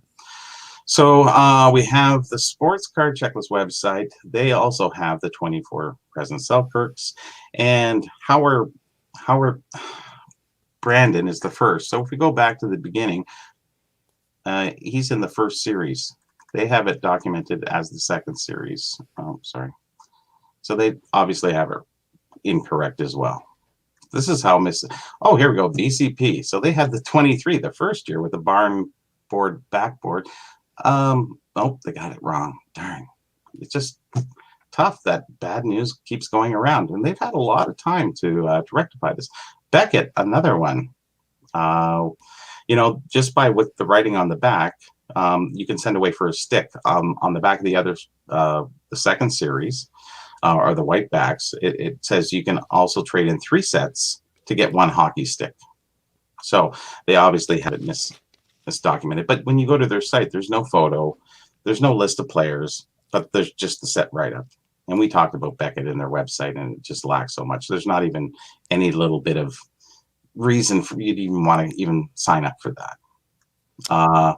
We have pre-war cards another time, the 24-25, and we have the barn board backing, again, incorrect. Uh, then we have the trading card database, which is great because they got it right. Yeah, well, the trading card database is kind of a crowdsourced one, so somebody Yes, probably went in and did it themselves. I know who it is. Okay. Yeah, who owns that? Another guy owns another site. And here's one of the most popular cards in the second series, or the 24/5, is the Charlie Gardner card. Now, if anybody knows, that's a very desirable. It's probably the most desirable card other than the short prints in both sets. And everybody knows the Charlie Gardner story. Here you go. I brought it here. You know, he played for the Chicago Blackhawks. He won 2 Vezinas, first and second All-Star. How many Stanley Cups did he win there? Let me see. Anyways, after he won the last Stanley Cup, and he was the only NHL goaltender to captain his team to a Stanley Cup win. A few months after winning the cup, he died of brain hemorrhage. So he's a very demanding autograph, and his card is well prized too.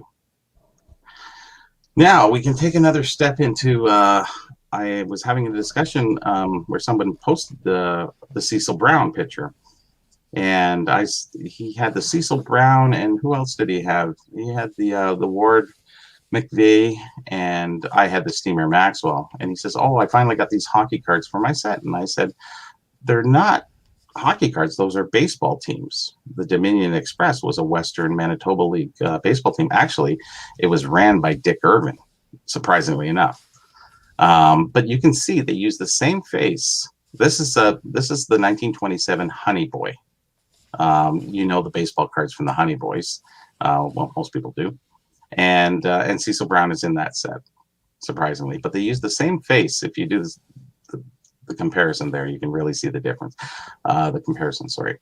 So I had to tell this gentleman that he's bought these hockey cards, but they weren't hockey, that they're baseball. And he says, "Well, he's with the Arenas, the Steamer Maxwell." I said, "Yeah, the Arenas had a baseball team too."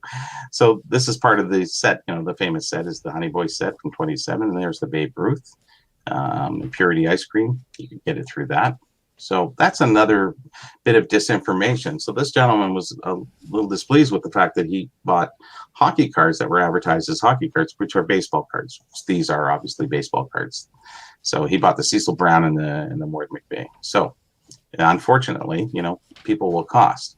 Here is the other story, which I'm going to quickly go back here. Now, I think it was over 10 years ago, this Cecil Brown came up for auction. Now, if the year is reversed, he is the short print in the so everybody thought he was the short print. So if you reverse the numbers and they knew that they had the right, they thought it was the short print. Sorry, I'm getting a little mixed up here. There we go. Okay, yeah. So this is the short print. Cecil Brown is for the 23-24. Now we have the unknown short print, but everybody saw this Cecil Brown first and assumed that it was the short print and that something was wrong with the numbering. So somebody paid a lot of money for this card, but he wasn't the short print. The one at the top is the true short print. We haven't discovered the other one. So we get past that into, and that's basically the end of it there. You know, there's a lot of misleading information out there, and I've set the record straight. I guess PSA doesn't really want to fess up and own up to fixing that. Would they have to? Would they have to reimburse everybody? Would they have to? Okay, Carlos, tell me. I'm checking the physical book just to see if there's a difference. Yeah, I had to find it first. No, the write-up looks like it's the same. 2 offers: 1 break of ice cream and 2 a hockey stick to anyone bringing the ice cream. Plant 3 sets. So they did stay consistent. I was just curious if the physical book followed the write-up of the other one, because sometimes you get inconsistency. Yeah. So I wanted to double check just to see if the physical book looks like it matches. So yeah, it does match what it is written up here. So this all really stemmed from a little bit of other information I had before, but I mean, I talked to this one gentleman, and he was quite upset about the buying the wrong cards and having different cards, and he thought this was from this set. And I said, "No, I'm sorry, it's not." He goes, "Well, how can they be wrong? How can PSA and Beckett be wrong? Are you kidding? Just because you write a price guide doesn't mean you. Okay. Well, Good enough. in fairness, so I'll give you, you gave a historical example. Let me give a modern example, a more recent issue example Sure. that you would think, like, because the scholarship on some of these older sets gets tricky. Like it does. There's a lot of work that has to be done in order to understand. But in a more modern issue, you think theoretically maybe it'd be a little easier. More modern. Maybe records would be kept a little better. It'd be a little easier to figure some stuff out. There is an issue called, it's in the early 2000s, and it was from Pacific. It was called Pacific Arena, and they had a parallel of the base cards that they would release in arenas. And the distribution method was that they would print these cards out for the different hockey arenas, and each team would have its own little set. And it would be a perfect parallel of the base Pacific of that year, except it would have a stamp on it. They would say Arena Edition or Arena Issue or whatever, so it was Pacific Arena. Kind of neat. Yeah, so very straightforward, very simple. Conceptually, shouldn't be that difficult. It's a modern issue from a brand that, released cards.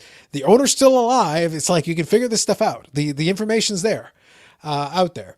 So the way Beckett shows it is they show a full checklist. They act like the entire checklist is 100% thing.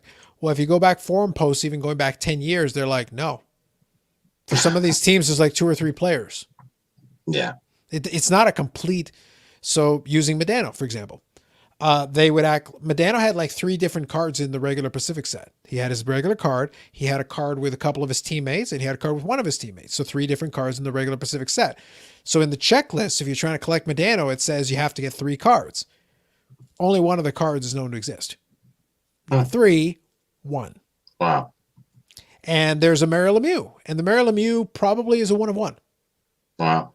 So it's like, how'd you screw that up? Like, it's a big difference.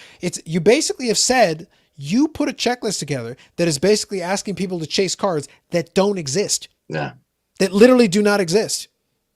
Just because you're like, oh, it's a complete parallel. It's like, well, why would it be a complete parallel? They didn't have to. In the distribution method, you'd grab a couple of the main players from each team. So as far as people can tell, they've had to do their own scholarship. They've had to do their own research. And they go, as far as we can tell, we think there's like 2 or 3 or 4 players from each team. That's it. It's not a complete team checklist. It's certain key players of each team. So the checklist is much smaller because the regular Pacific checklist is like 400 cards. Wow. So you're sitting there chasing like 350 phantom cards that are impossible. You can't find them. Because then when you go on eBay, you can find these cards. But it tends to be the same cards over and over and over again because they're the only ones that exist. So how does that get rectified? It doesn't. The reality. So actually, this is a good topic. Let's actually talk about it. By the way, thank you for filling in the insight on that set. So appreciate that.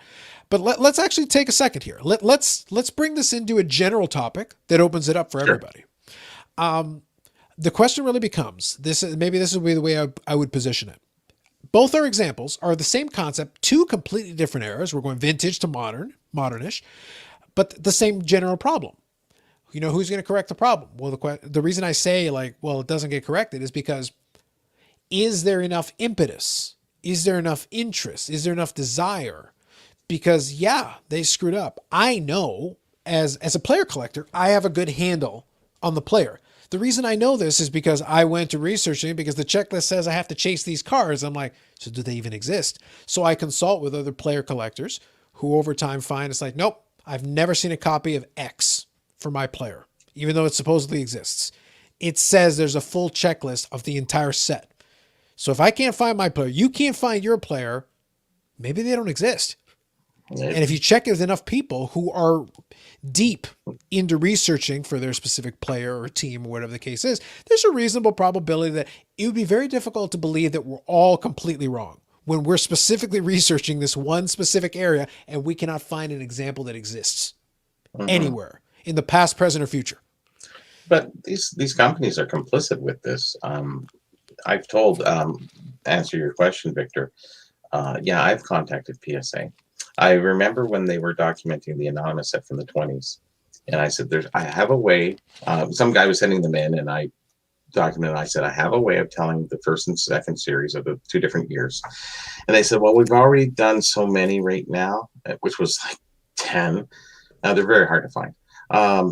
That we really don't want to change it up right now, and we're just going to go with this. And I went, and you deflate yourself with just, what? Are you kidding? You don't want to do it. You're the experts. Come on, guys. And all these guys, and everybody copies from one site to the other site to the other site, and it's nonstop. Wikipedia, same thing. It's all this crap out there. And we have the information. It's there. The trading base is there. So everybody goes, hey, I got this card. Nobody's saying anything. Is it up to me or is it up to the people? Hey, this guy says it's this, and it kind of makes sense. Mm-hmm. It only took me 5 minutes to look that up, that winning roster. It's like, no, I agree. So then this is the question I pose. This is where I open it up. And Robert here is talking about a YouTube soccer guy who says PSA makes tons of errors on the soccer sets. Like, it doesn't shock me. It doesn't surprise me. So then maybe this is the question that I like to pose to the chat and everybody else as well. Is it at a stage where, as a hobby whole, we don't care enough about these things being quote unquote accurate? Because it appears the answer, I have my answer. History tells me, like, being in the hobby enough time and watching and observing, like, the message has been sent clear to me, clear as day. There doesn't seem to be enough interest or impetus to correct these things. By the way, it's like I said, the reason I gave the alternate analogy is I didn't want to just make it out to like, oh, it's only on, historical issues. No, modern too. Like I said, if you really genuinely wanted to know, it's like, Mike Kramer's alive. If you wanted to check that, he can't give you all the details, but he could say like, oh, actually, we didn't make those. There's certain things where he can be like, actually, we didn't do that. No. Well, we can't assume malevolent when stupidity or ignorance is ample.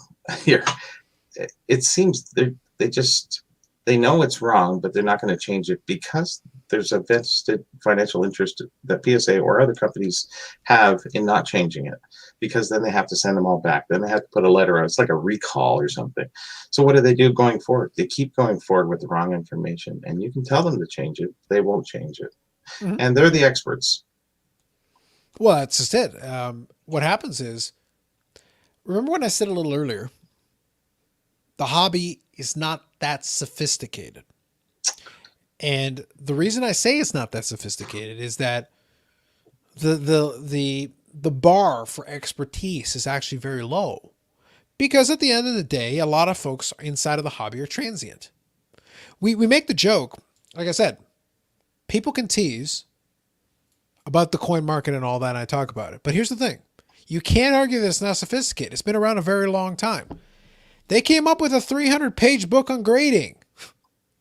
70 points. But even if we get past the 70 points, the fact is it's issue-based.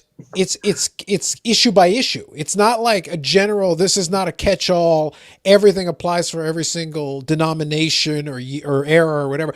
They had to separate it out by era, which means there was a subject matter expert on the Indian cent specifically, and they gave you identifiers for this in contrast to the Lincoln cent, in contrast to the Flying Eagle cent, in contrast to the old coppers. And that's just American, let alone world. And they specifically focus 300 pages just on that one topic. Somebody had to write this. It's important. Sure. I understand. They felt it was worthy of devoting a thing. And this is hardcover. Well, I think especially now with all the things going on, but then Victor is in a trying situation too. We're just trying to, allocate the proper rookie cards to what is and what isn't.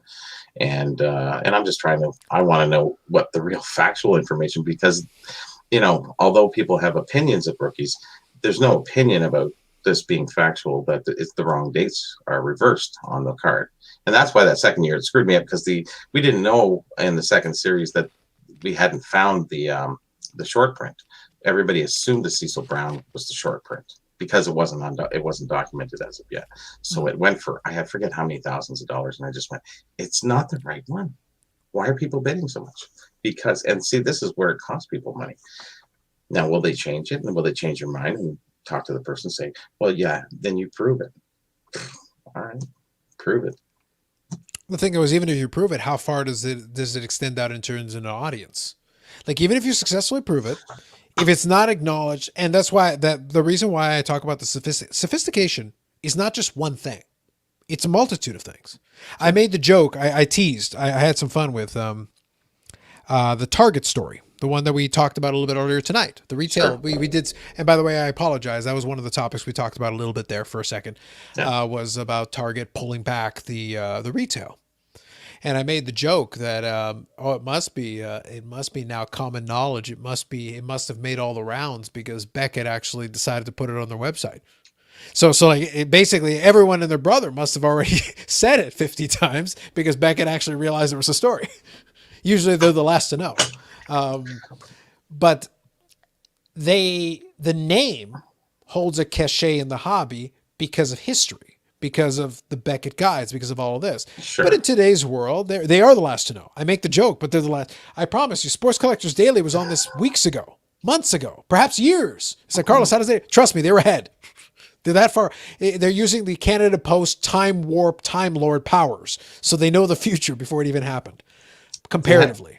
It's funny. I'll just interject for a second. I had to take. I was talking to Matt, who runs the Sports Collectors Daily, and I put in one of my articles, and I said, "Hey, take that 24/5 Selkirk write up you have in there from that kind of Beckett guy.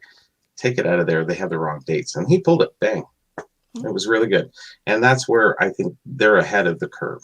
Those guys care about having good information or true information. And I think it's really important. And that's why I've been issuing more articles with them, just to get more information and these controversial little issues.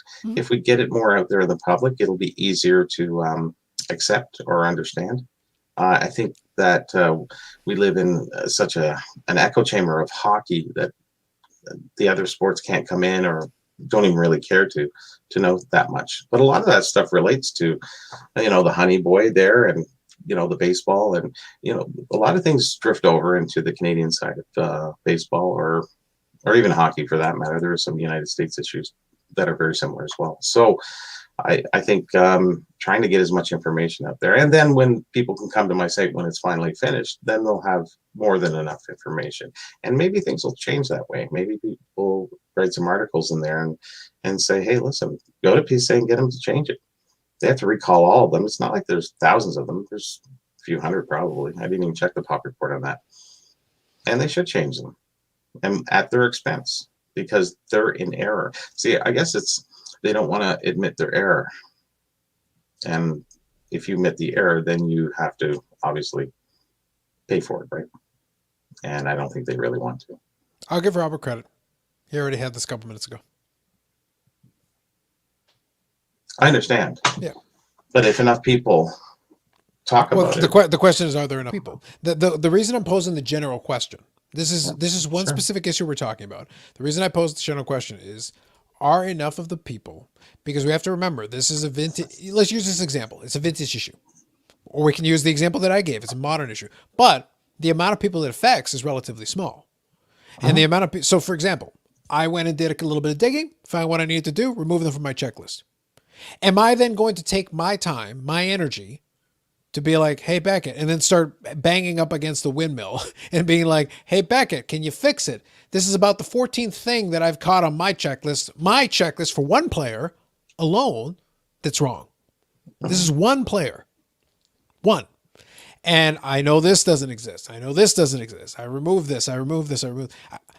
For me, as long as my checklist is accurate, because I've taken the time and done the research, it serves my purposes. I'll adjust it accordingly. But then there are other people who are in the same boat where they're like, okay, so how much work do I have to do to get your thing to be corrected? And then what's the benefit? Because the truth is, most people are not collecting that specific issue. I'm using the example for the one I'm doing. They don't even know it exists, let alone even know that it matters, whether it exists or doesn't exist, or whether it's on a checklist or isn't on a checklist. This issue is a little different. It's not like it's a common issue where you got the year wrong and it doesn't matter because the rookies don't matter because it's a junior set. But there's short prints. And those are big money short prints in the thousands of dollars. Do you want to pay for a number 7 Cecil Brown when it's the number 6 that's a short print? And how does somebody even figure it out? So is it important? Historically, 100%. That's a key distinction. And, Really? I'm okay with that. But that is a key distinction. Yeah. From an accuracy and a historical perspective, yes. One thing that I would throw back is that at a certain point, there has to be a little bit of an onus saying, if the person who's spending thousands of dollars on it, yes, you were told it's a short print. And this is, I'm still fleshing out the content, but it's a video I want to make on comps. It's an example where I want to say, just because a comp exists doesn't mean you have to follow it. It's not a religious thing. It isn't like set in stone. It's not required. No. It is a guide. It is a thing that Certainly could potentially help you. But you can still choose to be like, I don't think it's short printed. Based on my research, if I'm spending $1,000 on it, I'm doing my research. I'm spending less than $1,000 and I've done my research to determine that certain cards don't exist. Therefore, they're off my checklist. So then if I was in that realm, collecting that set, then I would do my own personal digging. I wouldn't just depend on the list that exists. It's like, no, let me look into this myself. Let me do my own research.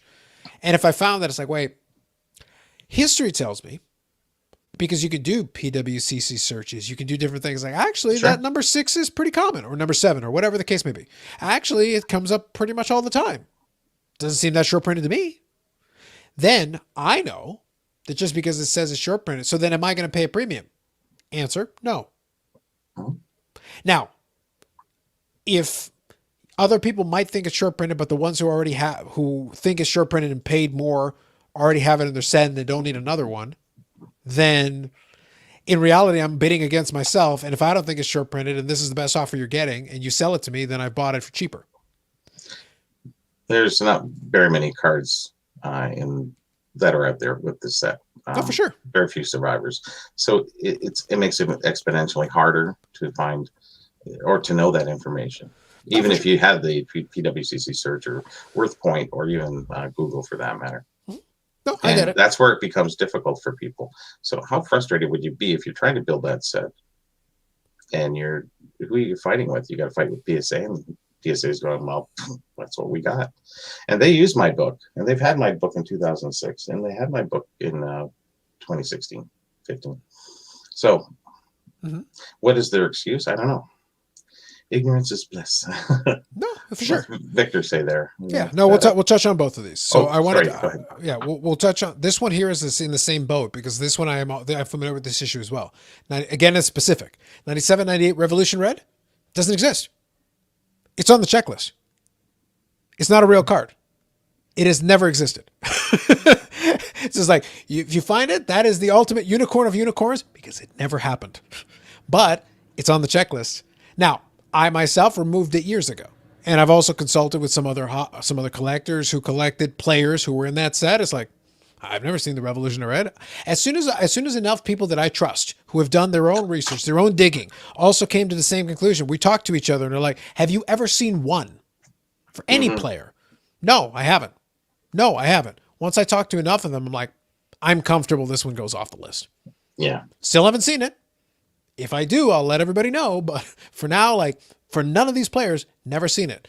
But it's on the back of checklist. If you follow that checklist verbatim, you're going to be searching for this thing for the rest of your life. You will never find it because it doesn't exist. Yeah, that's pretty sad, isn't it? Yeah. And that's a modern issue where you would think theoretically, it's like, no, it's back in 1997, Beckett guides were out there. Why have you been telling people this exists? What the heck? And nobody bothered to ever change it. And that has been in the era that the guide existed from the initial date of issue, and then it's continued to this day. So anyway, so Victor here says, ignorance, uncertainty, or blatant disregard when it comes to hobby accuracy. Education is the answer. Keep teaching. That's why I love what you guys are doing here. No, appreciate that, Victor. I will say though, the only reason I do like to play a little devil's advocate, because I feel it helps kind of flesh out the conversation and let people think a little bit, is you got to be careful, because right now we're in this weird spot where, like, yes, we're talking about education, but at a certain stage, there's so much of the hobby today that doesn't pay attention to what already came past. I care about those 90s sets because the player I collect is in those sets. But when we go to Generation 4, I have a nostalgia for that era because I was collecting cards in that era. I was collecting players who played in that era. But if I was born like 10 years ago, what do I care who's in 97, 98? Doesn't matter to me because I wouldn't have any nostalgic feelings about it. Of course not. Like, so to me, getting that accuracy right isn't a high priority. But understand that you get a handful of cards somewhere, buy them at Goodwill. One of those cards is in there. So you buy a Beckett or you buy whatever. You go, and you understand that, well, is it in there? Is it right or wrong? So these are the things that will come a time. You don't need to know because you don't care about it. But if you find it, if you come across it, at least it's there. That you have a reference book that will accurately, that somebody took the time to accurately research and do the proper work behind it. I think it's really important because I'm really tired of seeing on Sports Collectors Daily, Beckett posting articles about stuff that I documented 8-10 years ago. And it's like, oh, we have some new information. It's like, really? Really new? How new? Like, are you just looking at my book and going, hey, why don't we just reinvent this because they're listening to us? It's silly. It really is. And that's why I'm getting as much information out there. Let them know where the truth is coming because I've put the research and time and effort into it. And it doesn't take a lot. It really doesn't. It does help, knowing what I know. But I mean, a lot of this stuff is pretty easy. I do think though your last point is the most salient there is that a lot of the stuff is easy. It doesn't take digging much below the surface because in some of this stuff, that's why I said I use those quote unquote more modern examples because all I did was reach out to some other hobbyists who were familiar with the time period in the issue because they had done their own independent research. They had done their own digging on their own. So independently, we all went, did our digging, and then we came together and compared notes and we came to the same conclusion over and over again. It's like, and if we keep coming to the same conclusion at a certain point, it's like either we're all idiots or maybe it's not a thing. And it would seem odd that we're all dumb when we've gone and done our digging. We didn't just take the answer that we were initially given. We said, "Oh, let's take a look. You gave us this answer. I don't believe you. Let me go look." And then if I go do my research and do my digging and search, the internet's a powerful thing, especially these days. You can search for a lot of things. If after all that, I still can't find it, maybe it wasn't a thing. No. Because I can't find a record. And I don't care if they take my books and copy the information. I don't really consider that bad plagiarism. I think it's good plagiarism. It's marching the hobby forward. So if they take my information and they know I've researched it, and going forward, it's fine. It doesn't really bother me. I know that I did the research and I can prove it because of my price guides when they came out and where the information is. Yeah. But that doesn't really get me as much as them writing articles and saying it's a new discovery when it was 12 years ago. What are you reading? I sold 2,000 books. Like, it's a fairly decent amount for a small hobby and vintage pre-90. Yeah, I think for the size of hobby, I think that's reasonable because there is because you're not, like I said, no matter how big they think the hobby is. I kid about it because I'll laugh sometimes when they talk about the market cap and the overall, like how much is this industry worth? And I'm saying like, it's not really worth that much. It is in dollars and cents compared to the average person. Sure. But like when we talk hobby economy, how much is that worth? A couple of billion, 5 billion, 6 billion. Let's say it is. Sure. So Jeff Bezos could buy the card hobby 20 times over. The card hobby by himself, the individual could buy the hobby and everything in it. I don't know about everything. I think that's what we see. But I think he could buy most of the companies and everything involved in it. He could buy all the manufacturers, buy them. Yeah. Like the point is that if one individual could do that, it's not that big. No, these guys are that big though. That's the problem. Who's these guys? Bezos. Oh, no, but that's what I'm referring to. But what I'm saying is in the realm of business, if we're talking about like business world, hobby's this. Oh, yeah. Everything in it. All of them. So when PSA sold for good money, PSA sold for less than $1 billion. Yeah. That's cheap. a rounding error at Amazon. Oh, True. They're cackling. They're like, oh, that's cute. Yeah. 800 million? That's adorable. It's like, what do we spend? I think we spent on that on catering. Yeah. It's like, Goodbye. yeah, like it's not a big deal. Like it's not a. So that's why I get say, it. like, in the grand scheme of things, if we put it into an overall perspective, it's not that big. That's what I can do. I can go to that metric, or I can go to the other metric, the one that I like using so much in the card hobby. The biggest YouTuber in the card hobby. Have they reached 100,000 subscribers yet? Sasha T, not yet. No. No, but I'm saying, like, I think it's got to be one of the Sports Card Investor isn't there. Packers Card 87 I don't think is there, and he's done very well. Packers Card 87 for his genre is done exceedingly well. I don't think he's there. I don't think anybody's hit 100,000. No, I don't think they will either. Yeah, they may just through sheer volume and attrition over time, because some of them are in the 60, 70,000. So like they're close enough that they're at least approaching that number. But it's like, so when somebody does, it'll be an event because oh, somebody cracked 6 figures. Hey, congratulations. Good job by you. Mm-hmm. But most of these YouTube channels, they're tiny, small potatoes. Yeah, but it's big in the hobby. And It's a small hobby. inside, you're a big fish inside a very tiny pond. Oh, yeah. Yes. Inside But it's our pond. That's the fun part. Lovely. But that's what makes it interesting to me is that sometimes I'll listen to folks in the hobby talk in these grandiose terms. Like, you realize you're in a pond, right? You're not even in like the real pond. You're like in a controlled pond. Yeah. And it's a very small echo chamber for a lot of people. Yeah. The vintage guys stay together. Everybody's, compartmentalized for sure. Yeah. In what they're into. There's a lot of issues over the years and that they think it was documented in Beckett or other price guides, and he's not in that set. We know that, and everyone still says to this day, "Hey, have you found this? Have you found this?" And I said, "It doesn't exist. It would have been found a long time ago." Well, it must be a short print. It's just like, really. It tells you what kind of sophisticated hobby you're in sometimes. Yeah. In that situation, my only job, and by the way, it's not a critique. Just so we're clear, like I'm not knocking it. But I do like to occasionally be like, let me just remind you what it is. Let me occasionally check everybody and be like, let's put this into proper perspective. Let's put this into context for what it is. It's like, it's not that big a deal. It's really not. Pretty much none of it is. Like it is what it is. It's okay. It's fine. So here, Victor just says here, there are many collectors near me who never watch any card content on YouTube. And to be honest, given the state of card content, they shouldn't. Given the state of card content, they should not. If they want to watch this show, go ahead. But don't. Like it's not worth it. You can enjoy your hobby and never see 1 second of YouTube. Never listen to one podcast. Never read one hobby article. You'll be fine. Yeah, I think more of it for me is paying respect and homage to the players, the league, sure. And what happened in historically, of course. I think that's really key. I think we disrespect people if we know something's wrong and still do it. It's not the right way we should be doing our hobby. As unsophisticated as you say it may well be, it is quite sophisticated with a lot of heavy duty players, and I think that information is key.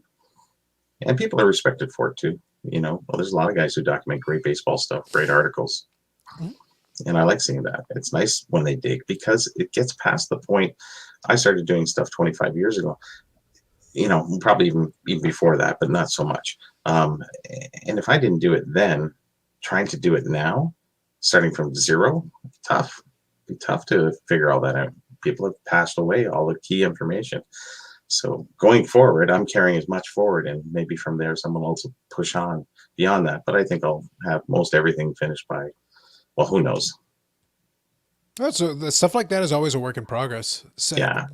I will say for the baseball side of things, like we talked about earlier tonight, Jefferson Burdick did what he could because, and it wasn't perfect. The American Card Catalog certainly had some faults in it, but at least he laid a foundation.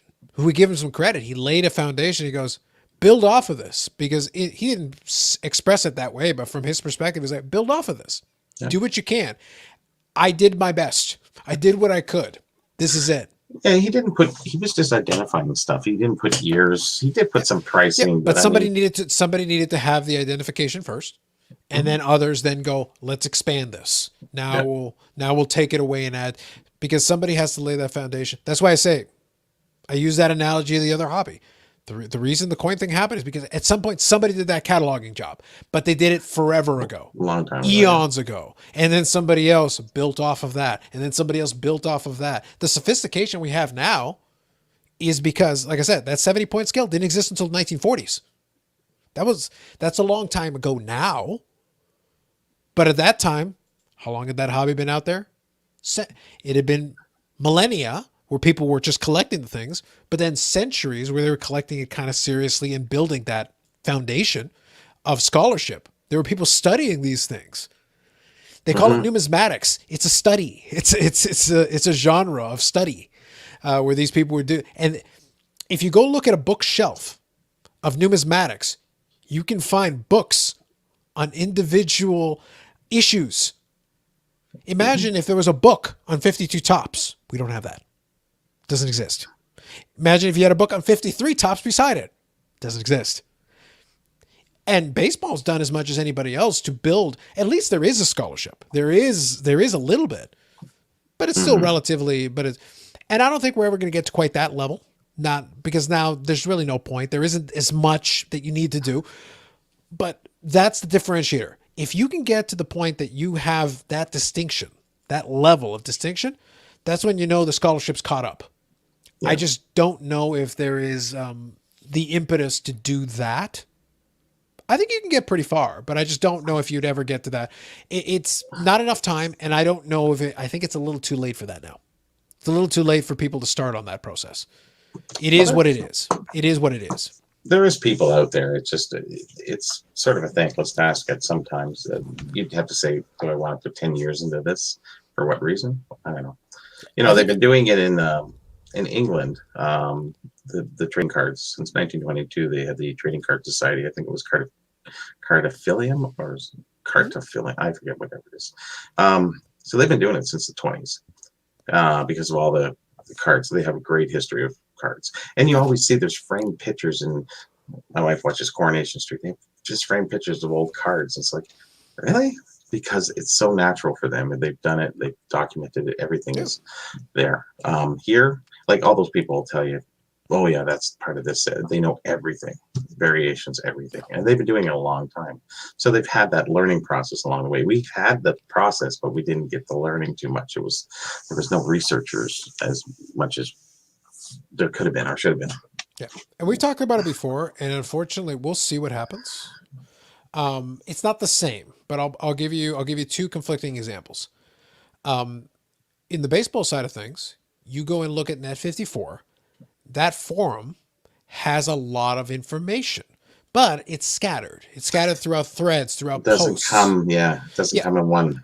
But if you sat there and pieced things together, what you would discover is that there are certain issues where you could probably build a very good. Now, some of those guys have, in fact, taken that information and turned it into ebooks and stuff like that. Because I can tell you the T206 set has been extremely well researched over the years. But even beyond what's already been out there, they've developed a scholarship of it. There are ebooks that did an excellent job documenting this.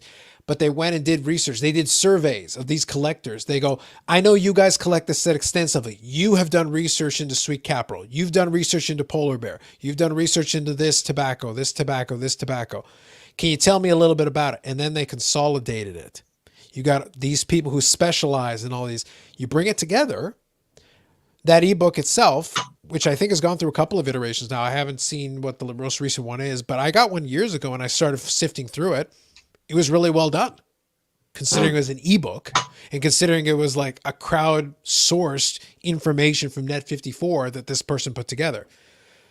But there are reams, pages and pages and pages of information scattered on all these issues that somebody asks, and then somebody goes, well, I did a little research in this and blah, blah, blah, blah, blah. This is what I found. Da, da, da. Somebody else goes, yeah, you know what? I heard a little bit about that and I got this. I found this. I did a little research on this. The information, there is some good information there, but it's like you got to piece it together and the amount of time required. So that's one example. Well, people become experts by osmosis. You know, you can. I have this guy I go to beehives for. my other friend share of coins if I have a question, a detailed question. But for the most part, I know most of it. But the beehives are specific, Crown brand specific. Those guys are, and those are the people you go for. So they've been doing it long enough that you go, okay, I don't have to do much research beyond that because I can ask him. And those are the key guys, but they're not going to be around much longer. So, well, I hope they are. But I mean, just saying, those are the older guys, in their late 60s and 70s, and diehard collectors. And I think all that information that is on those boards, if one day kind of come together and people do a research project, you can search the boards. Those things will come up. Yep. Now, here's the thing, though. So that's one end of the spectrum. What's the motivation, though, right? That's part of it. But Net 54 is a really good example of a great resource that has been around a long time, that has had a lot of people go through and build this body of knowledge that is accessible, even if it's a little bit tricky to put the pieces together. You could. The pieces are there. At least they exist. At least they exist. Now, take, for example, it never got up to that level, unfortunately. One of the areas that it came from back that, because you remember the old Beckett boards, obviously they ceased to be years ago. And then the hockey guys... Universe. Yeah, the hockey guys branched out into Hobby Insider. That's the one that Jeremy owns. But the thing is, Jeremy basically just keeps it in as like a philanthropy project. He doesn't upgrade the software. What's going to happen at some point is the software will get outdated and then it'll go away. We know that day will come at some point where if the host doesn't basically it's the same as what happens when Microsoft stops supporting a certain version of Windows. Well, at some point you have to, we're not supporting that version anymore, so either upgrade it or let it go. Well, at that point, he's already said that, he's just kind of keeping it there, and he's been footing the bill, but at some point he'll let it go. Now, I don't think Hobby Insider has quite the wealth of information that these other ones have, but I'm sure over time there have been some threads where some information has definitely been on there. I guarantee that, because there are enough collectors that have gone through there who had at least some understanding of some stuff. But when and if that happens, the board goes offline, and that's it. Yeah. Well, we had many groups for the hockey over the years, and the best part is I was in them, so anything that was said was caught and documented by me anyway. So at least I was in there. But baseball, football, basketball, well, not basketball's not that bad. I think someone could do a book on basketball. Up to a certain, right up to now, I guess it wouldn't be so bad. But football and baseball, forget it. It's too hard. It's too far gone. Yeah. It's a monster. Who's got the time in their life to do something like that? Well, that's just it. And the missing link for a lot of these sports as well was the Usenet era, because there was a lot of threads and things done on Usenet, which is available, but it's hard to extract anything useful out of it. Yeah. Because you got to go to archives and find the indexes of that and go through. And at that point, you're basically doing the internet version of microfiche. And it's like, no. It takes forever. It makes you dizzy too. And I can assure you guys, as a guy who was a history major, microfiche sucks. It made me dizzy. I was going through microfiche, you can go Google that. Microfiche, microfilm, miserable. Well, most of these are on reels, so you could go fast, left, right, or top or bottom. Sure. You'd have to change it because your eyes get dizzy. But unless you know what you're looking for, it's like scanning, and you're hoping to come across the thing that you're looking for. You're trying to trace something. Because oftentimes you're looking at this big thing and you're trying to pick something specific out that you're looking for. And it's like, it's hours. It's hours of concerted effort. They have the Toronto Star and the Globe that you can search from almost day one right up, and keyword searches, and very good for all that stuff. But a lot of the stuff we're looking for is not necessarily in newspapers. So, but you can check records, you can check the actuals, and everybody. See, I was talking to a guy on Facebook. He actually tagged me a couple times. He found this George Hainsworth first photo shot of him in a large cabinet. He says, "Yeah, I just bought this, and the Hockey Hall of Fame doesn't know about it." He goes, "Have you seen this before?" Or whatever. I don't even know this guy. I got a lot of members, but it was in another group, not even in my group, and I don't answer too many questions out of my group. So I said, "Okay." I said, "Well, if nobody knows," I said, "there's a lot of disinformation out there, and whatever." So I showed him a picture of one that I did have, like 15 years ago. And he goes, "Oh, you have one? Well, why didn't you do something about it? You're supposed to be a historian." And I said, "It's a cabinet photo. What do you want? I don't document everything. Why don't you contact the Hall of Fame?" I said, "Since when did you start paying me? What do you think this is? My job? You know, get a life. You've already done the research. Continue on." Mm-hmm. So I said, "You want to diss me? That's fine." He goes, "Well, I am." I said, and I didn't answer after that. It's just like, you're a waste of my time. Mm-hmm. And we'll see you later. So everyone thinks that you're responsible. Well, if you found the information, I knew about the information, but it's just a photo. It's got Hainsworth on it. Who cares? It's his first photo. Okay. Who's documenting that? Nobody. But obviously think I should. And tag me a few times and then call me whatever. Okay, move on. That's the thing. It's like there's a lot of stuff that could be researched, but it goes back to what I said earlier though. It's impetus. Like there's only so many hours in the day. There's only so much time. And if the interest isn't there, it basically has to be someone who has the passion to do it because of the reason we said. So I include a Hockey Guy's comment here. He says his mom had job making those microfiche or microfilm. My condolences. It's like the only thing worse than reading through it is just is making it. Because that stuff takes a lot of work. So good night, Victor. Have a good night.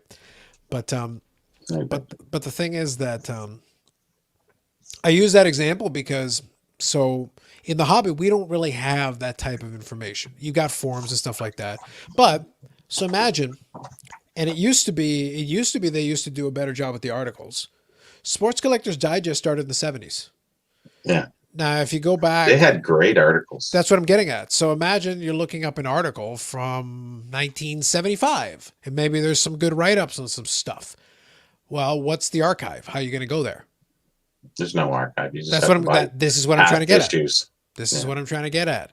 It's a very labor-intensive task to get your hands on the thing with no digital record. At least when you say the Toronto Star has a digital archive, it does. And at least you've got a shot at looking something up potentially. Now you still got to look. It's a little needle in the haystack if you're looking for something specific, but you got a shot. If you can figure out the general time period of the thing you're looking for, you probably can narrow it down and maybe figure it out. As long as you're not looking for Tom Smith, good luck on that search. Exactly. But the thing is that at least you can try certain things that may help you narrow it down. When I was in university, we had a product called JSTOR. JSTOR was a database of journals and articles on almost any subject you want. Your Google foo needed to be strong because in those days you needed to have the right syntax and whatever. Oh yeah. Because otherwise it's like, you're searching for something like 15 billion hits. You're going to need to narrow that down, sir. You're going to need to really narrow, you need the right verbiage to be able to get something usable because it's got this wealth of information, this gigantic journals that have been defunct since the 1800s, and you can find all this wonderful stuff, but you got to know what the heck you're looking for. Otherwise, it's a needle in a sea of haystacks. It's all the haystacks, and it's like, good luck with that. I know. It really doesn't pay. And like this gentleman who was dissing me on the Facebook, he said, well, even the Hockey Hall of Fame doesn't know. I went, they're not historians. They're not researchers. What do you expect from them? They know what they have. They don't even know what they have half the time. They're sort of self-funded through the work that they do, providing scans and pictures and everything. And obviously the NHL pays them for taking the cup and doing all that other stuff. But they rely on a lot of donations and what have you. And I think the NHL should be paying them to have researchers and doing historical work. Why not? But they don't, and they can't hire people. That's why a lot of people have to volunteer, and I feel sorry for them in that way.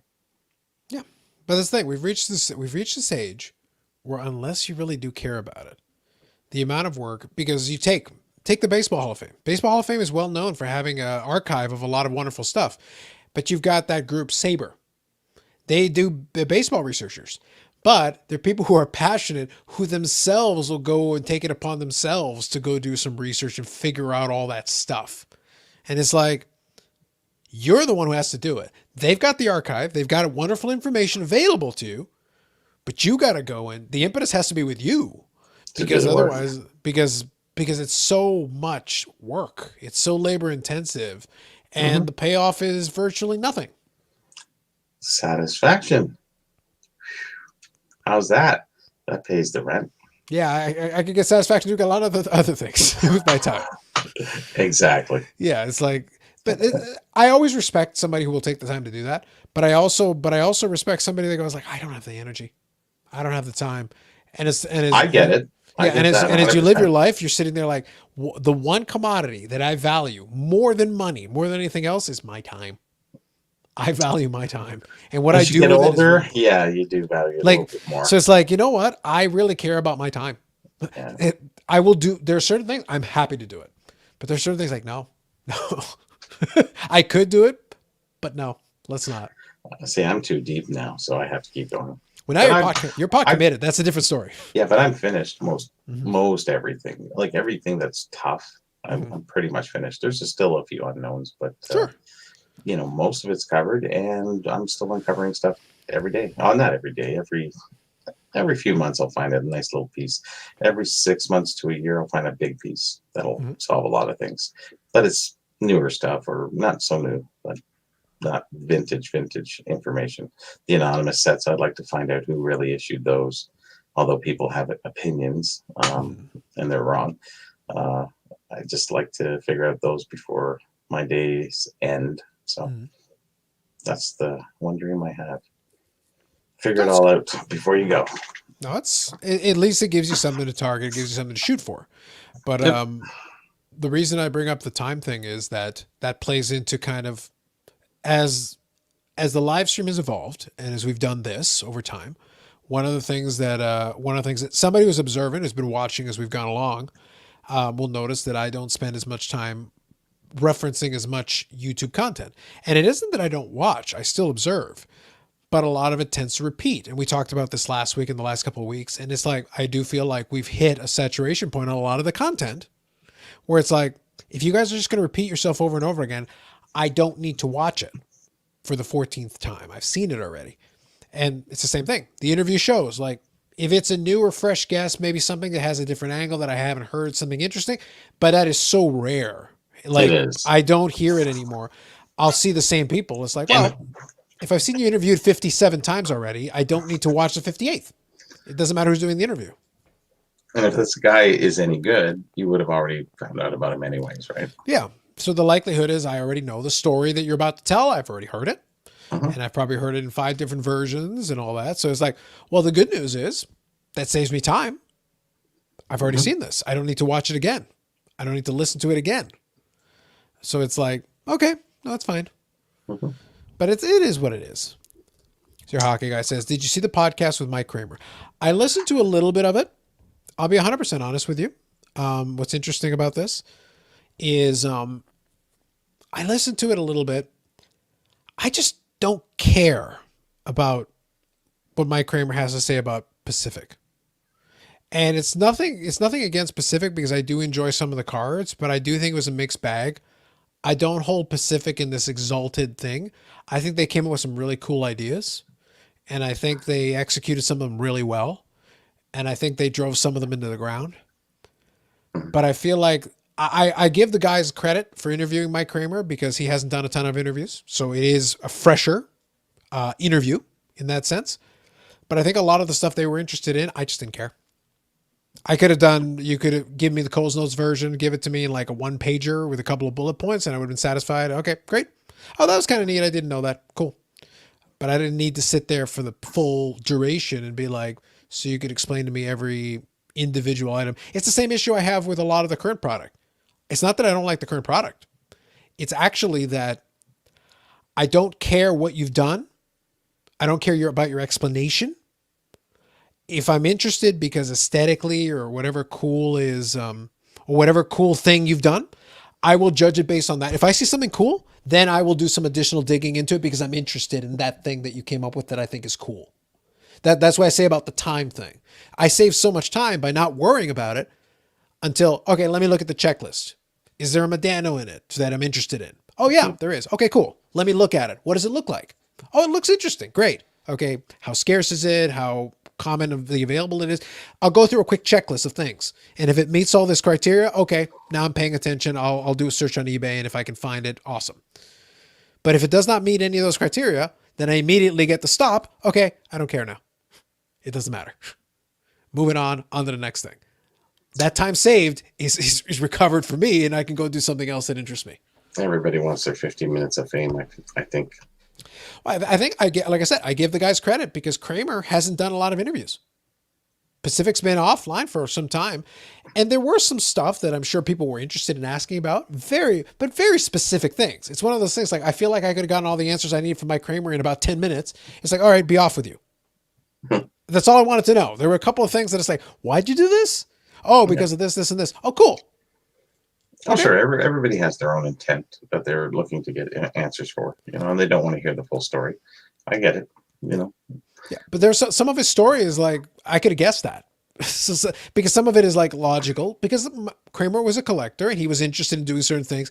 He kind of wanted to do it his way, and I respect that. And it wasn't always the best choice, but he made certain decisions. He thought some of it was just like random. He just be like, oh, we have that foil? Yeah, let's use it in the set. It's like, are we ever going to use it again? No. It's going to be this one time, and that's the only time it's ever going to get used. But then people are like, so why'd you use it in this set and not this set? Because we ran out of it. There's good and bad pioneers in this hobby, or in this world, actually. Just because you're a pioneer doesn't mean you did a good thing. I like that they tried stuff. I'll give them credit for trying stuff. Effort, sure. Yeah, the effort was there. The execution, a little spotty, a little hit and miss. I could take it or leave some of it. Yep. So living with LT here is saying flippers will be out wiping hockey product. They're more than welcome. It doesn't affect a lot of us, but I feel bad for the folks that want some of the stuff. I do feel bad for them. So I'm retail hunting today. Really strange to see no flippers in my target, just moms. There you go. Hunting, target, gun shooting. It's kind of funny that all stuff's the same. Yeah. So there you go. So his name was saying that too. That would involve Hockey Guy 26 marketing the NHL. Yeah, that was referring about the research piece where we were talking about that whole research piece. And there is interest in the NHL, but it's very specific. It's it's still niche. Like, it doesn't matter how we want to play this. It's niche. If they don't find the information they're looking for, they'll find something that's somewhat comparable, and they'll run with it. Yeah, that'll do it. Don't worry about it. Yeah. We don't have to know that or that, Yeah. And that's the way it's treated. It's very just off the cuff. They don't care. They really don't. It's just they're just looking for specifics. Mm-hmm. So I think it's fair. And try to get money out of them. Good luck. Who's going to pay anybody? How are you going to make sure they're doing their job? It's just one of those things. I think extracting money out of that is very difficult at this stage, especially for that, like I said, niche genre. So Hockey Guy here says, agreed about what they talked to him about, the Mike Kramer thing specifically, and they can have fun with your hockey. I'll give you guys actually a good example of what I was talking about a second ago. In 98, 99, they came out with the, I think it was Hollow Electric. And it was a certain specific foil. They didn't really use it again. They kind of just used it that one time because I think they just happened to have it. And I think Kramer thought it looked cool. But the end result was, okay. By the way, it did look cool. I actually grabbed a couple extra copies of that from Adano. I have a couple extra in the box because I did think it looked cool. And they made it out of 99. So, reasonably limited, but cool looking cards. Not expensive. You can get them reasonably. But the end result is they created, so 97, 98, the inaugural year, that wasn't a thing. 98, 99, they released that. They had that parallel. Not a thing. It was very cool. 99, 2000, not a thing. So it was a one and done. Right there within the first couple of years and never used it again. Weird, eh? It's just there. Sometimes that's what it is. A one of a kind. It's a one-hit wonders. Yeah. I'm not talking about how much foil it is. I'm just saying the technology, the little bit they use there is cool looking, but it was a one and done. Like, that was it.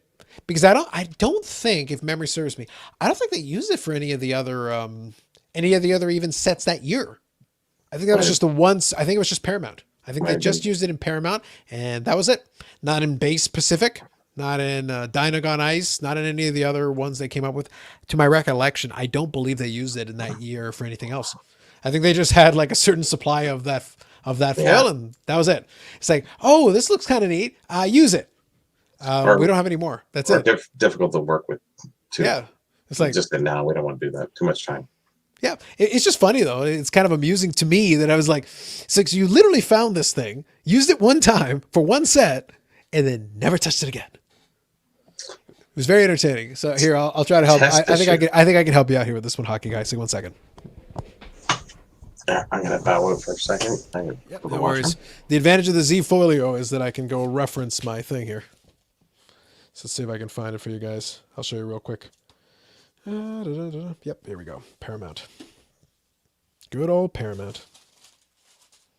Hollow Electric. Yeah, I'll just take it out because it'll be easier. Okay. So, see if I can get it with the light there. So see if you can see the bottom there. That's a hollow electric.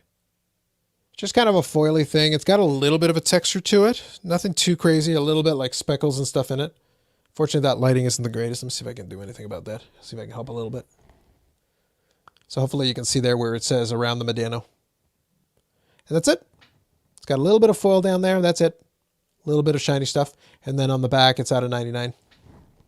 You can see that there. A little numbering. That's it. Nothing too crazy. Kind of cool. Yeah, exactly. Yeah. And as far as I recall, yeah, basically to that point. As far as I can recall, I think that's the only time they ever used it. The other ones are all kind of a single color foil. They got different ones, but they just utilize them, and then that's kind of it. They're neat. Like I said, if you remember them from back in the day, let's see if I can show you guys. So that's right there, 5 of them, and there's one in between. I think the ice blue is the only one I'm missing. But the other ones I've got there, and they're all kind of single color, except for that hollow electric. But that's Mike Kramer and Pacific in that era in a nutshell. It's like, oh, that looks kind of cool. Did you do it in any other sets? No.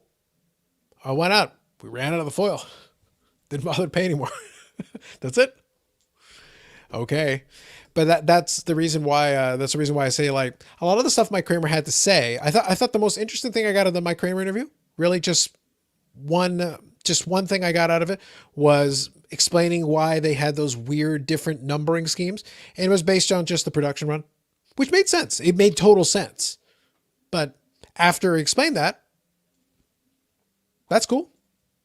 But at the same time, it's like, okay, after you explain a couple, basically all I needed him to explain was a couple of those weird quirks. And then after he explained that, I said, okay, cool. I don't need to hear anything more from you. The rest of it, I don't care about. That's just me personally. Other people obviously cared about it, but I don't.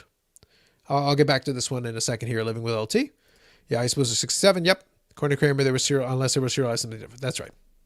Yeah. So if somebody is genuinely interested in it, it's really niche stuff though. Like a lot of the stuff that he explained, it's like, it's cool to know. It's good trivia, but it wasn't something like my life would not be complete if I don't know this thing.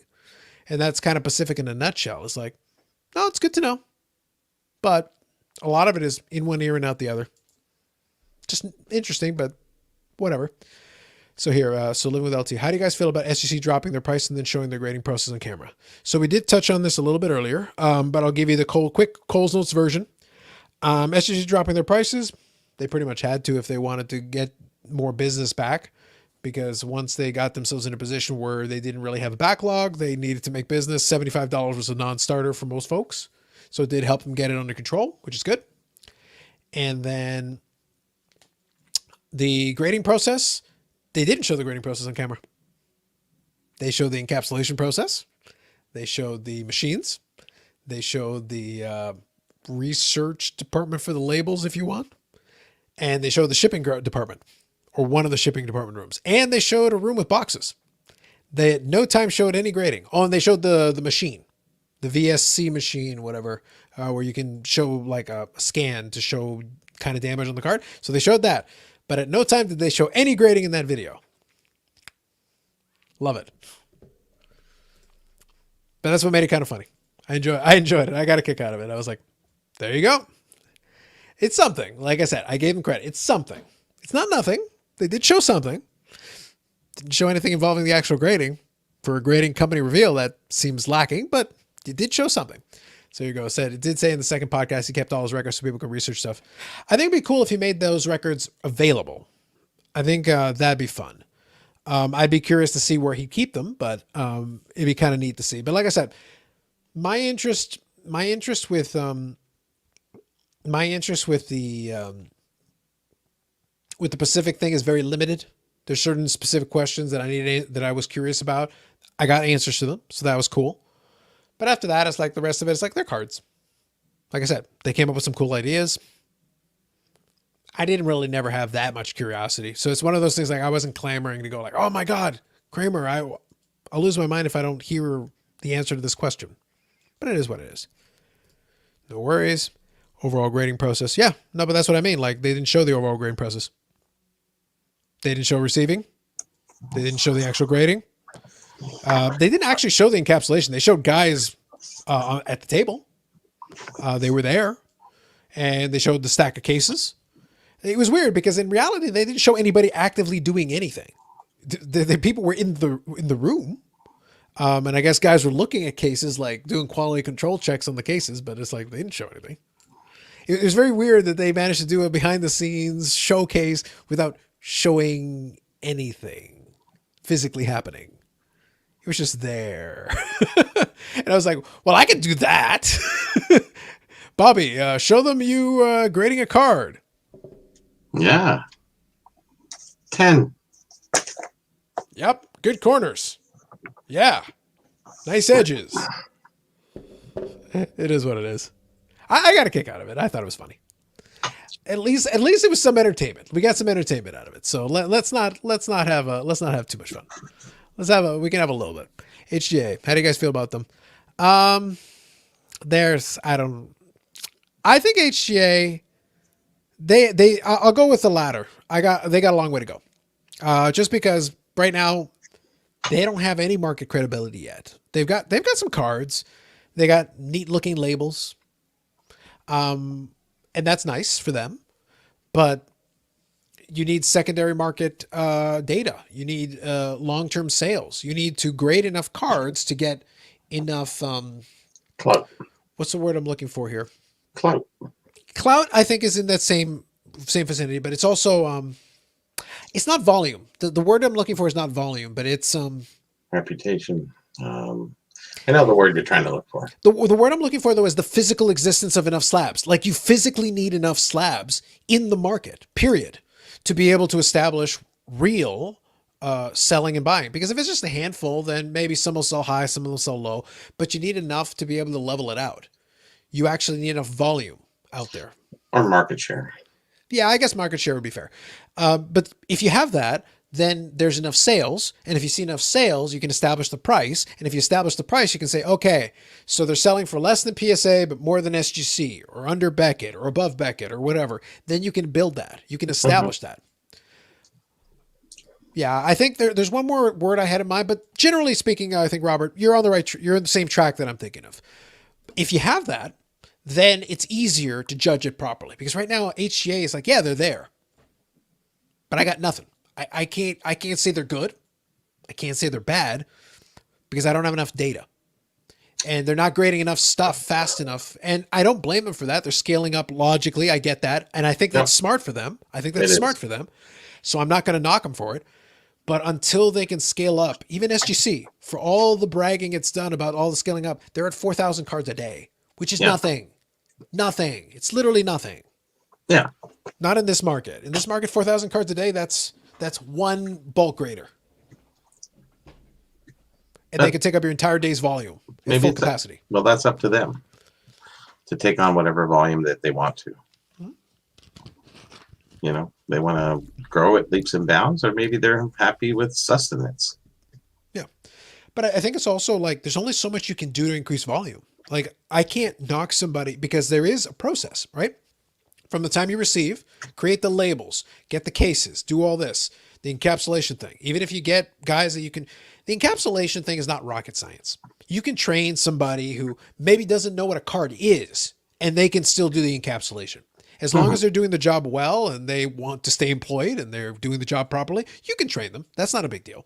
The grading, you're hoping for some experience. With the grading, yeah, you can train somebody, but it's very difficult to start from scratch, not knowing a damn thing about cards, and then be a proficient grader. No, that takes too long. Yeah, like there is a learning curve here. You can't just jump. But I can teach you to use the encapsulation machine.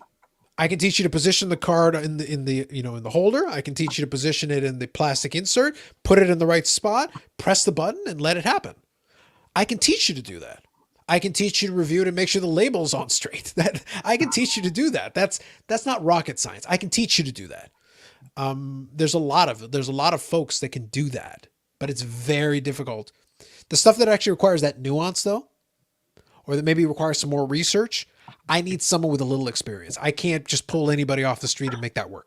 No, they were saying they pay, average kind of off the street, almost 60, 50, 60K. And then, as you get up there, you're at the 100K mark. And that's, fair enough for a good grader. Yeah. But and it's not anybody with 5 to 10 years in the hobby. They can be a great grader. They just need to learn. And it's not like it's rocket science. Yeah. I think it's one of those things, though. I'm always very careful to be like, and this is the analogy I use. We always equate time and age with wisdom. I try to avoid that. No, we do, but just naturally we do. But I always make the joke. I talk about my grandmother on my mom's side, and she would give these nuggets of advice, and none of them made any damn sense. No one understood a word she said. Not a word. She would explain this. And then I would look to my mom and I go, do you understand what she said? She'd give it all in Spanish because she doesn't speak a word of English. But she'd give it in Spanish. But it, roughly translated, she would be like, watch out for rocks from bridges. And I'd be sitting there like, that sounds folksy. Am I to take that literally? Is this a metaphor? Like, so I just go to my mom. I was like, you got anything? She goes, nope, no idea what she's talking about. And I go, well, that's unfortunate. If you don't know what she's talking about, and I don't know what the hell she's talking about, I'm not sure she knows what she's talking about. My grandmother's basic thing in life, and she's still alive. We don't know how old she is. Nobody knows. The records don't exist. She was born in Colombia. So she's somewhere between like 80 and 5,000 years old. We're not 100% sure. She's somewhere in there. We're confident of that. But she is a case where she's lived her entire lifetime. She's never really worked a day in her life. She gets paid by the Canadian government just for breathing, which makes my dad annoyed because he's like, wait, I actually have to work in this country to get a pension now. Like, you didn't do anything. So it's very funny. But the thing is, her greatest accomplishment is not being dead. Congratulations. Like, hey, good job by you. Like, I'll give it to you. Like, hey, full credit for that. But wisdom, that's a stretch. But she's very old. I can assure you she's very old. But that doesn't necessarily equate to wisdom. The two things don't necessarily go hand in hand. I think she spent most of her life avoiding wisdom, other than just figuring out how to kind of get by the next day. Which, hey, we'll still give you credit for that. But I'm not asking you for advice. And that's the balance you got to strike in anything like that. It's like, but hopefully, if you have been in the hobby a long time, you've seen things, you've heard things, you've learned things, hopefully, but I can't guarantee that. There are people who have a long standing in the hobby where like, actually, you don't know what the hell you're talking about. Yeah, it's a certain personality type too. For sure. Yeah, there's kind of 4 basic ones. 2 will work, 2 won't. Yeah. But that's the thing. Like, I don't give anybody automatic credibility just on tenure. I need to hear what you have to say, and then I can go, okay, so you have translated this tenure into some understanding over time. Good. Excellent. Awesome. I can work with that. But there are other folks who will be in it for a relatively short time. But if they're sponges, if they absorb everything, I'm more comfortable listening to you talk about XYZ because at least you're a sponge. At least you understood you didn't know and you sat and listened. If you did that, the likelihood is you might know more than a 15 or 20-year veteran who just believed they knew everything, and it turns out they didn't. So it's what you did with the time that's actually more important than the amount of time per se. But it doesn't hurt. It gives us a starting point to be like, at least you've got a shot. But if you're literally just off the street, you have never touched a card in your life, and now you're in a business that is involving it, I got a tough time believing that you know this stuff. Even with really good training, I have a tough time. That's very difficult. So we'll see. So I'll touch on this one quickly. Usually in the live stream, we don't touch too much on prices. So undervalued compared to what? Here's the thing. The Brady could very well continue to go up. Best time to get in cheap? No, best time to get in cheap was 20 years ago. That's Then cheap. the second best time, 10 years ago, 5 years ago. Is it cheap? No. Could it go up? Yes. Does that mean it's cheap now? No. But can it go up? Yes. That doesn't mean it's cheap. It also doesn't mean it's undervalued. Just because someone will pay millions of dollars for it doesn't mean it's worth millions of dollars. But it is right now, and they're willing to pay it. So hey, congratulations to them. Undervalued is a difficult statement to deal with because if it's undervalued, then people are not paying much attention to it because it's underappreciated. So if it's underappreciated, then it's undervalued. And if it's both, then the people have no interest. So maybe you're overvaluing it. Well, it's very the funny thing about undervalued, and this is more of a general thing. The funny thing about undervalued is that whenever you get into that world, you run into this little problem where it's like, so at what point does it cross from undervalued to properly valued? Because it's like, is it like this mysterious, like weird crossing line? Because it's like, who judges that line? Because then you can always have a pullback where it was undervalued compared to that moment, but now it is actually properly valued and then almost immediately overvalued because the market just keeps receding backwards. Yeah. And then later on, the market comes back and now it's undervalued again.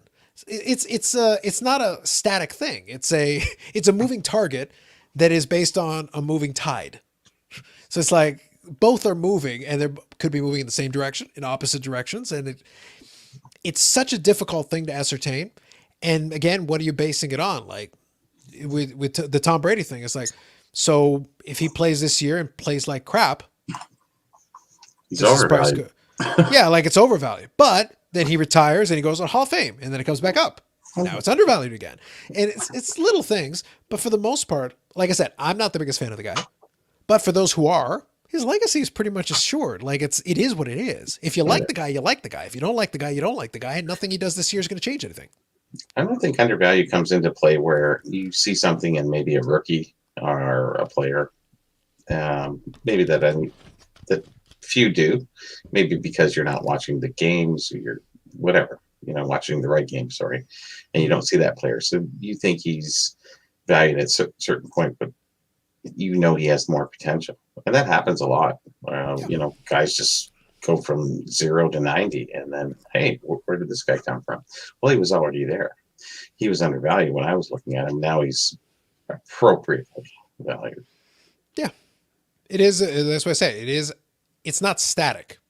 Things shift around so much that it's very difficult to try to establish that. Even at the best of time, even with perfect information, it's very difficult because then the perfect information in an hour it changes, in a day it changes. And the information you had, your assessment was correct today, right now. That's only now. Talk to me in an hour.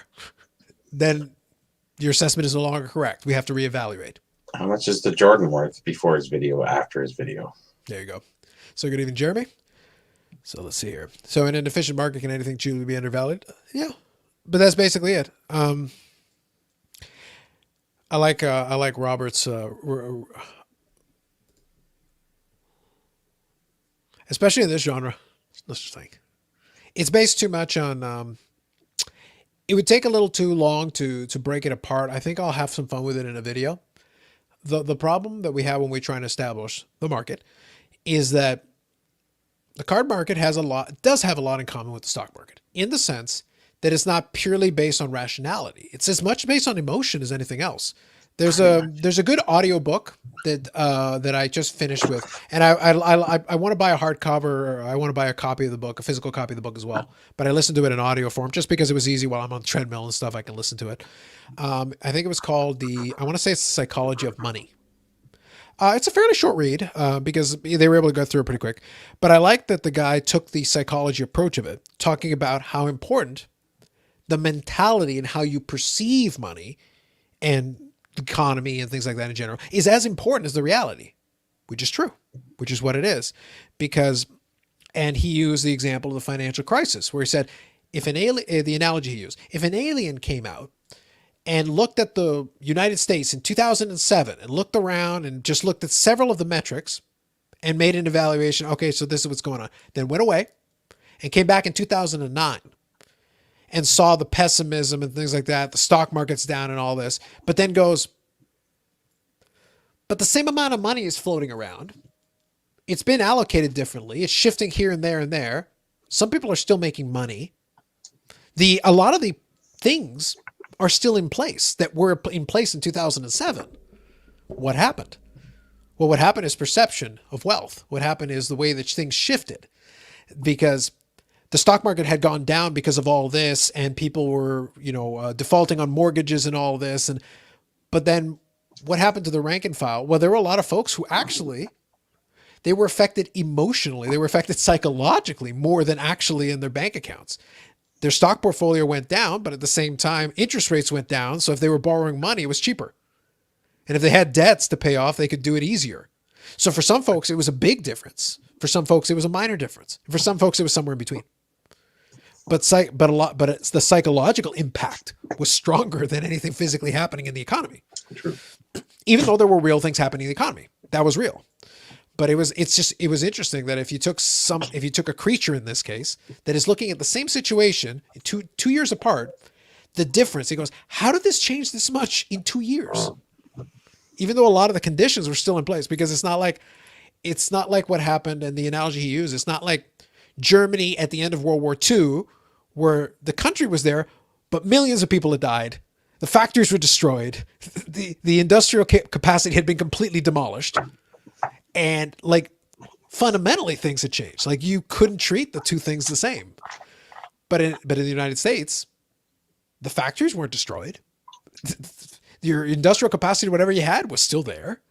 A lot of the pieces were still in place, but how you treated them and how you thought of it had changed. Yeah. And then eventually, what happened? A bull run over many years. And then eventually, somebody who held a lot of their stuff made money in the long run. So it's like, but a lot of the psychological effect, though, was very tangible. It was very real, and it affected a lot of things. But it was the psychological impact, more so than the physical impact. So here, Hockey Guy says, stuff is being auctioned off. How is it undervalued? Yep. Yeah, the hobby market's certainly not efficient. How far away from efficient are the stock markets? Yeah. So the first sentence is the key one here. Stock markets are about expectations. So yes. And that plays into that whole psychology side of it. It's super important because a company can make money and the stock goes down. Why? Because they expected it to make more money. But you made money. That's a success. But we thought you'd make more money. Oh. That's why I say, like, the stock market is not really an indicator of how successful the company was, because if it made money, it's successful. But if the expectation was it would make more money, well, the stock price went down. So then you were a failure. It's like, but you made money. Isn't the whole point of this endeavor to make money? Not for the shareholders. Shareholders to make more money.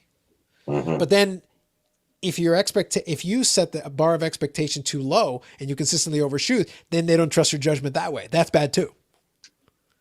It's this weird mental game that you play in this world. It's like, so wait, if you do that, that's bad too? Yeah. But if you set the bar too low and then you're consistently exceeding it because of that, and then in the world of stock, it creates this thing where now you're making bad decisions because you're trying to meet this quarter's of expectations.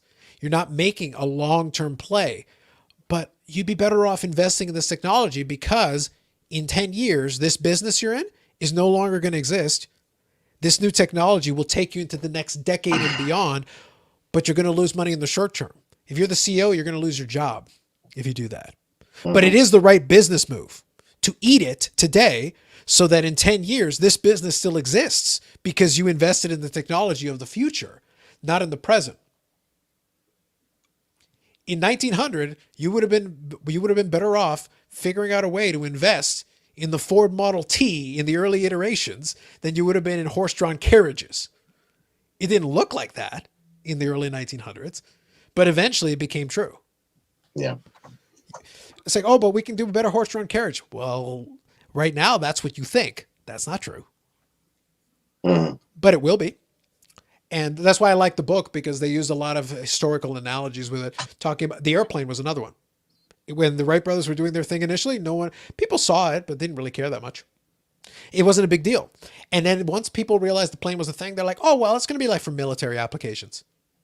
Oh, well, it's just going to be used in these specific things, but it's not going to be used to haul cargo or anything. Then the world wars happened, then all that happened. It's like, oh, cargo planes. Oh, cargo planes are a thing? Yes, they are now. But it took time. But somebody was sad because we're really bad at predicting stuff. We're really bad at predicting stuff. Yeah, look at Facebook, MySpace. Who knew? Yeah, but that's how that works. So we'll always see. We'll always see what happens. It's like the one thing we know historically has been true is that we're really bad at predicting the future. Really bad. It's like the pessimistic view will always work, and there is an aspect of truth to it that the pessimistic view is easier. What I liked is that his example was that the pessimistic view is easier to believe, even if it turns out the optimistic view is correct. Because as I say, the airplane thing. If you say, okay, within X period of time, commercial air flight is going to be a thing. Mm-hmm. Well, at that time, they would have been like, you're out of your mind. No, absolutely not. We're not going to do that. But then the other analogy was, so taking the end of World War II again, what if you had gone in 1945 and said to the people in Japan, okay, guys, so I know you just had 2 nuclear bombs go off and your country's in shambles, but within 30 years, U.S. is going to be one of your biggest allies. You're going to be developing a burgeoning car industry that is going to take over the United States by the end of the 1970s into 1980s. And you're going to be a world leader in technology, microchips, computers, all of these things. You tell that to them in 1945. Within 30 years, you guys are going to be dominant players in these spaces. They're like, everything's destroyed. Our industrial capacity is gone. There's nothing here. But within 30 years, what happened? Exactly that. Mm-hmm. But you couldn't have guessed that. In 1945, you had no way of guessing that. Yeah, foresight isn't. Yeah, like you had nothing to base that on. But it turned out to be true. It turned out that if somehow you had been able to predict it, everyone would have looked at you like you're crazy. But then 30 years later, like, holy crap, you were right. What the heck? Because stuff happens. But like the ability to predict, the further ahead you go into the future, the harder it is to predict stuff. Mm. We struggle to predict 6 months from now, let alone 6 years. That's very difficult. So anyway, it's just I know the guys are having their back and forth about the market here. So let's see. When there is a high volume trading, the share value is pretty much exactly where it should be at any given point in time. Carlos said stock value does not equal enterprise value or intrinsic value. Yeah, no, that's basically it. The psychological element always messes with stuff whenever you're trying to value something, because it's what people think is happening more than what's actually happening. And even your best metrics, your best tools, the card ladders, the market movers, all that, they can only tell you what already happened. Mm-hmm. They can't actually predict the future. That's not, but it's trending upward. Yeah, it is. Until it's not. Because the thing with the trend is that the trend was based on something. People saw something that made them think, oh, it's going to keep going up. But as soon as you hit a brick wall and something happens, then it goes the other way. Yep. So it was true right up until that point. And then it turned the other way. And now all of a sudden it's going to go down forever. It's like, well, that's not true either. No. It's probably going to go up and down a couple more times, and it's going to shoot up, shoot down, shoot up, shoot down. Yeah. Mm-hmm. Yeah, hockey guy. It is a perception reality issue, but that is one of the key indicators of the market. And it's the one we can't predict for. It's the one we can't create a proper analysis for. And it's the one we can't create a model for. No. What are people thinking? What are they going to think? Because that's the game you're playing. Personal opinion runs into it. It's like when 2 people debate and some person wins the debate, but they won, but even though they lost. It's interesting because they won the debate, but they really lost the argument. But you know what I mean? Yeah. Sometimes winning is losing, and people can be convinced against the best of the opinions and still end up being wrong. Well, the thing is, though, that you could have built a beautiful case. But if people refuse to believe you and they act against that, then the reality almost doesn't matter. No. Because you could 100% be bang on, like, no, this analysis is sound. But if people don't believe, it doesn't make a difference. The reality becomes what they believe. Because at that point, it's a self-fulfilling prophecy. You've created the thing you thought was true. Even though it's not backed by anything. There's nothing that makes sense here. It's not connected to anything that makes any logical sense. No. That's why the top lawyers make the most amount of money. Mm-hmm. And I'll give you guys one more quick analogy that's in the same vein. I don't know if any of you guys are familiar with Benjamin Graham. Benjamin Graham was the author who came up with basically the Intelligent Investor, and also Security Analysis, the book. Very dry. If any of you have ever tried to read that book, it's very dry. No. Yeah, but he's considered to be the father of value investing. And Warren Buffett was one of his most famous students in the sense of reading the books and following the principles and everything. And Warren Buffett's done okay for himself.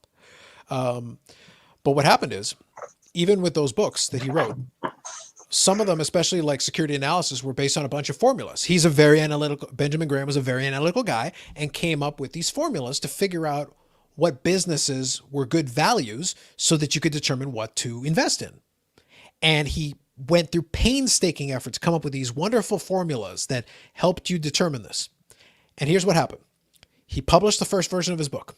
It became pretty well sold. People read it and some followed, some didn't, but it did well in the sense that when he came out with a second edition, he completely retinkered a bunch of his formulas. Third edition, completely retinkered a bunch of his formulas. And then by the end of his life, after he had done a couple of these editions, he said, "Oh, do you follow the principles of your book?" He goes, "No." He goes, but then they said, "Why not?" And I'm paraphrasing. But he goes, "Because those formulas worked at the time that I came up with them. But then the market changed. And I had to rework them in order to accommodate for this new information." Well, what he came to, and he understood what was going on, but what happened is some people would read his book and follow it religiously. Well, as soon as you do that, it has changed how you react. And if enough people react differently, the formulas, those same companies that were values based on that formula, are no longer values based on that formula because you have changed the output. Because now more of you are buying it, so the price goes up, so it's no longer the same value that it once was. The formula no longer gives you the same result because the things have changed. So you have to rework it. Well, then you rework it, and more people read the new version, and now they start reacting based on that. Well, now it's changed again. Well, it's not a value again. Now you have to rework the formula a third time, a fourth time, a fifth time. And every single time it's correct for a little while until people get caught up on the latest and they start mimicking that, and the herd mentality takes over. A bunch of people follow the crowd, and now all of a sudden what was undervalued is no longer undervalued. Because it can't be. Because everyone's looking at the same formula and following the same piece of information, or following somebody else who is not understanding why they're following, but they're just following. So the result is the same. Now all of a sudden what made sense earlier no longer makes sense. How does that translate to the card market? Well, we have all these analytical tools, right? If enough people see the analytical tool and they see the indicators that would suggest that this would be a buy, but if I see that and you see that and this guy sees that and this guy sees that, those of us that did it first, the first couple of times, are probably going to be correct because we saw something and we caught something that made sense. But as the price starts to go up, it becomes less true until we reach a certain point where it's actually now it's no longer undervalued. Now it's bang on, or it's starting to get a little overvalued. It's starting to get overheated. Now, the only person that's winning is the person who bought down here and sold it here. But the guy who's buying up here and hoping it goes here, maybe, maybe not. And if you do, it's very marginal. Compared to the guy who bought it down here, he's actually made a killing. So the first people to market that got in, they did great. The second people did okay. The third people maybe are breaking even-ish. And as you get further down the line, you fall behind. Now if somebody realizes this, oh, well, this is no longer good. Find a different one. Well, so did everybody else that saw the same thing because you're all looking at the same data. You don't have an edge anymore. Well, the stock market became like that, where now you've got all these Bloomberg terminals, these analytical tools, all this wonderful stuff. And now to gain an edge, you have to go to the level of, computerized trading and algorithm trading and doing all this. And now we need fiber optic cables so that you can put your trading just a little bit faster to take advantage of a fraction of a cent. Edge. Because nobody has an advantage anymore. The only thing you can do is keep trying to up the ante and find different ways to get an edge. Well, in the sports card market, All you got is the data, and the data is just telling you the news. It's telling you yesterday's news, not today's news. Well, what's going to happen if they're going to try to keep up? Then the only way you can do it is to get data faster. Right now, the data is updated maybe once a day. What if you updated it every hour? Well, then your tool would be a little bit more accurate, wouldn't it? You're getting the information just a little bit quicker. Well, what if it's every 15 minutes? Well, then you get it even quicker. What if it's real time? What if you're following the price trend in real time? Somebody could theoretically do that. It'd be pain to do. And I don't know if eBay would cooperate with that. I don't know if they'd want to be sending data that way without charging you something for that. But let's say they did. Well, then your tool is the most accurate because you're getting minute by minute changes in that fluctuations. You could follow it like a stock ticker. Day traders. That would be the most accurate. You would be ahead of the person who's getting the update once a day because you would already know that the market has started to turn against this card. So you can sell it to this other guy at the higher price because they still think it's up here when it's already starting to trend downward. You're ahead of them until they buy the same tool you buy. And now you guys are on the same level playing field and your edge is gone. Mm-hmm. That's the fundamental problem when you get into that kind of thing and become really reliant on it. And after that, then you're guessing. And you're also looking at how people react to it and how they think of it. It's not a big deal if you're not too concerned about the day-to-day fluctuations. But if you're somebody who's trying to maximize your return, and that's what you're worried about, it's made your life a lot more difficult. Mm-hmm. Because where's your edge now? Now you have to find somebody who will sell it to you for undervalue because they just don't know. You're preying on ignorance. You're hoping. No, but that's what you're hoping for. Because if they have the same piece of information you do, and they're looking at the same comps you are, your edge is like this. I know. It's razor thin. That's why I don't like that kind of market. I like the bigger deals that kind of rely on more information. Yeah. Yeah. On one side opposed to the other. Yeah, Robert is hitting on the key point here, but that's the reason why I said most of these fluctuations in the market don't affect most cards because most of them don't sell in the volume for it to matter. Yeah. They'll sell once in a while and they sell for around what they sell for. But if you get something that's liquid that does have the fluctuation, you also have this problem. But if it's something that sells once every couple of months or once a year or whatever, it's going to be what it's going to be. Mm-hmm. The day-to-day small fluctuations, not going to make that much of a difference because it's not coming up often enough. And if somebody really wants it badly enough and another person really wants it badly enough, it'll go for the price it's going to go. The market will be as open and free as it can be, and those comps don't really matter anymore. That's just the way it goes. So anyway, it's just some stuff. It's some food for thought here at the tail end because the mental side of it is actually so important. It's more important than a lot of the data points that people are looking at because it's not even important what the data point is. It's what people think when they see those data points and how they react to it. That's going to tell you what you should be doing. It's like playing the poker hand where it's like, you're not even playing the cards anymore. You're playing the player. What are you going to do based on this? And then I'll react accordingly. And if you can do that, you're probably going to do just fine. Yeah, I would say. Yeah. So anyway, guys, so that's, I think we'll wind her down here. I think it's been good. Yeah. Any last second thoughts that you guys can throw it in? And then otherwise we will catch you. I'll be back, doing this again next Friday. Same time. We'll do the same time. And we'll see what the sports card market brings us as far as stories. We'll have our fun, the usual thing, but it'll be good. Yeah. I do want to thank the folks in the chat. It's been fun. And you guys have brought some very interesting comments and thoughts. So that's been very fun. So that's always been good.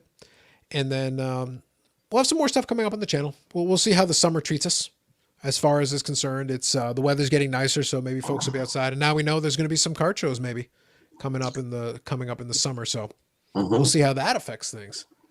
See what happens in Canada. We'll see. I don't think it's going to impact us. Like I still think at best, we're still looking at the fall. We're still looking at the fall for us. So I think it's going to be what it's going to be. Not too big a deal. Sounds good. All right, guys. So that'll be it for us. Have yourselves a good weekend.